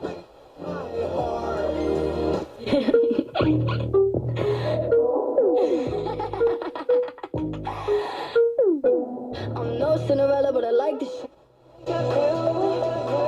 Said I don't think of you. tells me that I was actually 30. There you are. Just a bit of a deviation just to show you the transmitters. So we've done AM and FM transmitters. And I still haven't got another beer. And I'm sure we had more CB stuff to do.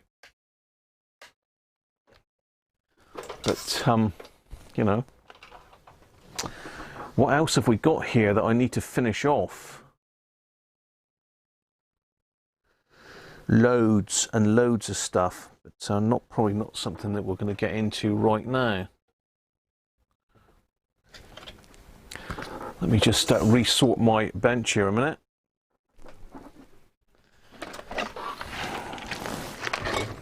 Let's put all these bits that I pulled out back. So yeah, the little Rambler works. He just needs a clean up. The grill needs sorting out. I need to touch the grill up or respray it. Don't know if the grill will come off. Possibly not. Let's get that back up out the way. We don't need glue. Don't need the glue. What we do need is to get something else in that one. So I'm still on the Trappist beer actually.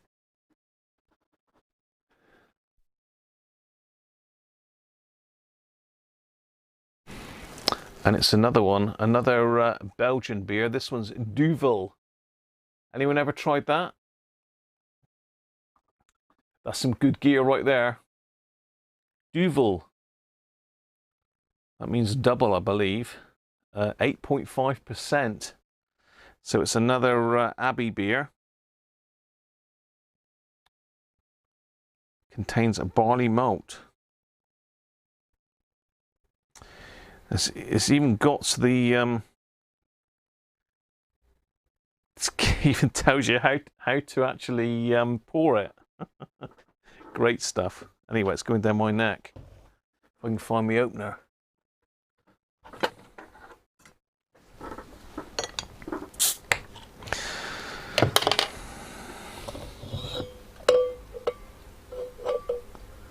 CB. Hey Bob, how you doing?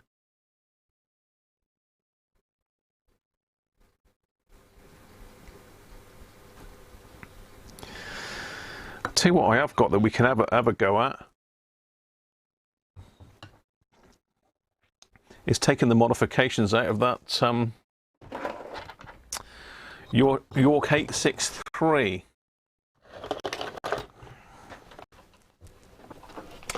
So let me go get that one. That's another one of those jobs that I haven't got round to yet.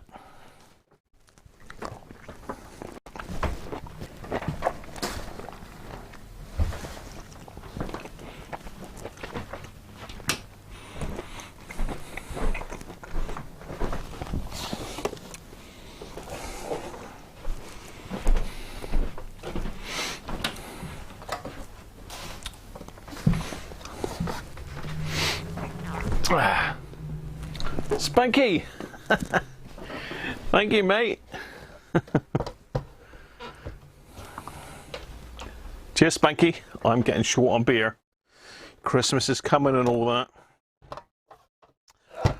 So yeah, York 863. Really, really lovely Cybernet 134 chassis radio. And it does work. It does work, believe it or not. Let's hook it up.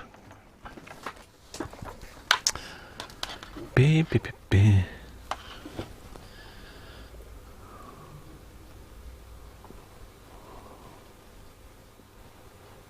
Bit of Bond, yeah. You haven't missed a lot, Kev.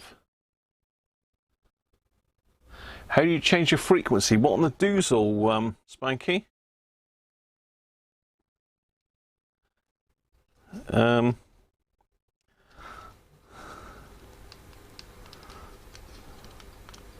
Just on the buttons underneath, mate. So it's the buttons underneath.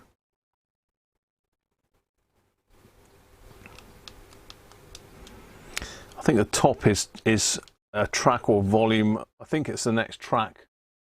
I thought there was volume on this, but I don't think there is. I can't remember now. Bought from Woolworths, yeah. Woolworths used to sell a lot of stuff back in the day. Like, only on 13.8. One of my favourite radios.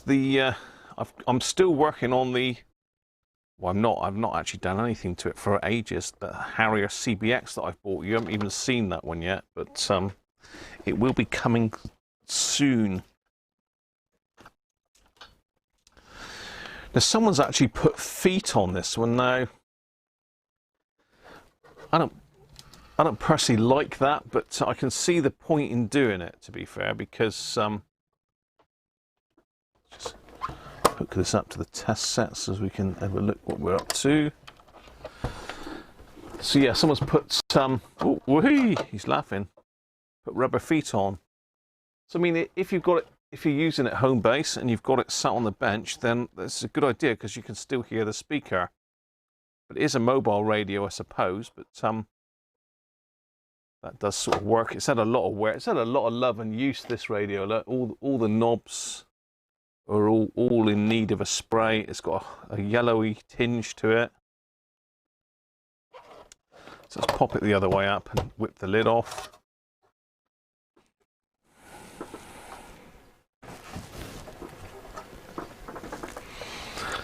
Let's power it up.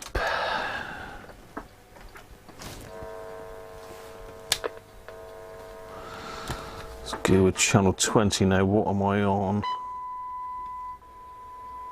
There we go. Dimmer doesn't work.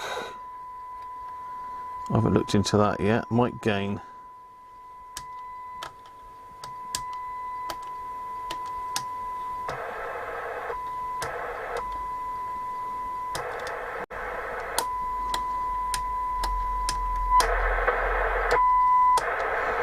Right, so I think we've got mid-band on this PA switch. You can hear the tone there. It's 10 microvolts. Turn that down a bit.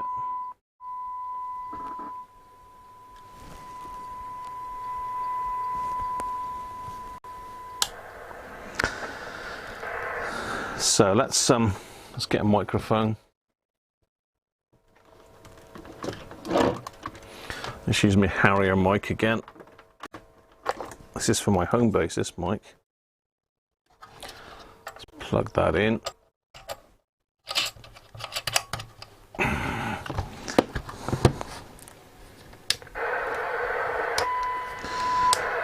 Right, so I'm going to key up a minute.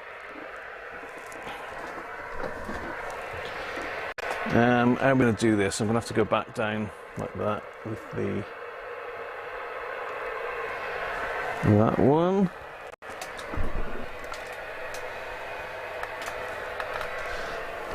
Get my great body out of the way of the test set.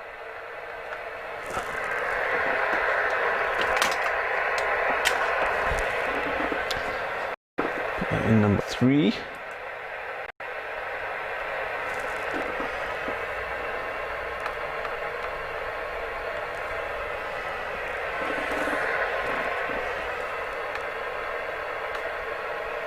So we're looking over here really at the moment at the frequency. Let's put the squelch on. So we're not receiving. If I flick it over to CB on the front, so if I have it on that, if we key up,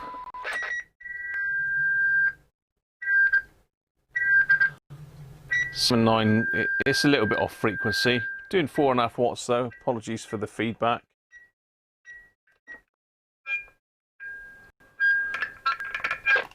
Does it with these Cybernet rigs for some reason. If I take that out, it's not far off. Just needs a little tweak, but I'm not really bothered about that because they've messed with the.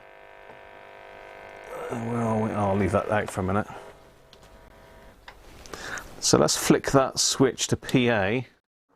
See what it does now. 27206. So obviously we're now in the mid-band. Have I got a frequency chart here somewhere? No, I haven't. Well, I have, but I don't know where. So I should think that is channel 20 on the mid-band. So we've got a radio that's been modified.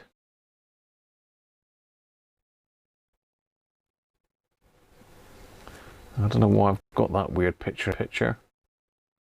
We don't want number 2.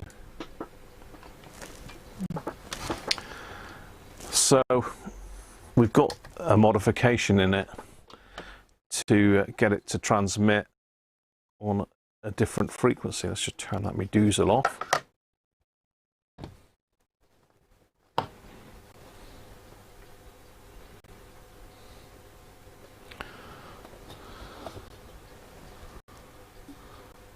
Definitely cap problems out with the soldering iron.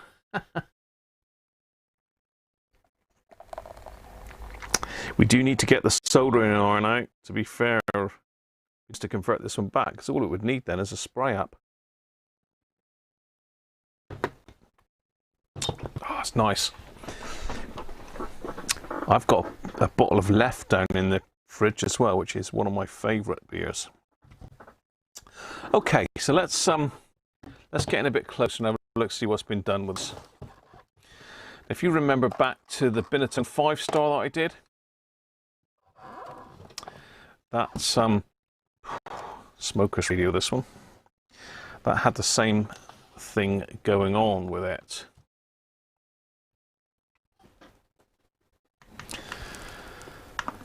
Right, let's pop the overhead camera on. Let's get the ridiculous picture-in-picture off the screen, because that's just my massive great Swede in the way.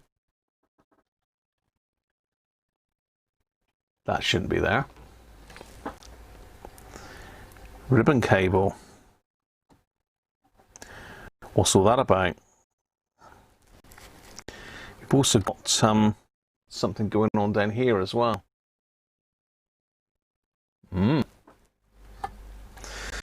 If we tilt the radio up,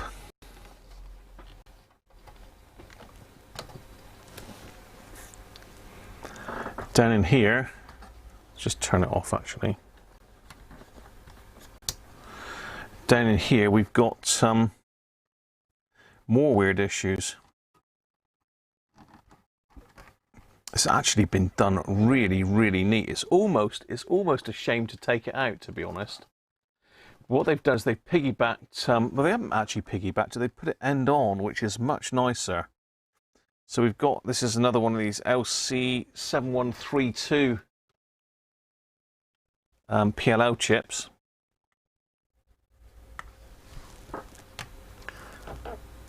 You can just about see that there, look. I don't know if it'll focus down there. Yeah, the wires and that are in the way.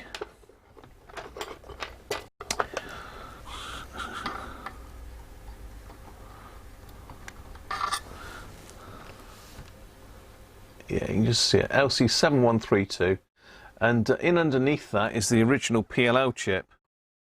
Can't quite see that there, but this hinges up, and in underneath is the actual PLL chip. So they've basically added this in to get the mid-band frequencies, and they've switched it on the CBPA switch. Very common modification back in the day. But it's got to come out.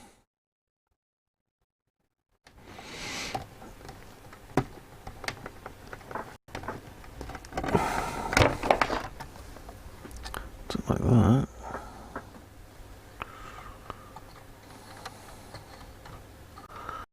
Yeah, there's been more messing in here as well by the looks of it. Someone's stuck another power or reverse polarity diode, idiot's diode, whatever you want to call it. If you can see that in there down the bottom. The light's not great, is it?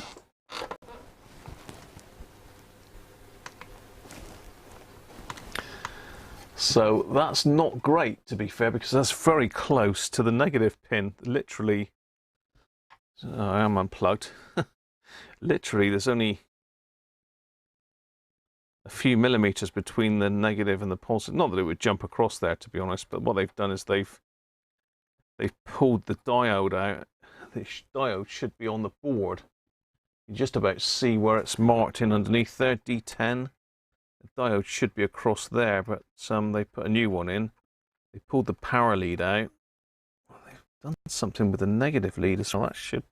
There's stuff amiss on the other side of the board by the looks of it. I mean, back in the day, I suppose it would have saved you buying 2 radios, and people didn't want to splash out and buy a brand new radio just because the new frequencies had come in. So the rig doctors were very, very busy converting their existing radios, and some of them were nicely done, like this one. I'm not happy about the power supply, what they've done to that, but you know, must have had their reasons.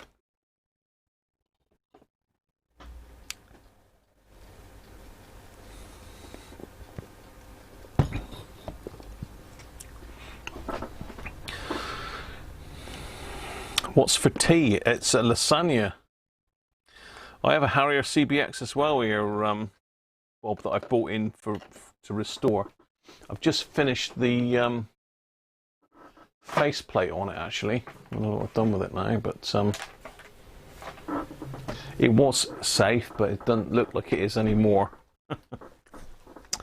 So we've got to have a look at this and get it out. Let's go back to the other camera for a minute, rather than.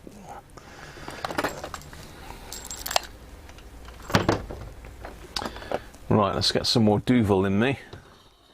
Not Dougal, Duvel. Yeah, this is the mistake I made with the Binatone 5-star. I forgot about the cut tracks underneath. So we're going to get the top panel off, although it's the bottom as you can see it.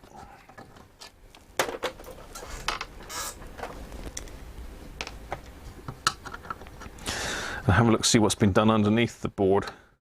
Hopefully it's been done nicely. The Binatone was, and that was quite easy to link back across. You missed one of your clocks, Benji, did you? It said macro and chips. Duvel is delicious but highly potent, Dave. It is nice stuff, isn't it?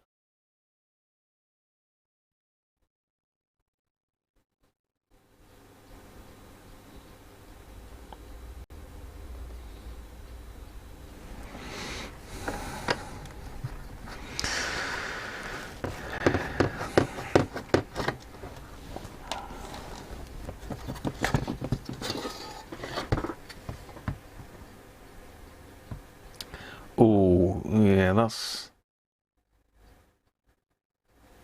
a bit of a butchery job, that is. Okay.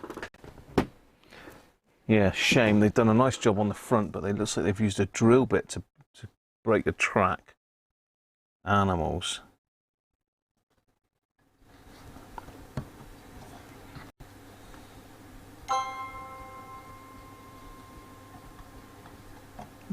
God, yeah, they've used a drill bit on it.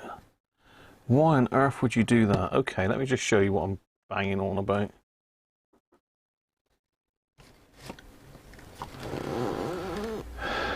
I'm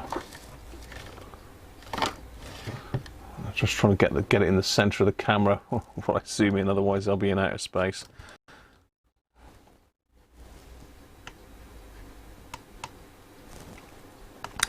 So someone's made quite a nice job of the front end of the board, but this ain't good. So these are our added in wires, well, some of them. But to break this track here,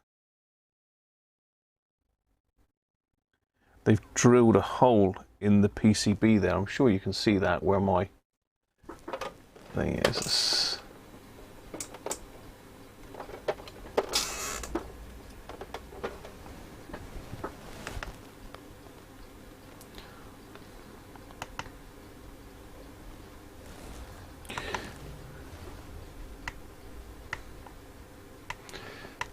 Wrong way, let's just go in a bit closer.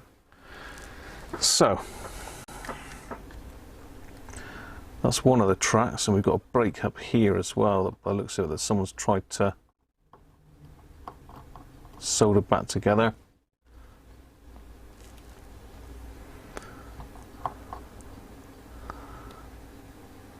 So yeah, they've broken that track by drilling a massive hole in it,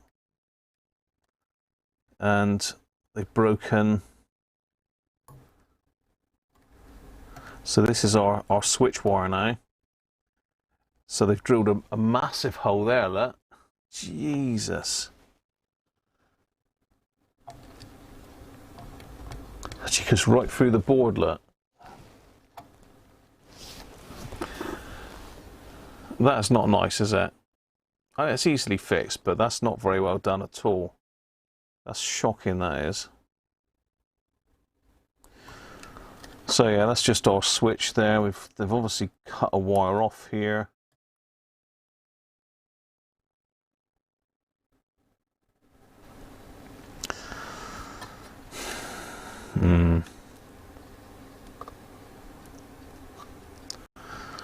So power supply. Yeah, I'm sure that's not supposed to be on the back of the board. I'm sure that's supposed to go through the front of the board. And this is obviously where this diode should have been, I think.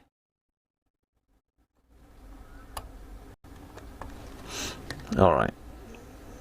We've got some work to do on this one then. We've got some nasty soldering over here as well. I don't know what's going on there.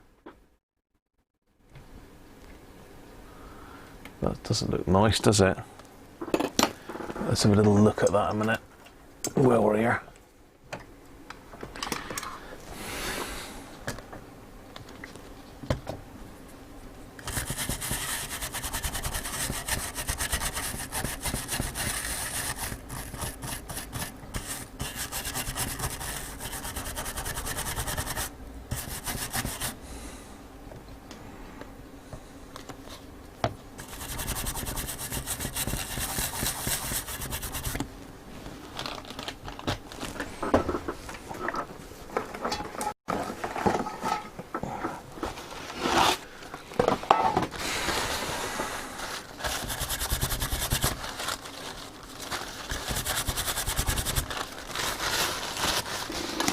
Get the goggles on and have a look. Is that bad soldering or has something been... Oh dear. Yeah. Someone's burnt the board away there, they got that so hot. Looks like a three-legged transistor, doesn't it? I bet that's the driver transistor that's been done.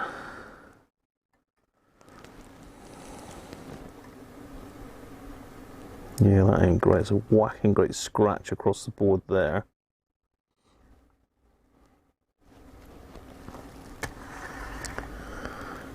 I mean, we've got a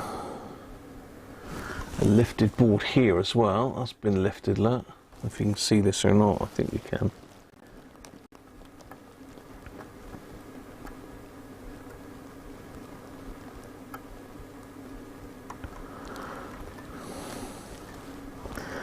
So we've got this wire that where on earth does that go to?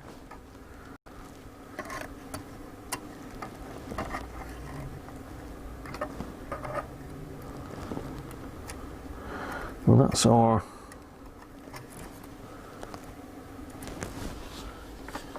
TX light. Oh, that might be right actually.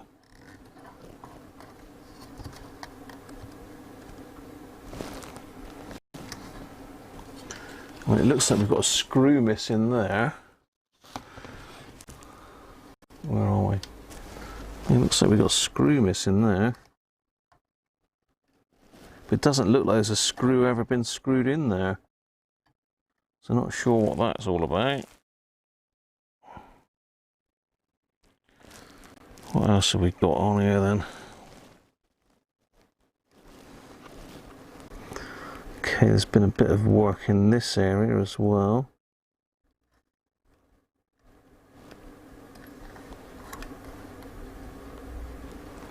The usual factory botches.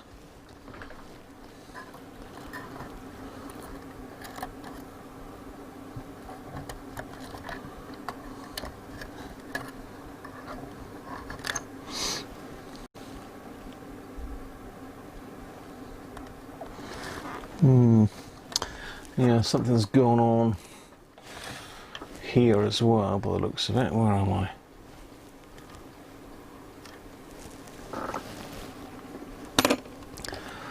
Some more excessive blobby solder joints.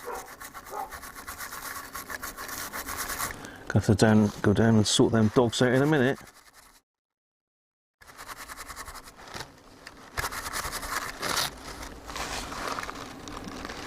Well, it's just not particularly well done joints, so something's been changed there as well. What that is. Zoom back out a bit.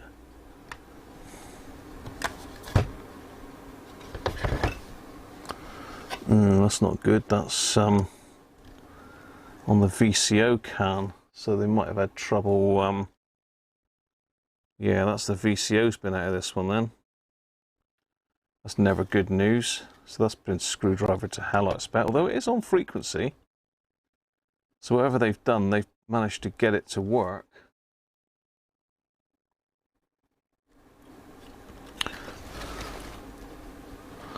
And that's not the driver transistor, that's the final, that's the output transistor there that they've messed with. It looks like an original 2SC 1909, a good year. Okay. So I'm going to need to get my other radio in to sort out some of the switch wire that they've cut off. Don't really know where that lot goes.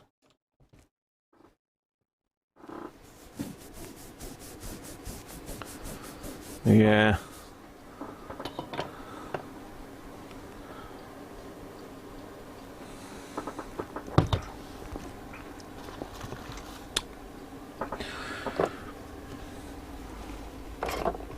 This is just real butchery what they've done underneath that board. I'm not overly happy with that, but nothing I can do about it.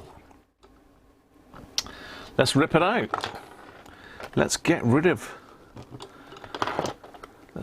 it.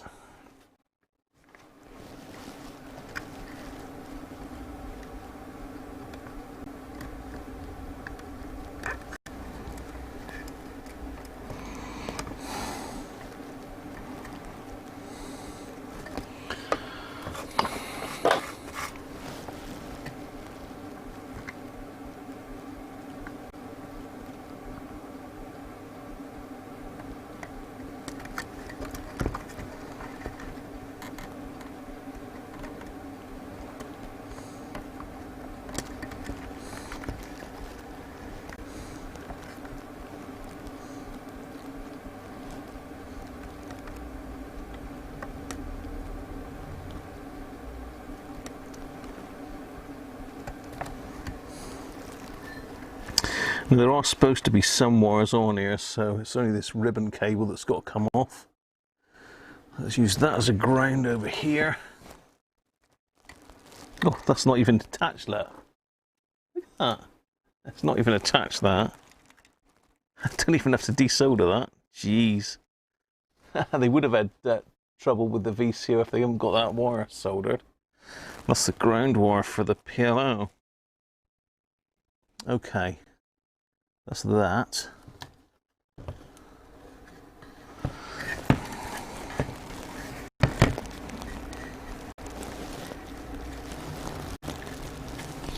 And get rid of these wires.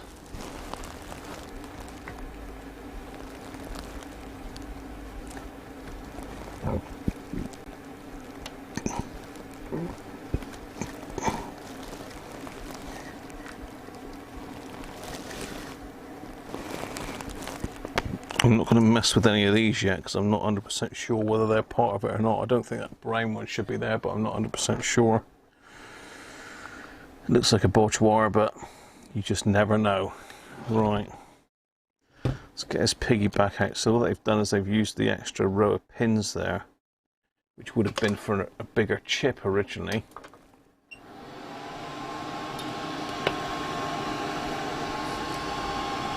Yeah, I remember you saying, Bob, that yours has been butchered.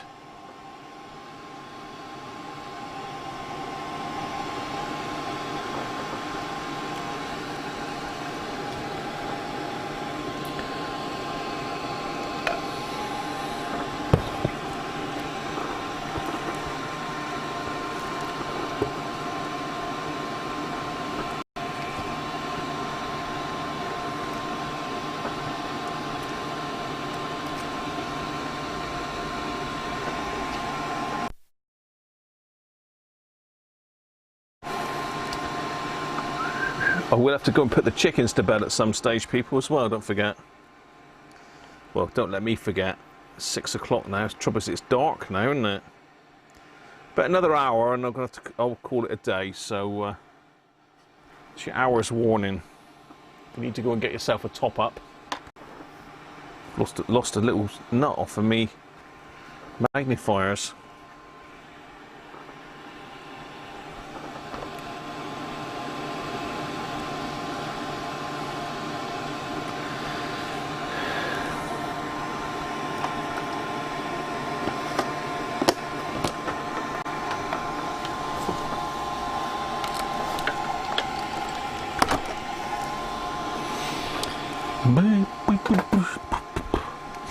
Yeah, it could be a bit of a music session later.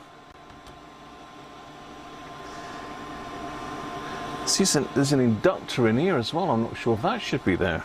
Is it an inductor? Yeah, well, it looks like it should be. Unless they've done a really nice soldering job, which is unlikely looking at the rest of this.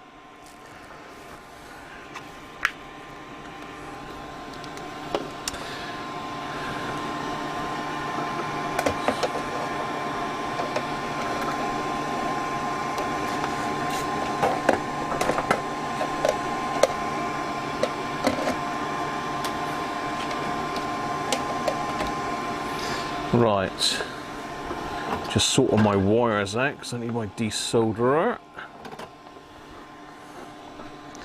So I think it's this row here, but it's difficult to tell because it's such a lash up. Yeah.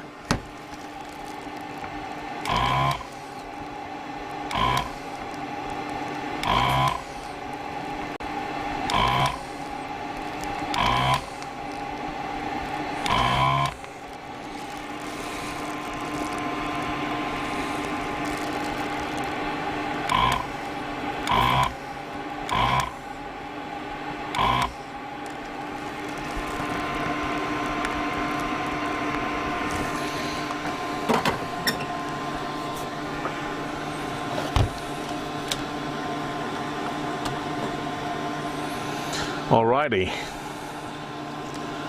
so let's desolder that one because that looks like one of the original wires.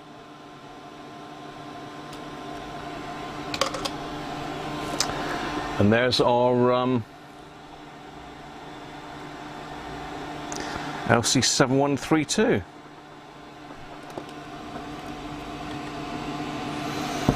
Okay.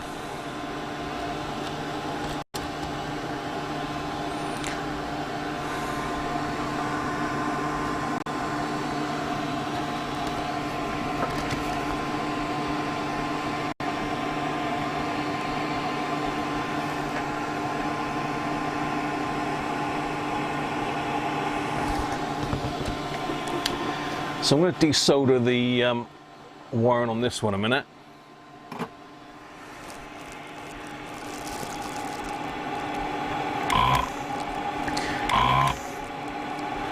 Just because it needs resoldering.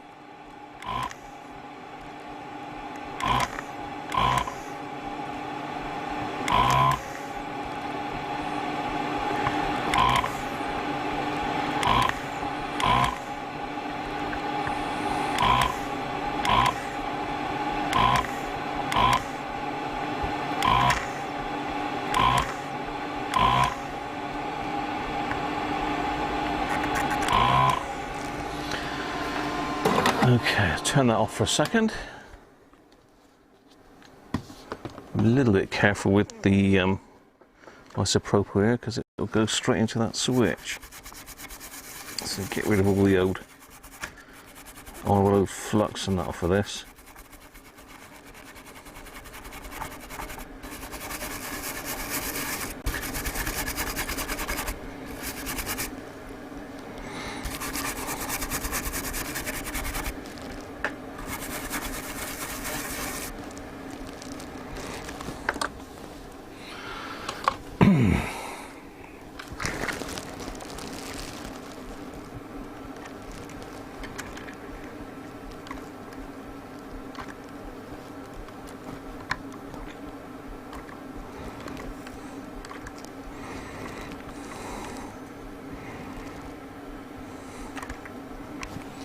Okay,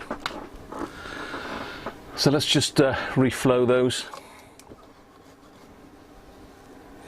because this is one of the main areas of the board where you start having problems if it's been messed with.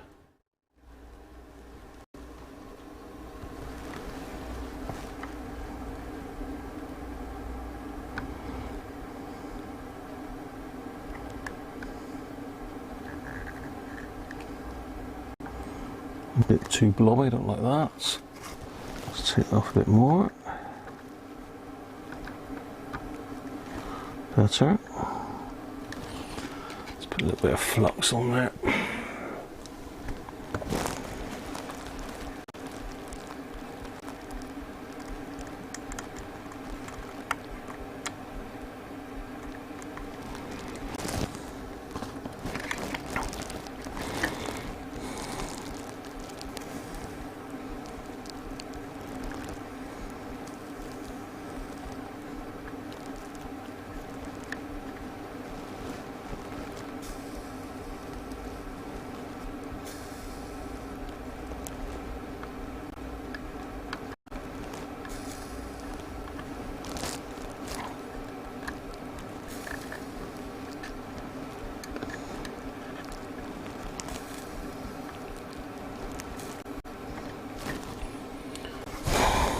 Get in there.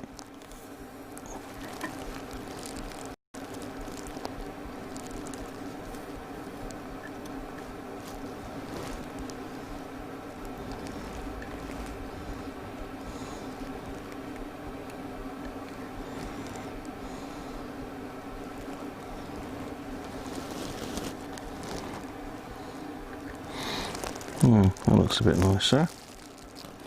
That looks a bit neater. Can't really see that, can you?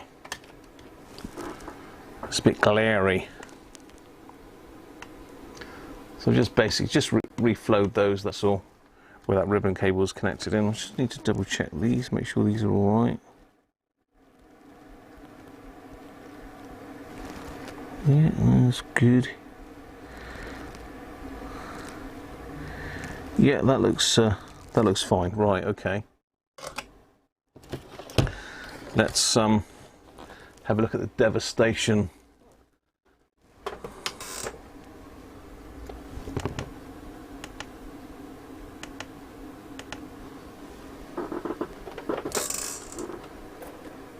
Try and get so you can see it and I can see it. That's better. Oh dear.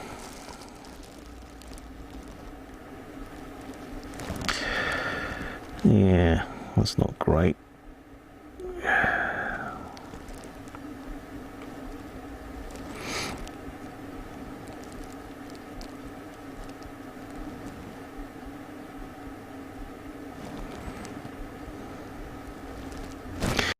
Not great.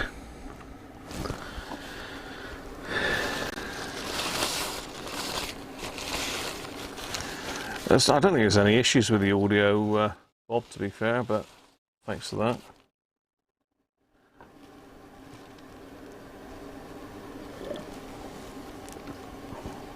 Cheers all.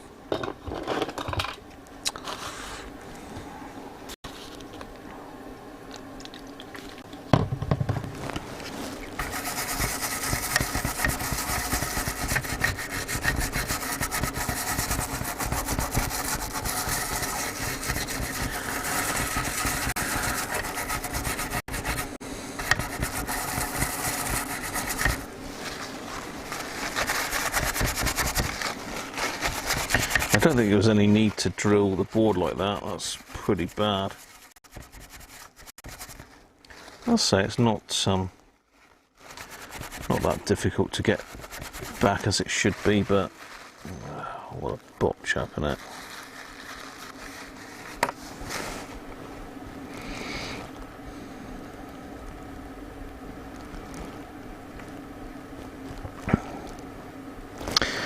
So we're going to need to put a wire from there to join that one back up.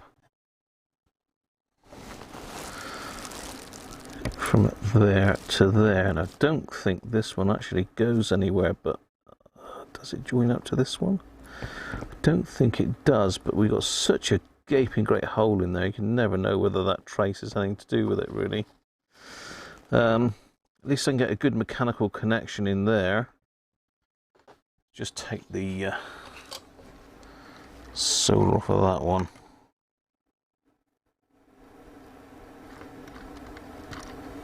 Or the excessive solder off of that one.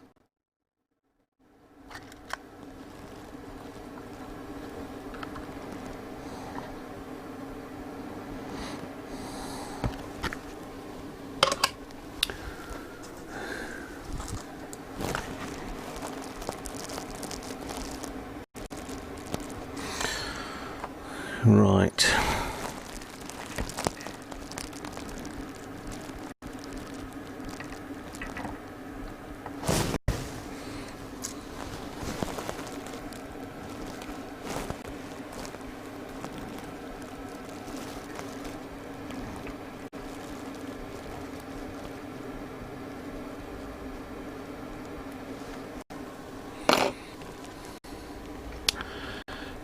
You off, Derek, are you? Cheers, mate. Catch you soon, Derek. A drop of wine to lighten up the event.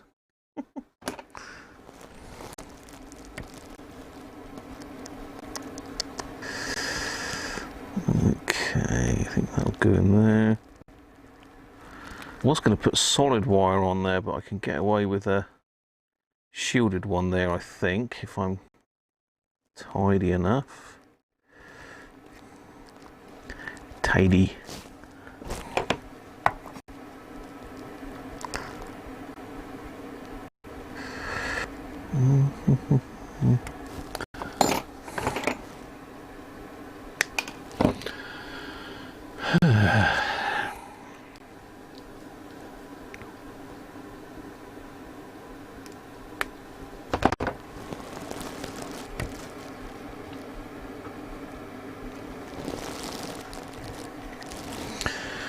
Right, let's solder that one in first.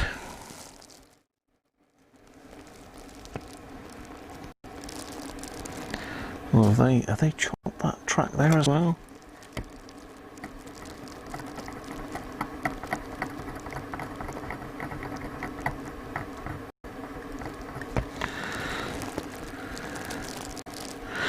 Yeah, they've chopped that as well. We can probably blob solder across there. They cut across there as well, that. Ugh.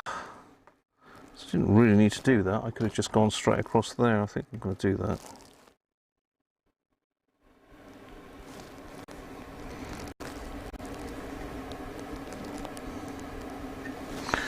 Yeah.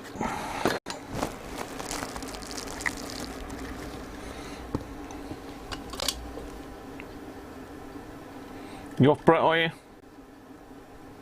No worries, mate. Catch you soon, Brett.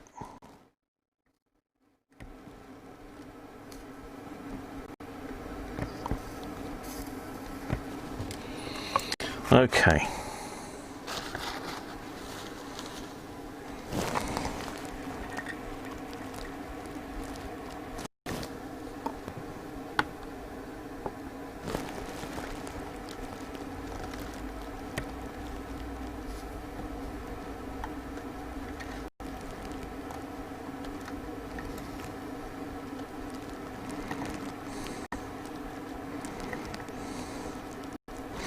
No, don't like that.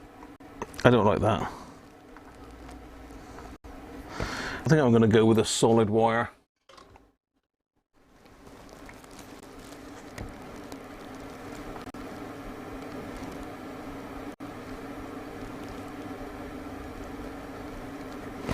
Yeah, I'm going to go with a solid wire, I think.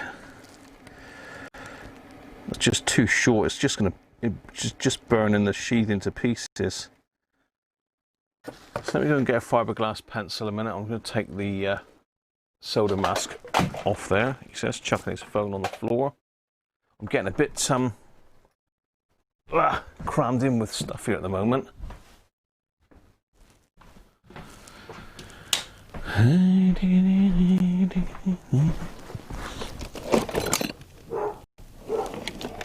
It's me, at Daft Animals. Oi! Shush! It's me!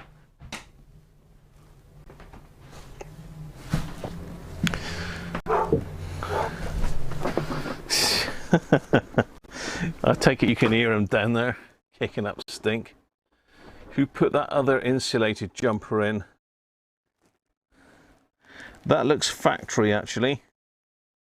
There's all sorts of botches done on these boards when they were brand new even, so...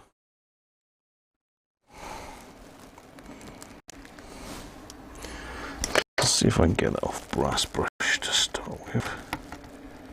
It's difficult to get in there with these brushes.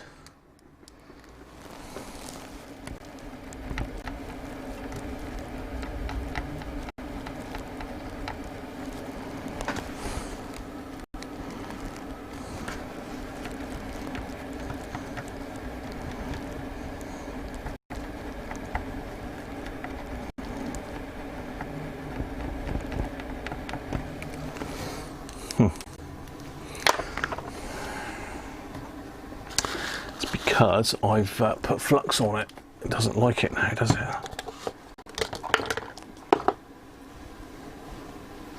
Someone's in the hen house that's not Benji.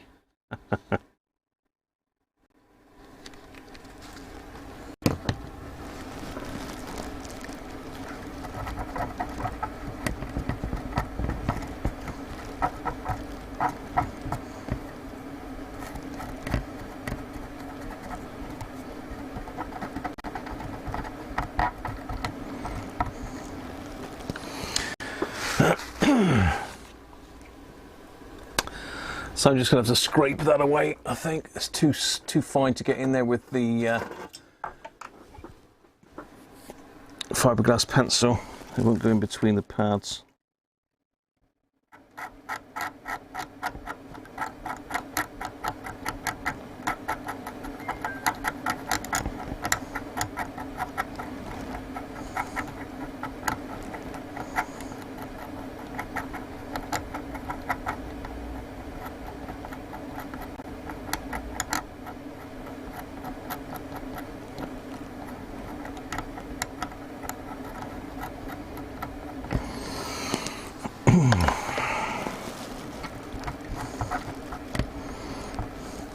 Okay, so I've got the solder mask off. I don't know if you can see that or not.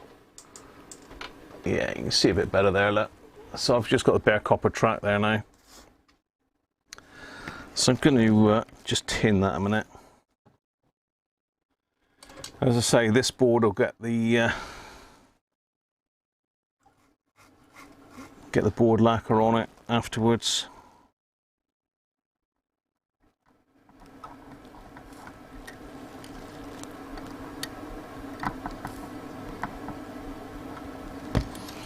There we are. So let's find a suitable solder leg, a suitable capacitor leg to put across there. Let's get a chunky one, a nice chunker.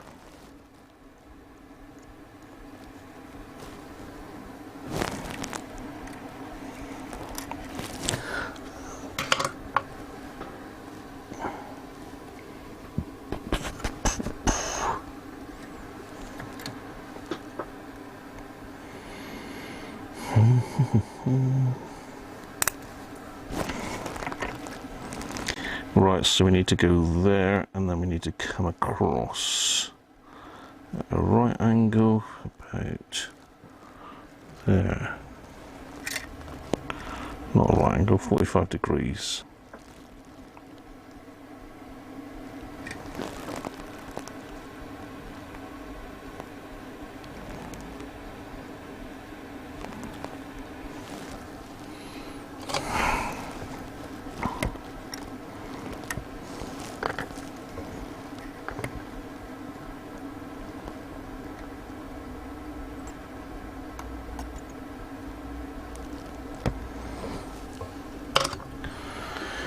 That's one end.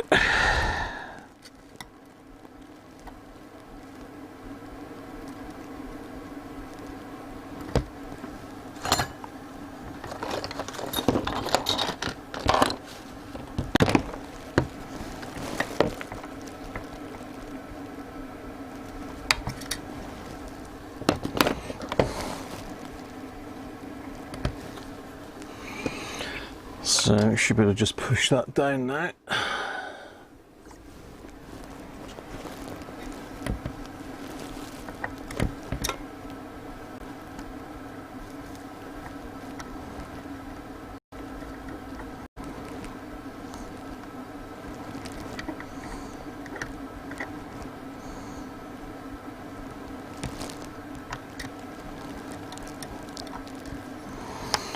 There we go. That's our first repair wiring.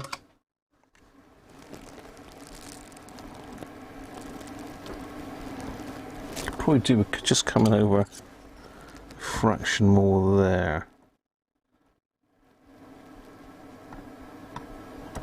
Oh, too much. It's better.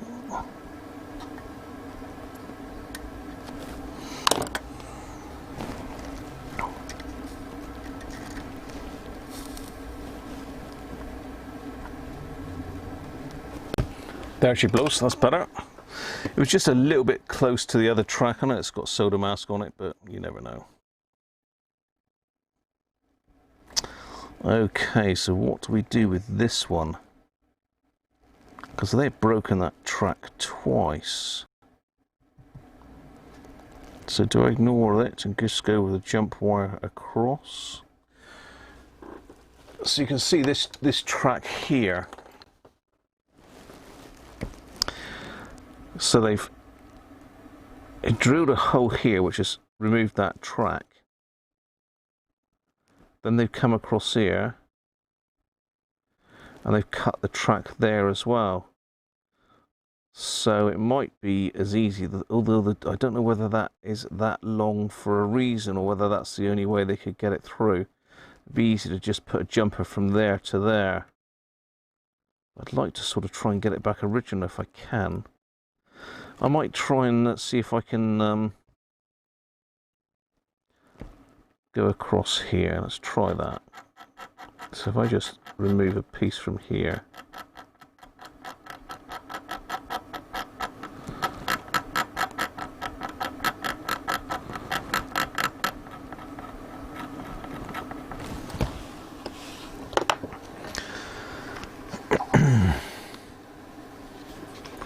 I'm in my productive mode.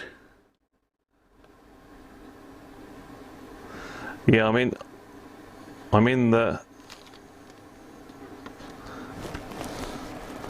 zone.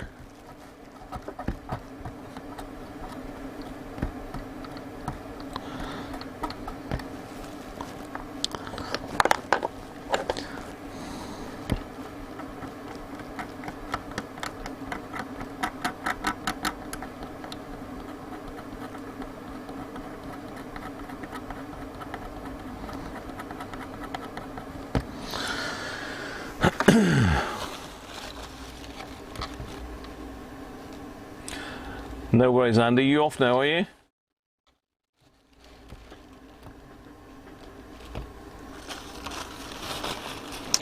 Yeah, I don't know whether these jumpers are factory or not. I'm just going to have to get... I mean, that looks like a ground plane to me.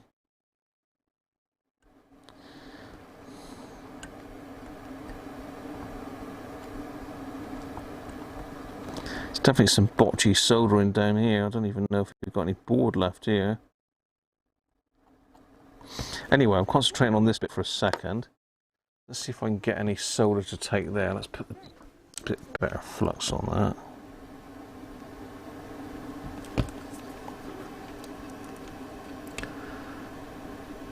Sort this rig out if it's the last thing I do. I know. I am. It's a well worth saving. I mean, you wouldn't get rid of one of these rigs because of this.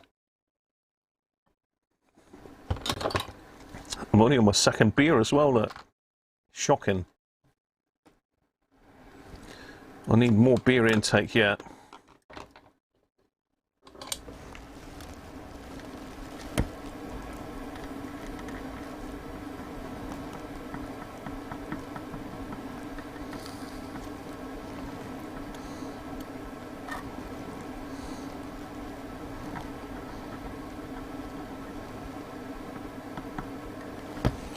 Yeah, I might get a jumper in there. Don't like it really, but I'd rather do that than just put a big wire right across the whole lot. That looks horrible.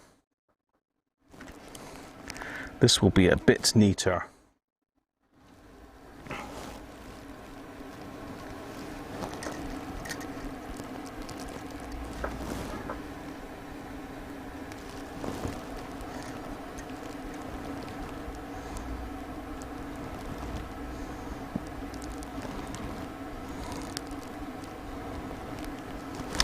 See, we're actually working directly on the PLL now, so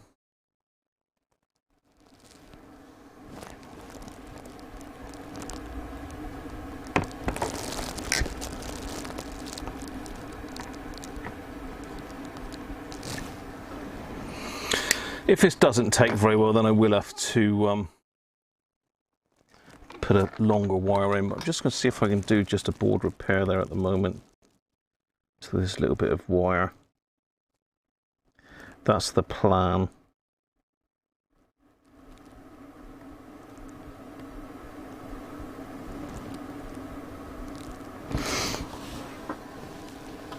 Do a smaller tip on, really. Yeah, that's rough, isn't it? You could have just done it with a craft knife, you know? Absolutely no need for that at all.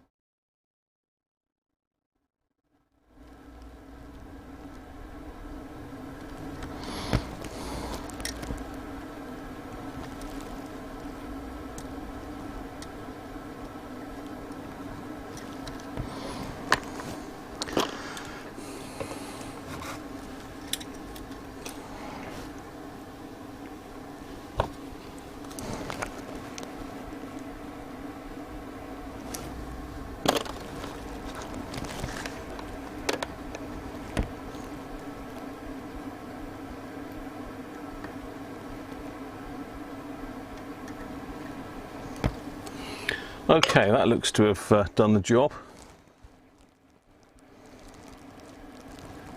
I think we've got enough clearance between the tracks. So we need to put another one across here.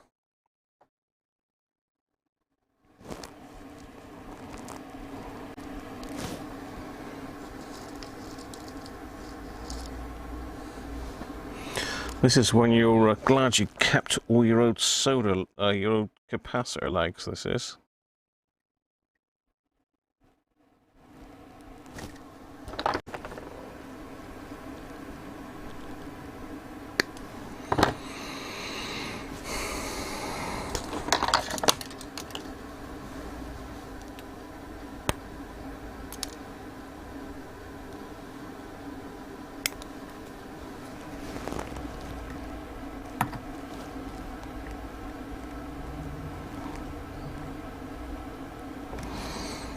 Okay.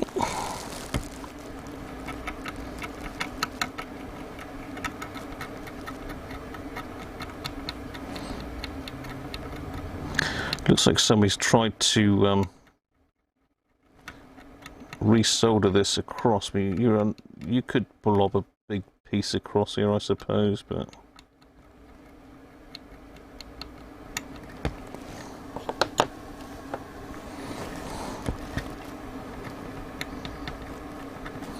I'm still in shot here. Yeah, I think, yeah, still in shot. You can still see what I'm up to, hopefully.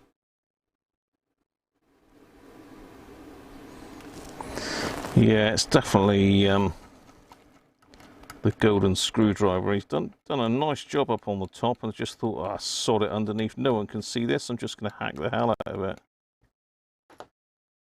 Right.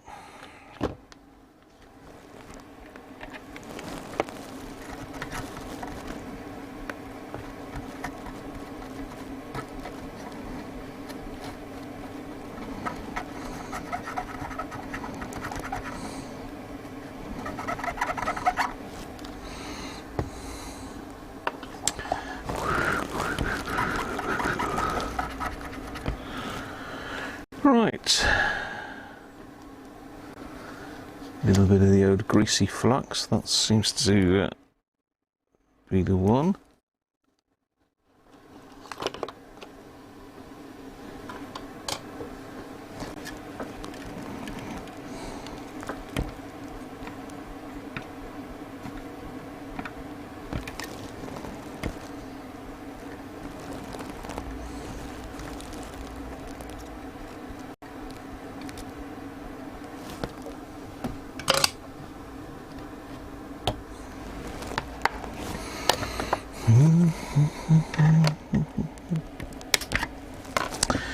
Ping! Ah!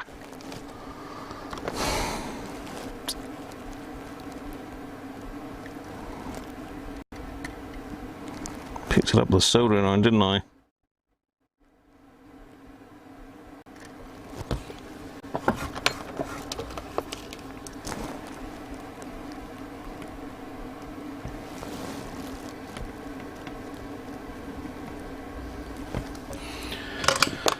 There we are.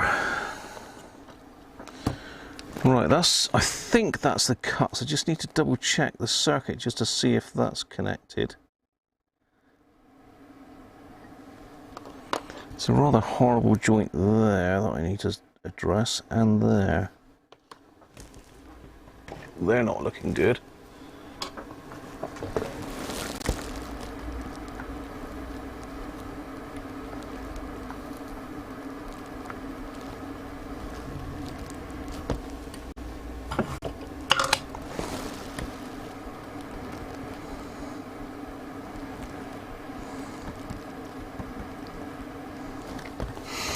Okay, all these holes should be filled in. They shouldn't be open like that. Not that it matters a lot really, but you know. That's how I am. Got to be right. As right as it can be anyway.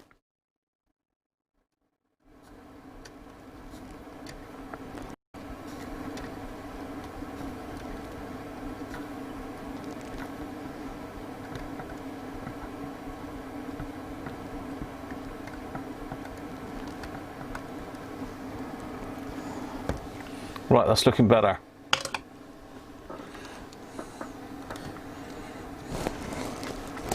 So that's all our cuts done.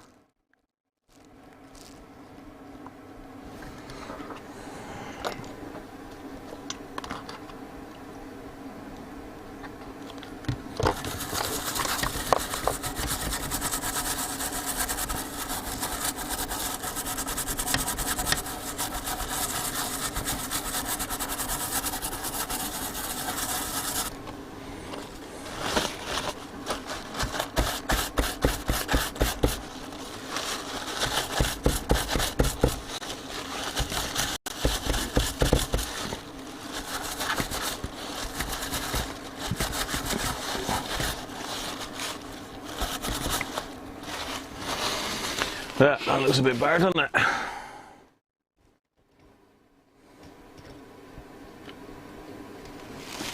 Hopefully you can see that.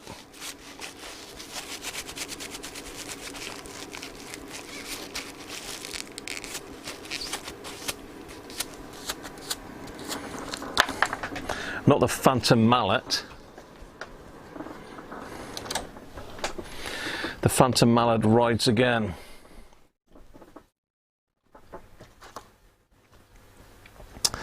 Okay, let's have a look at my handiwork then up close. It looks good. Yeah, no bridges. Everything that was cut is now sorted. I don't think that's original, that wire there, for some reason. So I need to go and get another chassis a minute so I can have a look.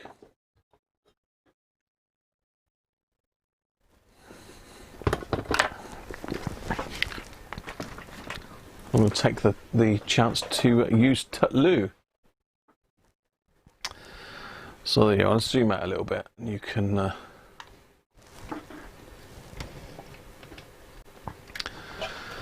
tell me what else needs doing. I won't be a sec. Just use the toilet and get my other chassis. I'll be back. Hasta la vista. Right.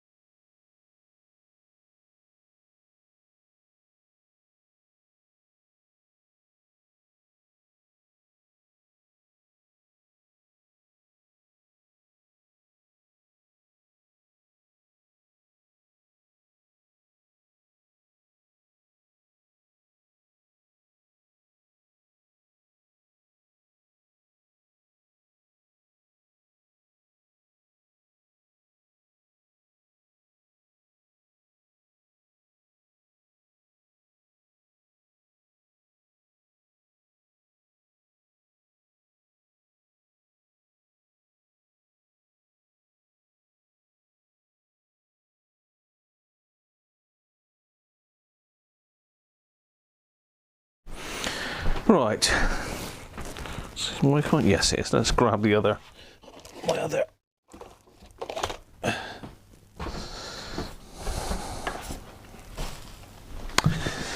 Let's grab me other York.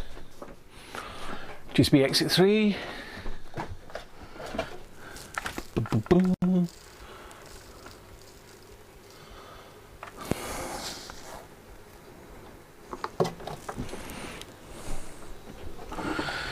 Right, here's me good one that I fixed. This one's all done.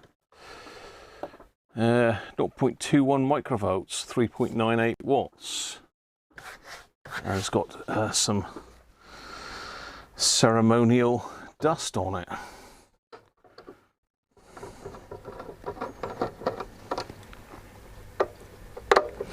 I've got to sell some of these radios. I don't need these. I want to keep the Harrier, really. I do like the Rotel, but I like them all. This is the problem.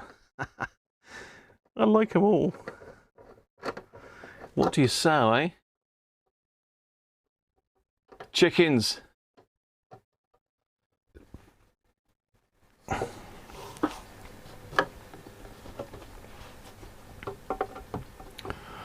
Yeah, we'll have to do the chickens in a minute. It's dark. We don't want Mr. Foxy getting them.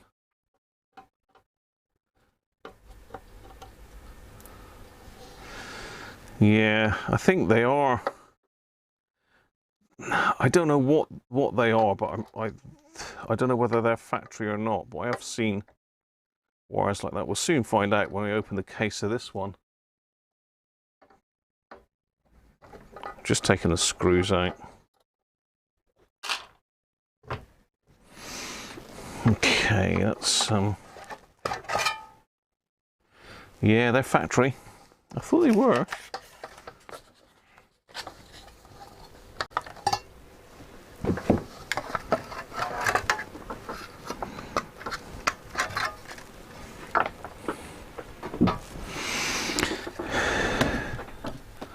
Yeah, this one's got them as well. So they are factory. Okay, let's get me bearings. So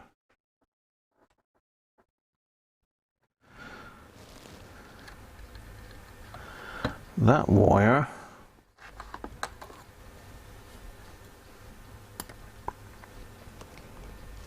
goes to there on this chassis.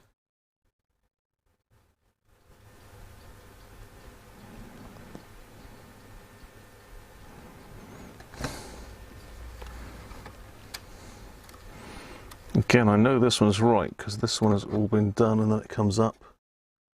Okay.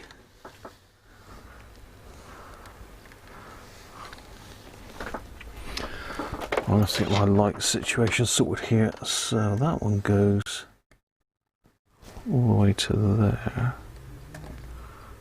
That one goes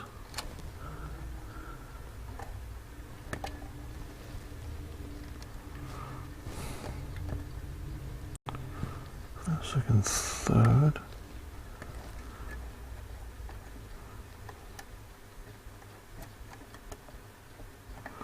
Oh, we're switching something else in here. I've got wires missing there.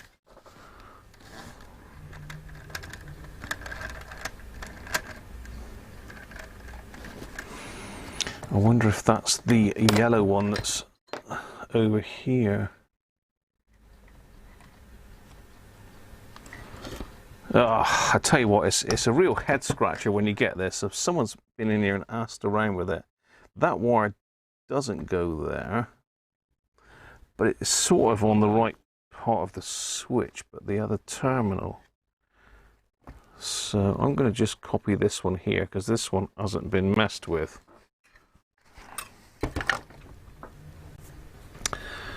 So that wire comes off of there. It's never on there in the first place. It should be on there.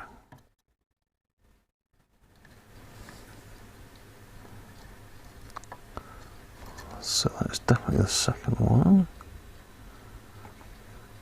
Comes down. That's lucky I've got another chassis, isn't it, really?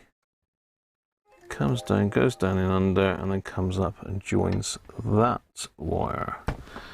Okay, let's just get you in a bit closer so you can see what I'm up to. So the issue is this brown wire here. I've just moved it from this terminal over to here. And it's on the wrong connector on this switch as well. There should be.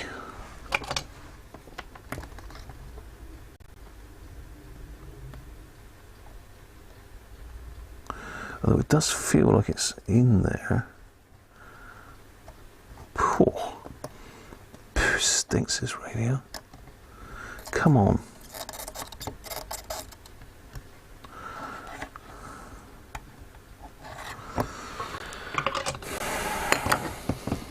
Where's me goggles? Let's go in deep. Sean, what's he up to?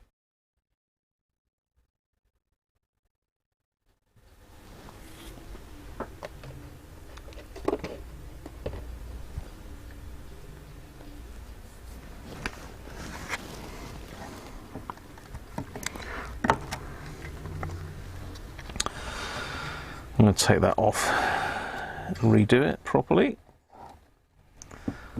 It just would not come unsoldered.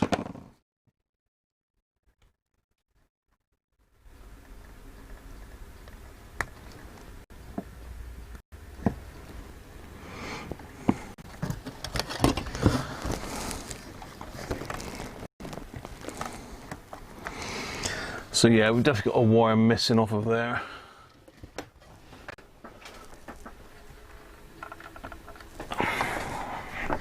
I'm just having to prop it up on my stomach here at the moment.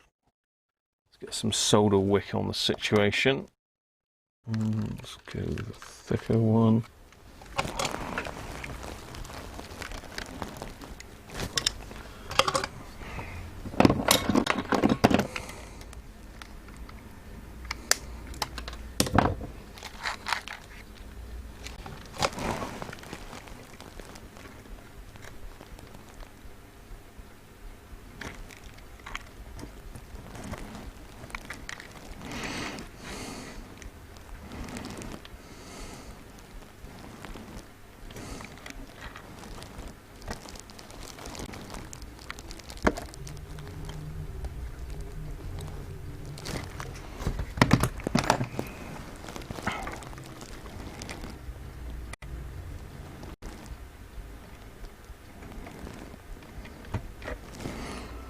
Got it.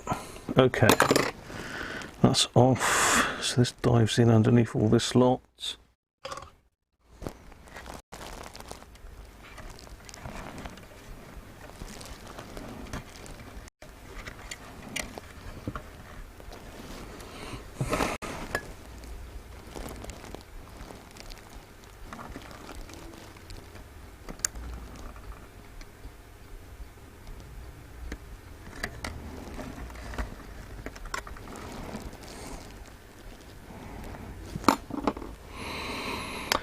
Right, let's put a little bit of flex on him.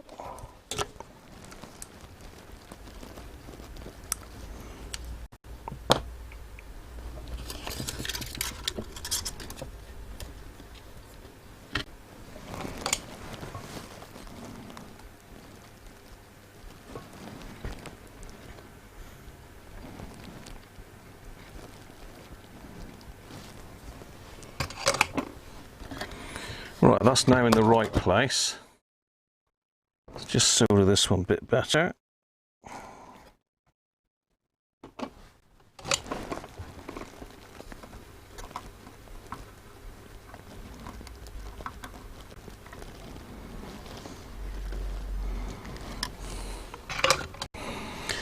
Right, that's that one done. These track botches.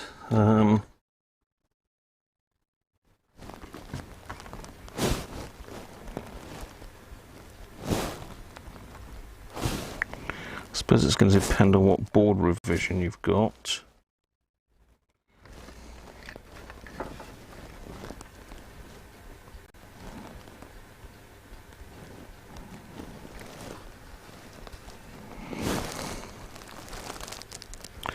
And that one's not on this board, but we'll see. I think it looks like it should be. Because this one's got a botch wire goes across from that one down to there. If that capacitor is correct.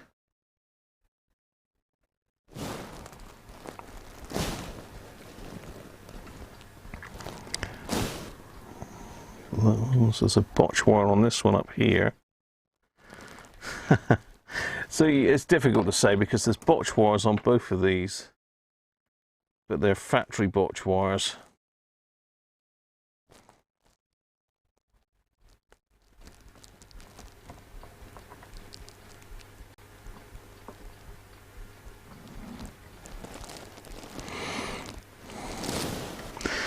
Okay, we want to see if that one went anywhere. 1, 2, 3, number 4. 1, 2, 3, 4. No, that's correct. Then I had that right.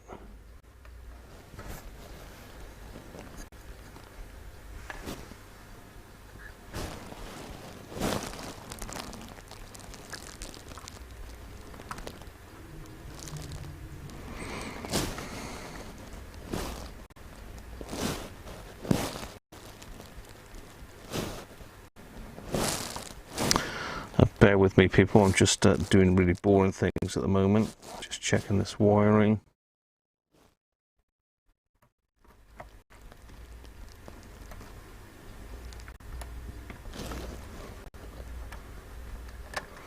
Okay, that's just a different colour wire.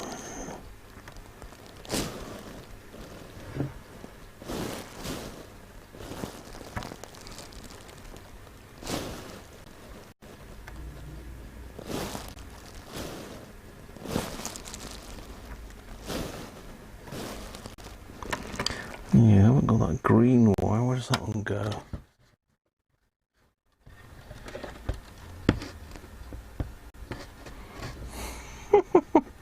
It's like a jigsaw puzzle, this, I'll tell you. See, every time I knock something up here, they go bark like mad down there. Okay, we've got a wire missing off of there.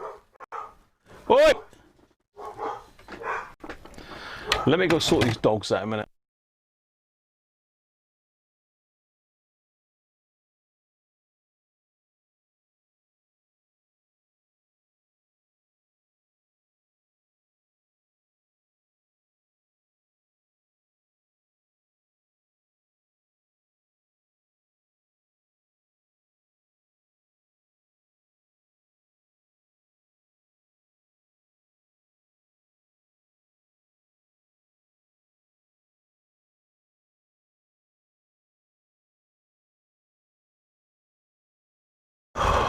Barking at nothing again as usual.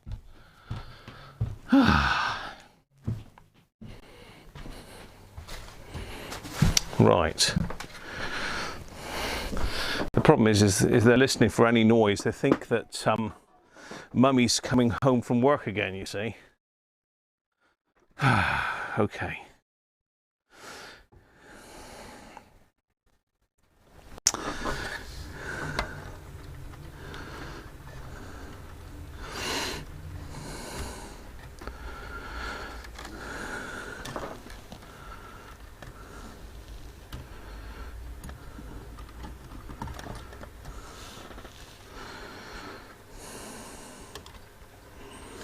I think this has been more got at than I thought.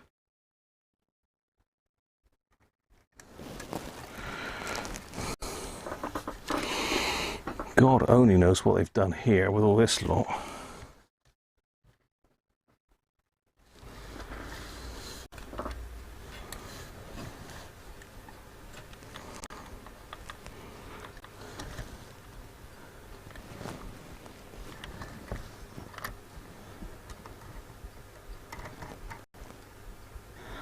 That one does go there. There's 3 on that one. 3 on this one.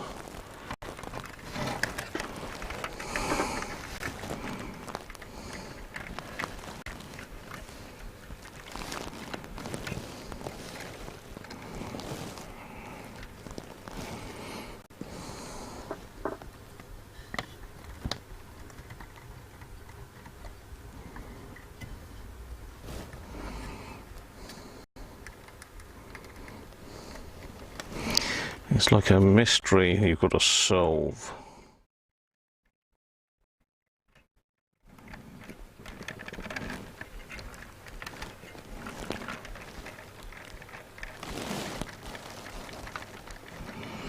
Okay, that wire goes down there. That's the yellow wire that goes there. And that is the CBPA switch.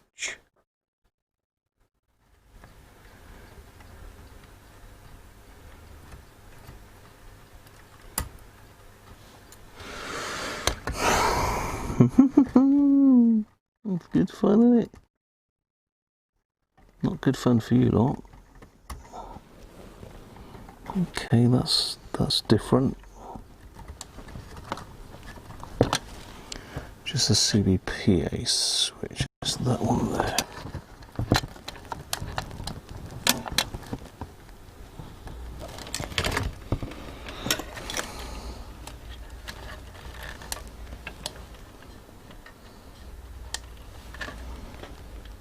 And that's that one.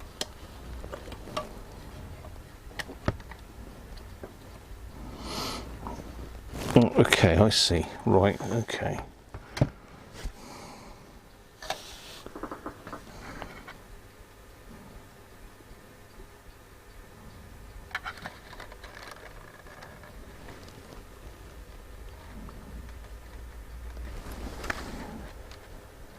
I just found a fault with my board. God. Got a broken track there.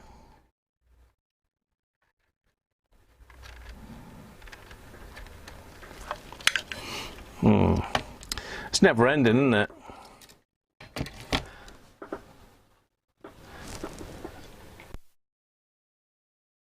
What are we on now? What am I missing out on?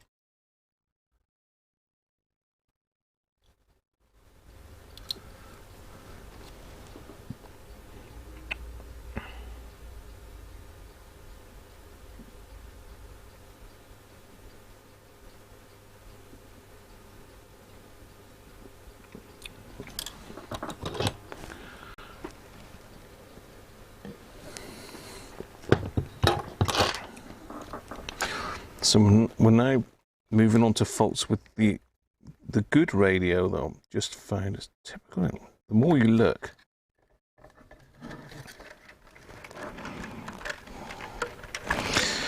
so we've got an inductor on this one that's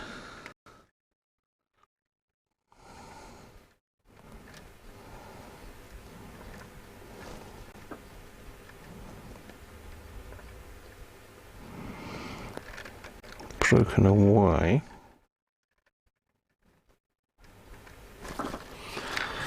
Let's just do that while I'm here.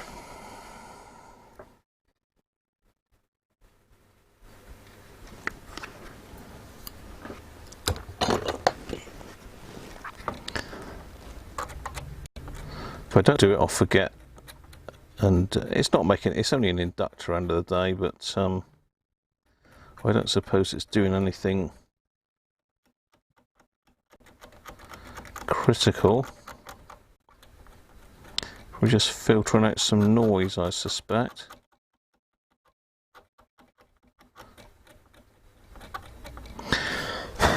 So I'm just going to solder that to the track.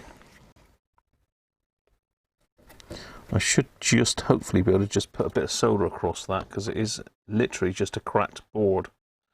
A cracked track. Cracker track. Voila. Oh, yeah, we're not at that stage yet.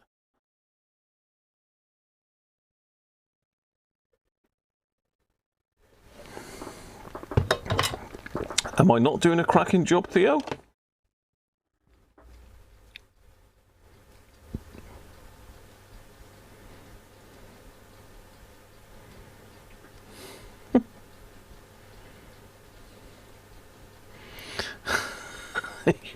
Are you snaffling my chickens, are you, Theo? Right. Let's just see if I can get a bit of solder across there. If not, I'm going to have to put a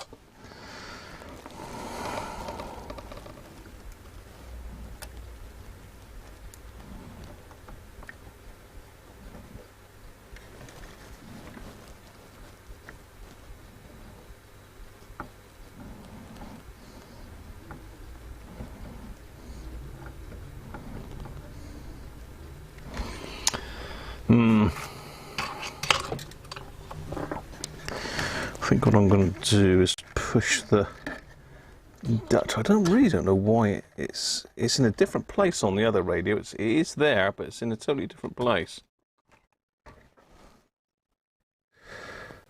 Bend the leg back down onto the track. Solder it on there.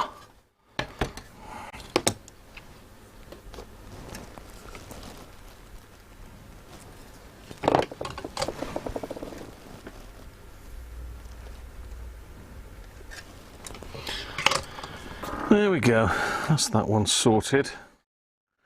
Not that I knew I needed to sort it, but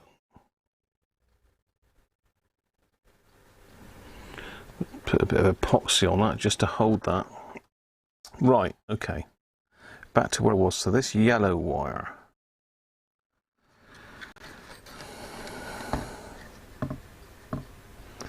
is on the PA, that is in the correct place, and the red one's been cut off.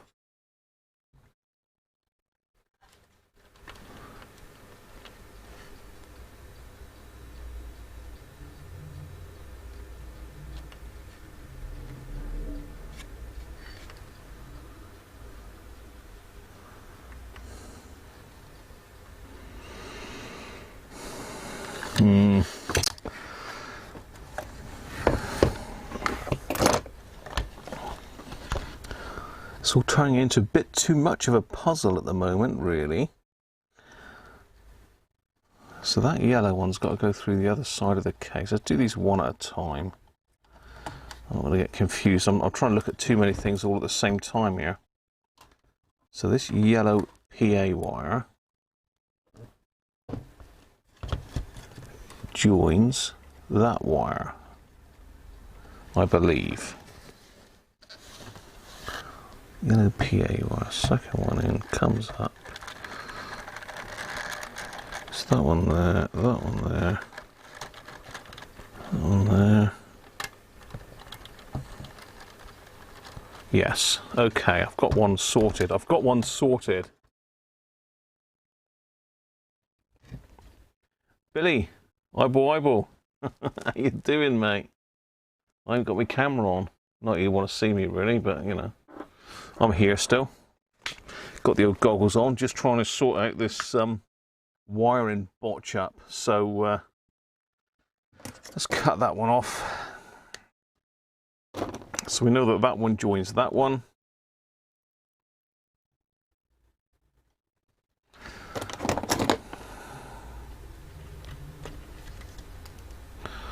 Well, is this single core wire? It is, I think, isn't it? Which is quite nice in a way, because I should be able to get a decent joint on that. Let's just make that one a little bit longer. Bit of heat shrink. Heato shrinkle. Come here, my little heat shrink.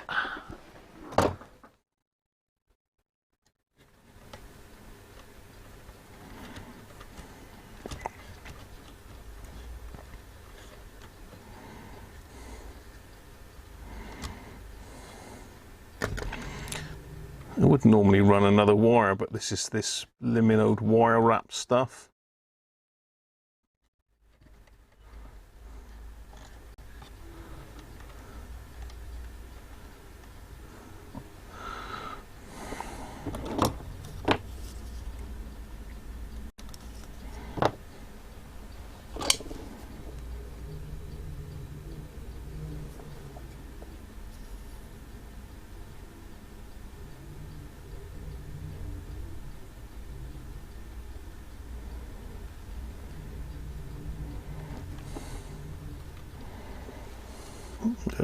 Blobby.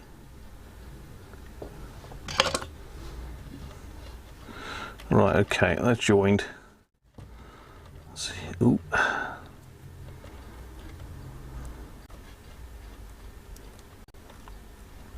I should have used some bigger heat shrink, shouldn't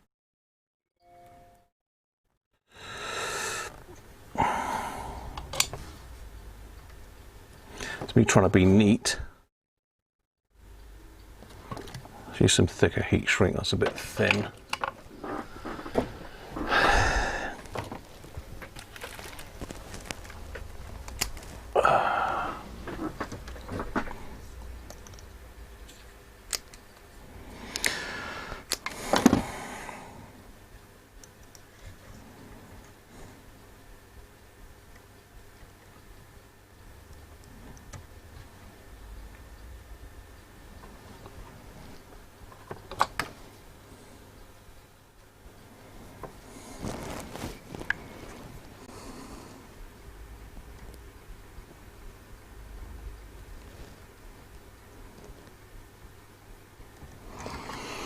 Right, that's better.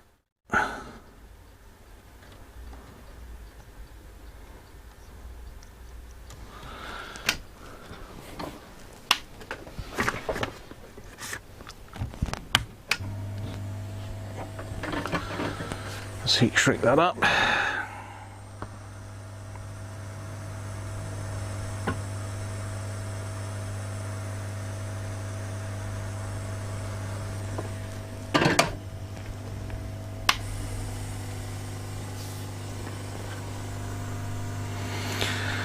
That's that one done.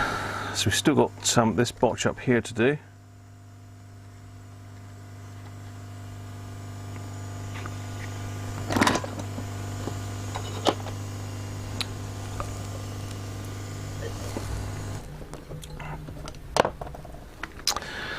So I think that's probably about as far as I'm going to go with that at the moment. I might come up and have another go at it later, actually. I'm not sure yet. Let's just sort my camera out.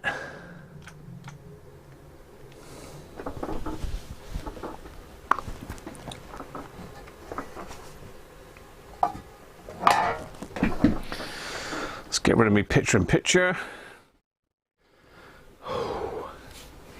How we doing?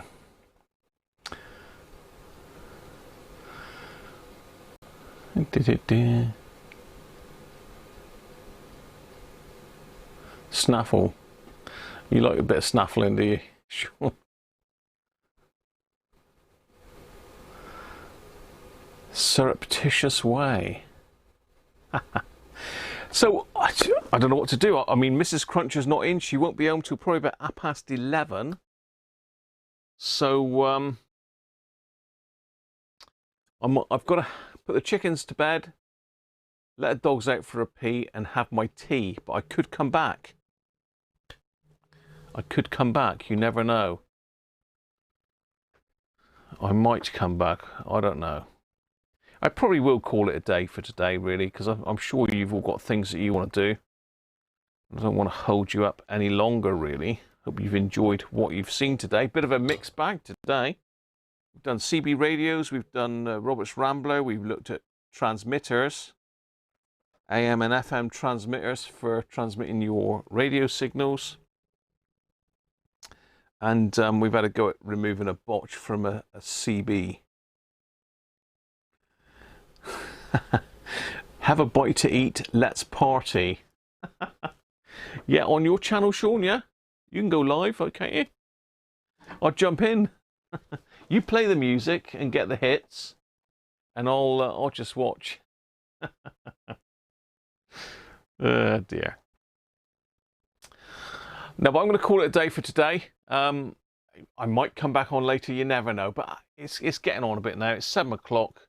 By the time I cook my tea and sort the dogs, it's going to be 8 o'clock and gone. So, I don't know. We'll have a think about it. If you want me to come back, get it in the comments.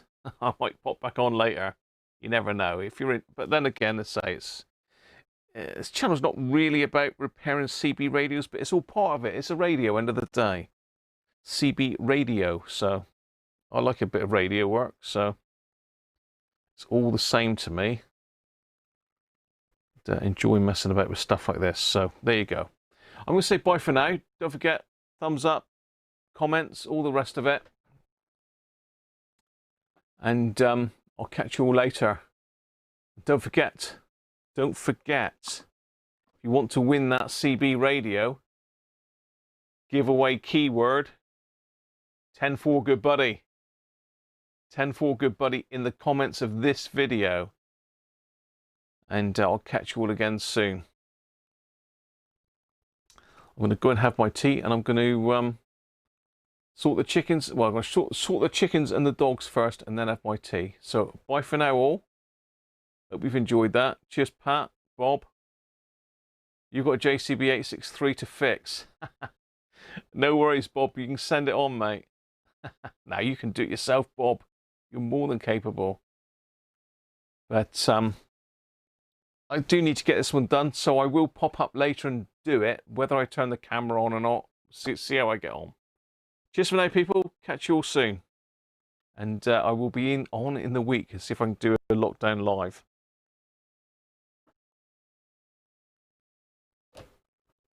What CB radio? Oh, it's you'll have to rewind, Bob. It's Manor Kestrel. Catch you soon, all. Bye for now.